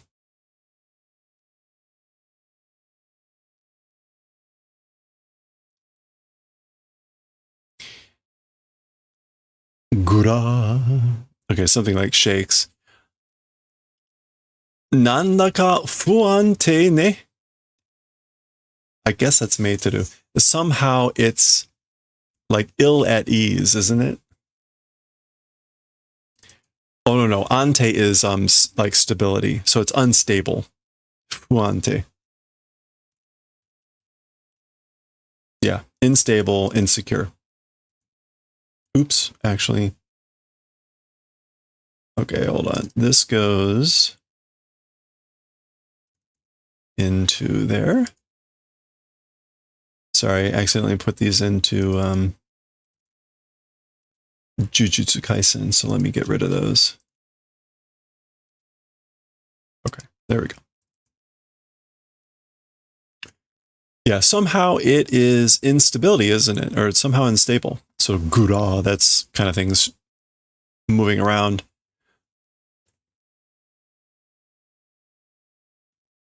Kikansha no yosu no ga okashii desu. Hai. The engine car's appearance or manner is strange indeed. Hai. Yosu. Its appearance, its state of affairs.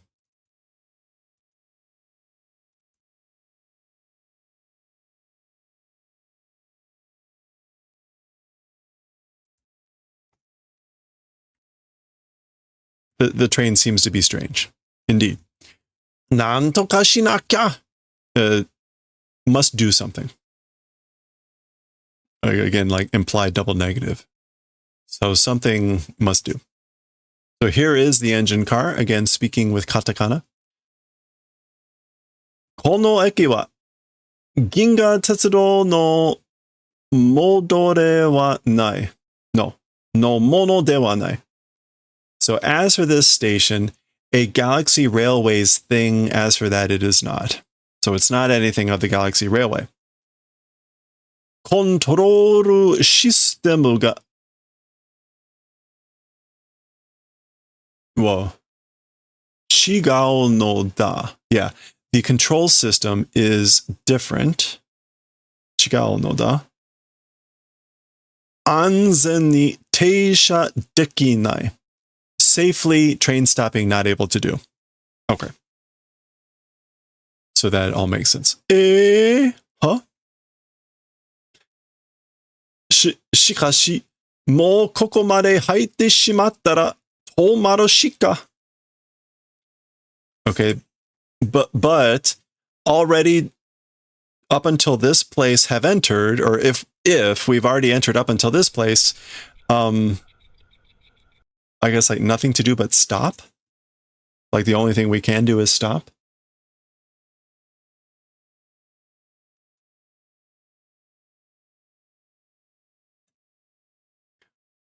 Tomaranai to taihen da yo.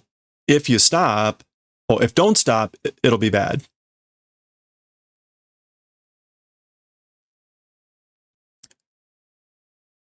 Rebasu ni, into reverse. Baku ni irete. I guess put it into back, like back up. In other words, like reverse. Shudo de kamawanai. Like not minding about shudo, which is the control or hand movement. Shudo.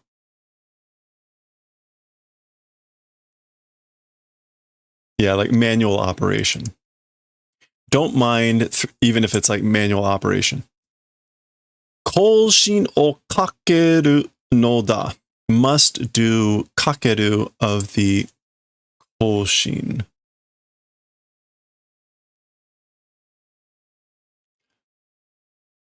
Koushin here is reversing.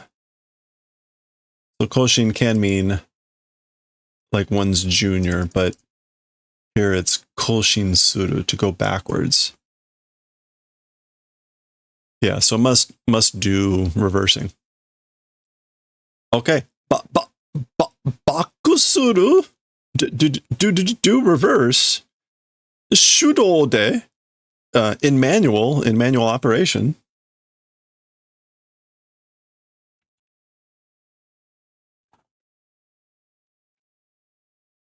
Okay.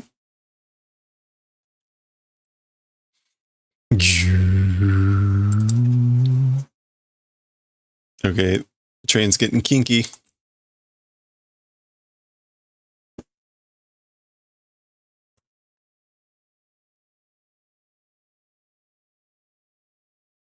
Wah, wah, wah. Okay, something like, I guess the train is slamming down now. Guyashan. That sounds like the train crashing downward. Tasukete kure! Help!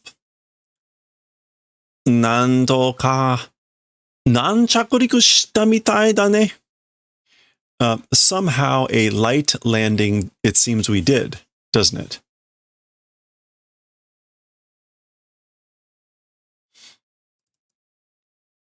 Or wait, no. What was nan there? Nan chaku? Yeah, soft landing. That's Yawara Kai, right? Yeah.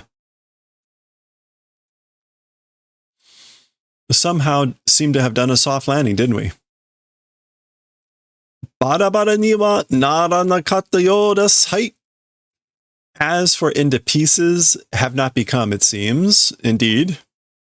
So basically, like, at least we don't seem to have like flown apart into pieces.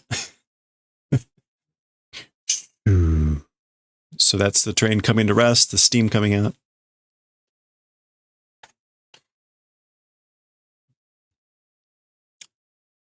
Okay, so the train is presumably actually on the tracks now. There we go. Full shot of the train at the station. Okay.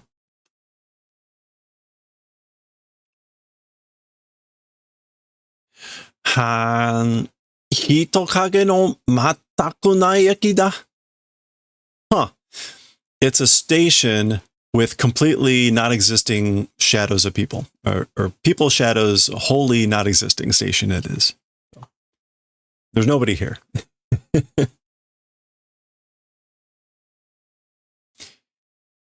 変に生暖かいところだと思わない? Okay. Strangely, some sort of warm place, not thinking.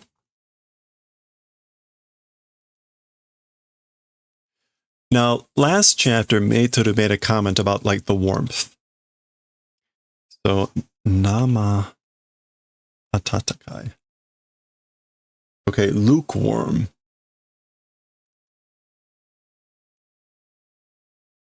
Like not thinking that it's a place that is strangely like lukewarm. On soya honnori atatakai yo. Yeah, that way is honnori warm. Honnori. Yeah, okay, he's saying like, yeah, it is. That way it's like a little bit slightly warm. Honnori. Interesting.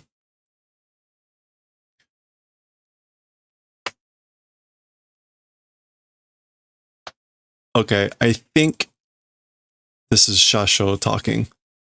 Jokaku wa tadachi ni homu ni... Oh, no. It's some sort of... Orite kudasai. Okay, we'll talk about this in a second. As for passengers, immediately onto the platform, homu, onto the platform, please get off, please descend. So this is actually... This could be a voice outside, like on the station. Normally, if it's like on a speaker, it's got like jagged lines or something, or like sharp lines to denote it. But it has no speech pointer, so it suggests it might be a voice outside here. It's really hard to tell, but it's a request. Please descend, please get off the train and onto the platform immediately. As for the passengers. Oriro datosa, saying it's get off. Yeah. So oriro is the command form. This is a request. This is a command. Oriro, like get off the train. It's saying get off. Shikata ga nai wa orite mimashou. So no choice, nothing we can do. Let's get off the train. Or let's try getting off the train. Oops. Okay, I guess this is now the voice again. You can see the way it's drawn at like sort of X panel. Oriru no wa anata dake de. Anata dake de ii. So as for the ones getting off, just you is fine. Ushiro no maru shikaku no joukyaku wa orinai de. Okay, the behind round square passenger, as for that, like, don't get off. Maru shikaku. The round square passenger. That's gotta be Tetsuro, right?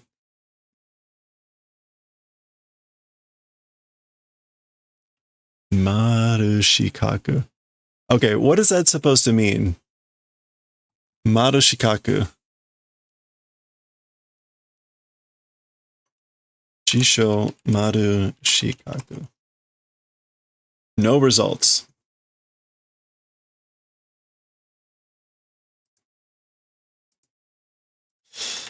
What could maru shikaku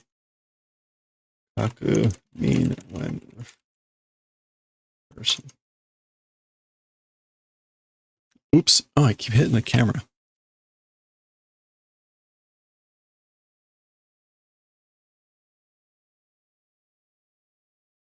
Okay.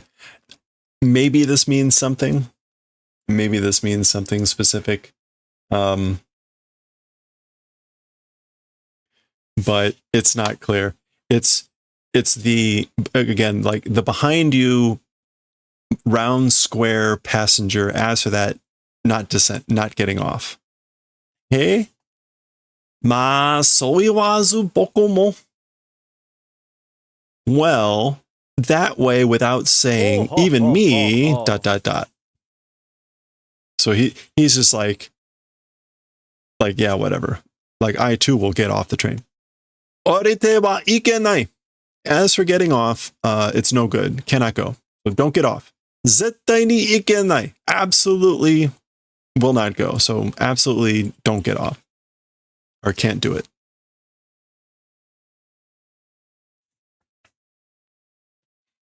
Oriru natte. Oriru natte. Saying don't get off. Tetsuo-san, yoshinasai. Nandaka iyana munasawagi ga shimasu.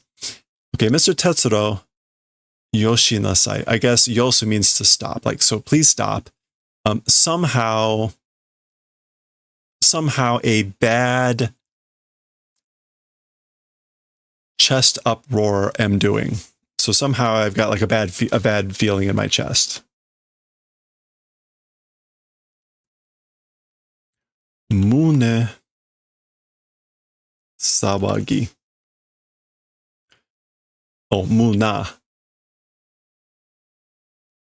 Yeah, uneasiness, vague apprehension, literally an uproar, a disturbance in the chest. Okay. Demo Meitoru wa orichatta yo. But as for Meitoru, got off. But Meitoru's off the train. Chui seyo. Do caution. Be careful. Koko ni wa seimei hano ga aru. As for in this place, a life form response exists. So be careful. There's a presence of a life form here.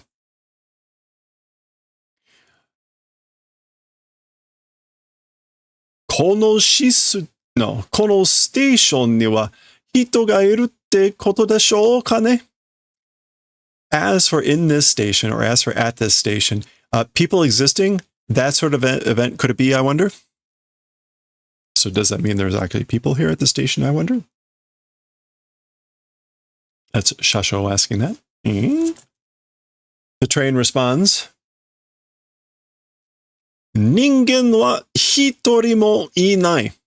As for humans, or as for people, even one not existing. So there's not a single human on the train, on the station. Muji no station da. It is a unmanned, a personless station. Shikashi, however, seimei hano ga aru. However, again, life form response reaction exists. A life form signal sign exists. Wareware wa seimei hano ni kakomarete iru. As for us, by the life form signal or response surrounded. We are being surrounded by the life form signal. It's everywhere.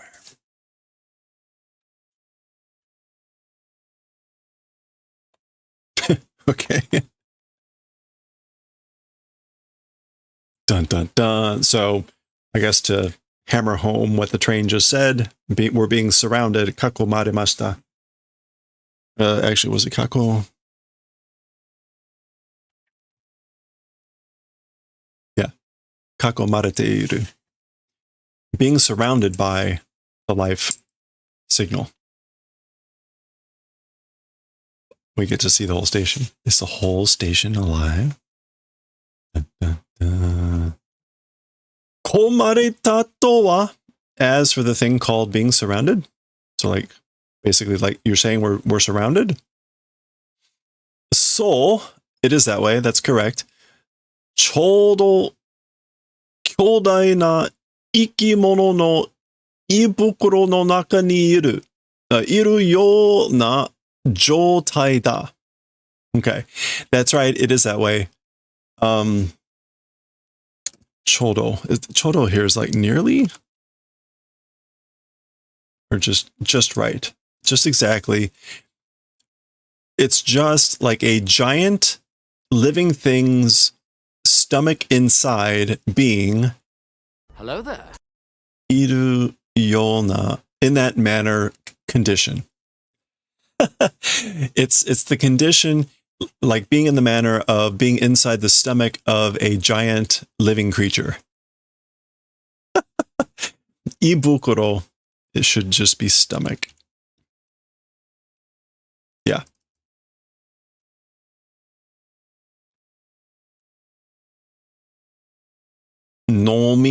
Oh, this is the train still talking. Nomikomarete shimatta to toyu beki kamoshirenai. It's probably, I probably ought to be saying, we've been swallowed.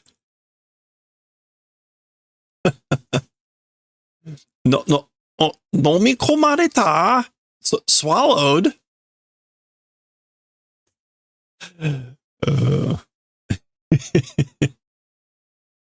Yum. Okay.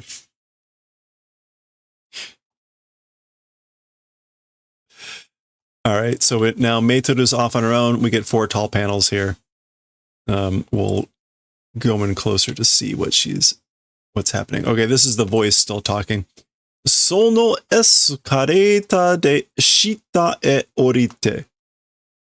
So through or with that escalator, head downward, descend downwards. There we go. She's got an escalator. She asks, Doko e watashi o tsurute yuku no? To what place going and taking me? So where are you taking me?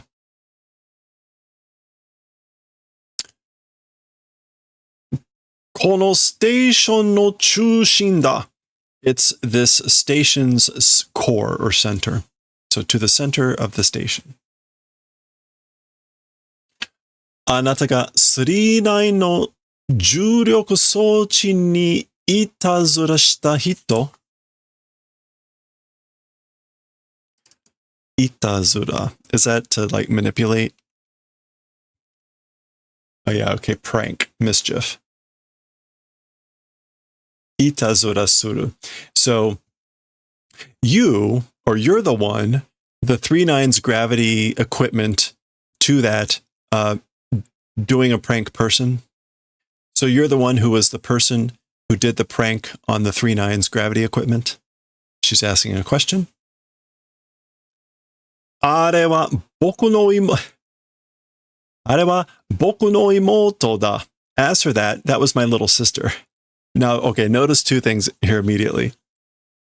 Imoto, so this voice has a little sister, and the voice refers to itself as boku. So it's not ore, it's not watashi, it's more of like a familiar boku to refer to, and so it's likely male, etc., etc. But we'll see. Tsuite o furete shimatta.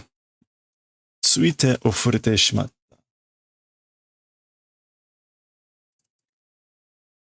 That was my sister. Tsuite. What does tsuite mean in this case?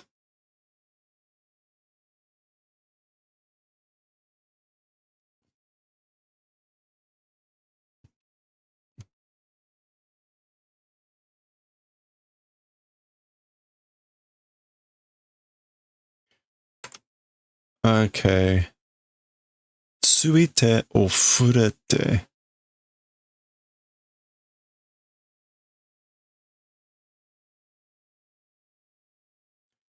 That wouldn't be like both hands.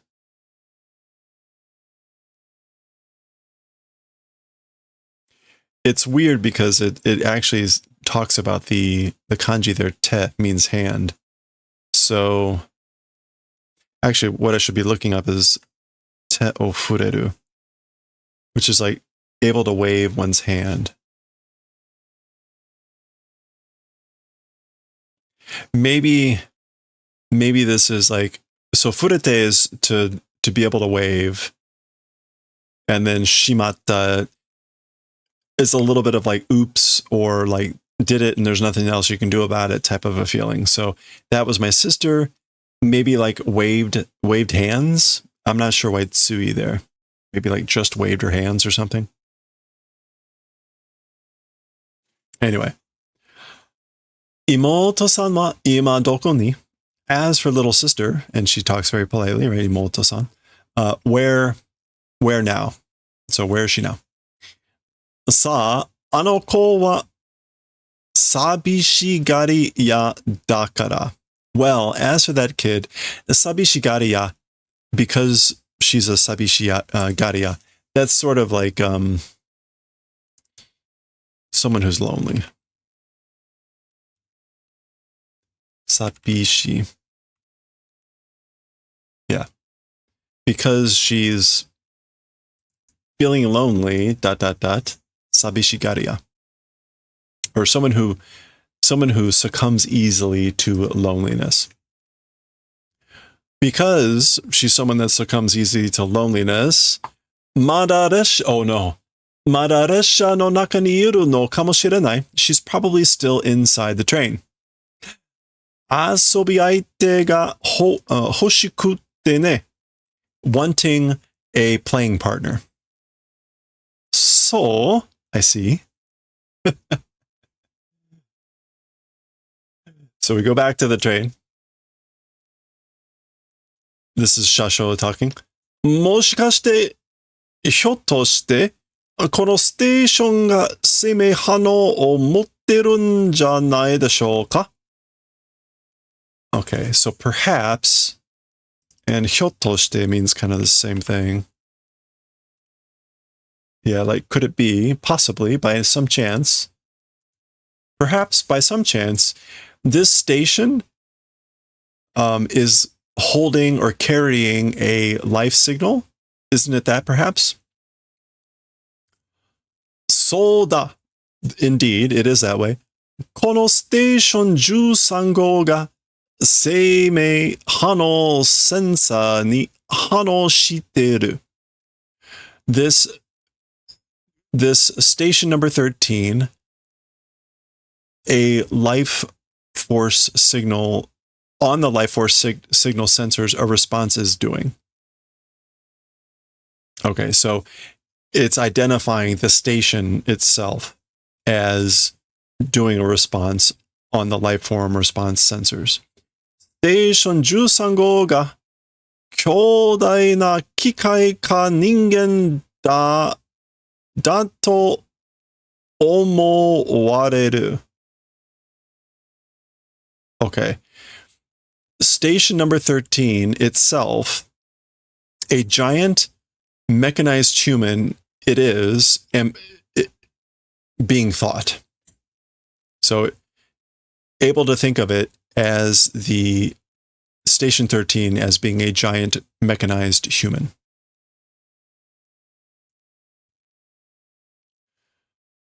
Go to bokura wakurechatta no kai? No, kuwarechatta. Okay, so the 3-9 go and us were eaten. Bokura kuwarechatta. And again, we get the chatta meaning like finality. Oops. We've been eaten.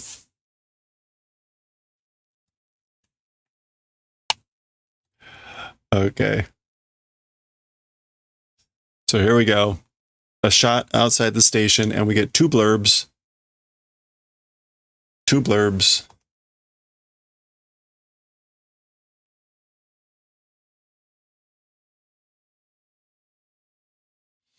And we get a voice. What is this voice saying?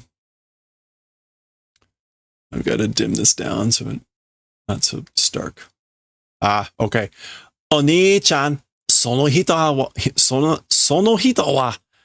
お兄ちゃんにあげるけど、列車の中のは私のものよ. Okay, from what this voice is saying, this is clearly the little sister. This is the little sister talking, and she is saying, Big Brother, as for that person, meaning Meitoru, to Big Brother will give. So Big Brother, as for that person, I will give to Big Brother. But as for the ones inside the train, they're my things. They're mine.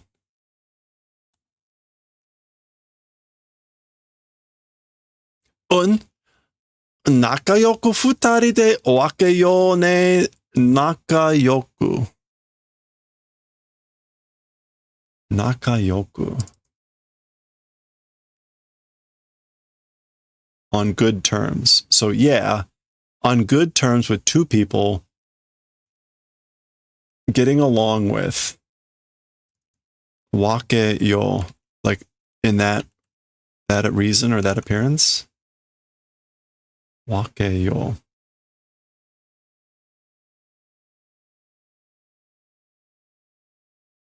Okay, this is either wake as in like meaning like a reason or justification type of thing, and in that manner. It could mean like let's divide. Like let's split up. In other words, a group of people, let's split them with the two people and being on good terms. Nakayoku. Okay, so a little bit esoteric and kind of what that means. Okay, however, that is the halfway point for this chapter. That is the halfway point for this chapter. It looks like this was meant to be published in two different times. So it's kind of a natural split here. And there is a lot of dialogue still remaining in the last part of this chapter. So we're going to pause there and we will finish off chapter 1 of volume 15, The Ghost Station number 13. Next time.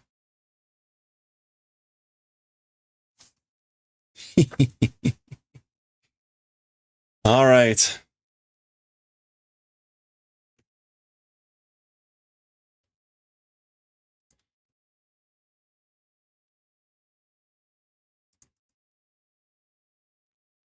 All right, that's going to do it for us for today. Our first stream of the year, our first stream also on YouTube, all of one person. Hi, YouTube. So thank you for hanging out, everyone. I hope you all had a great start to your 2025. And if not, I hope it gets better. That's all I can say. So where can we go? Where can we go? Yeah, happy 2025, everyone. I hope you have a good one.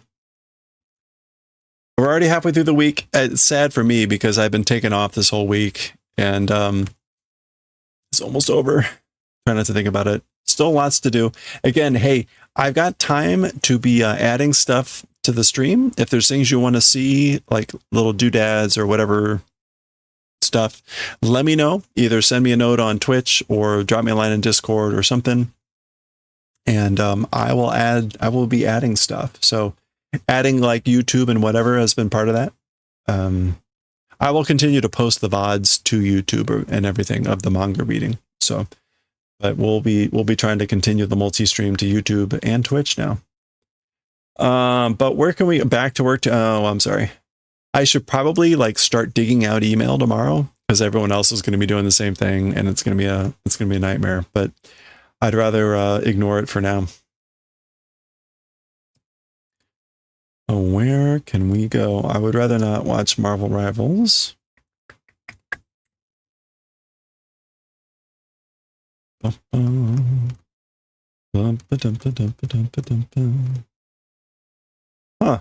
It's surprisingly empty.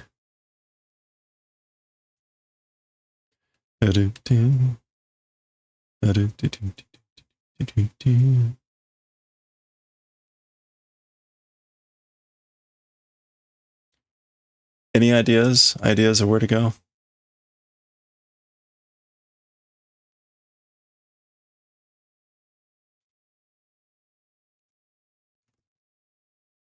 All right. You know what? I don't think we've rated Jana Elizabeth. She is making and crafting. Looks like she's knitting some sort of shawl or something that looks kind of cool. Let's go there. I think we met her through some other streams, some other raid or something like recently. I tend to follow the people that follow me back if they stream, or at least usually, not always, but it depends. So let's...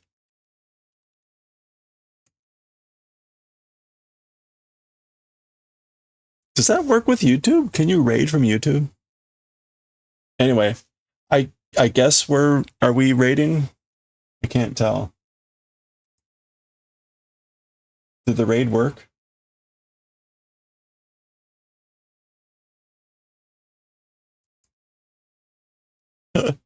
I can't tell. It doesn't look like it. No Twitch raid? Okay, so I can't raid through Restream. There we go. Okay, I have to type it in Twitch chat. All right, we're gonna go raid Jan Elizabeth again. She's doing some knitting and some stuff. I'll hang out there for a bit, and again, hope you all have a great one. Thank you for hanging out again for the first of the year, and it's gonna be a fun year. We're gonna finish off the hat tomorrow. We're gonna finish off the cable hat, and I think we're gonna start to try to do the double knitting and looking at the next Doctor Who scarf. So we're gonna be working on another Doctor Who scarf, a different type of scarf that's more like shows like a picture of the TARDIS and things like that. So stay tuned for that. Let's go raid Jan Elizabeth, and I will catch you all next time. Thanks again. Bye for now.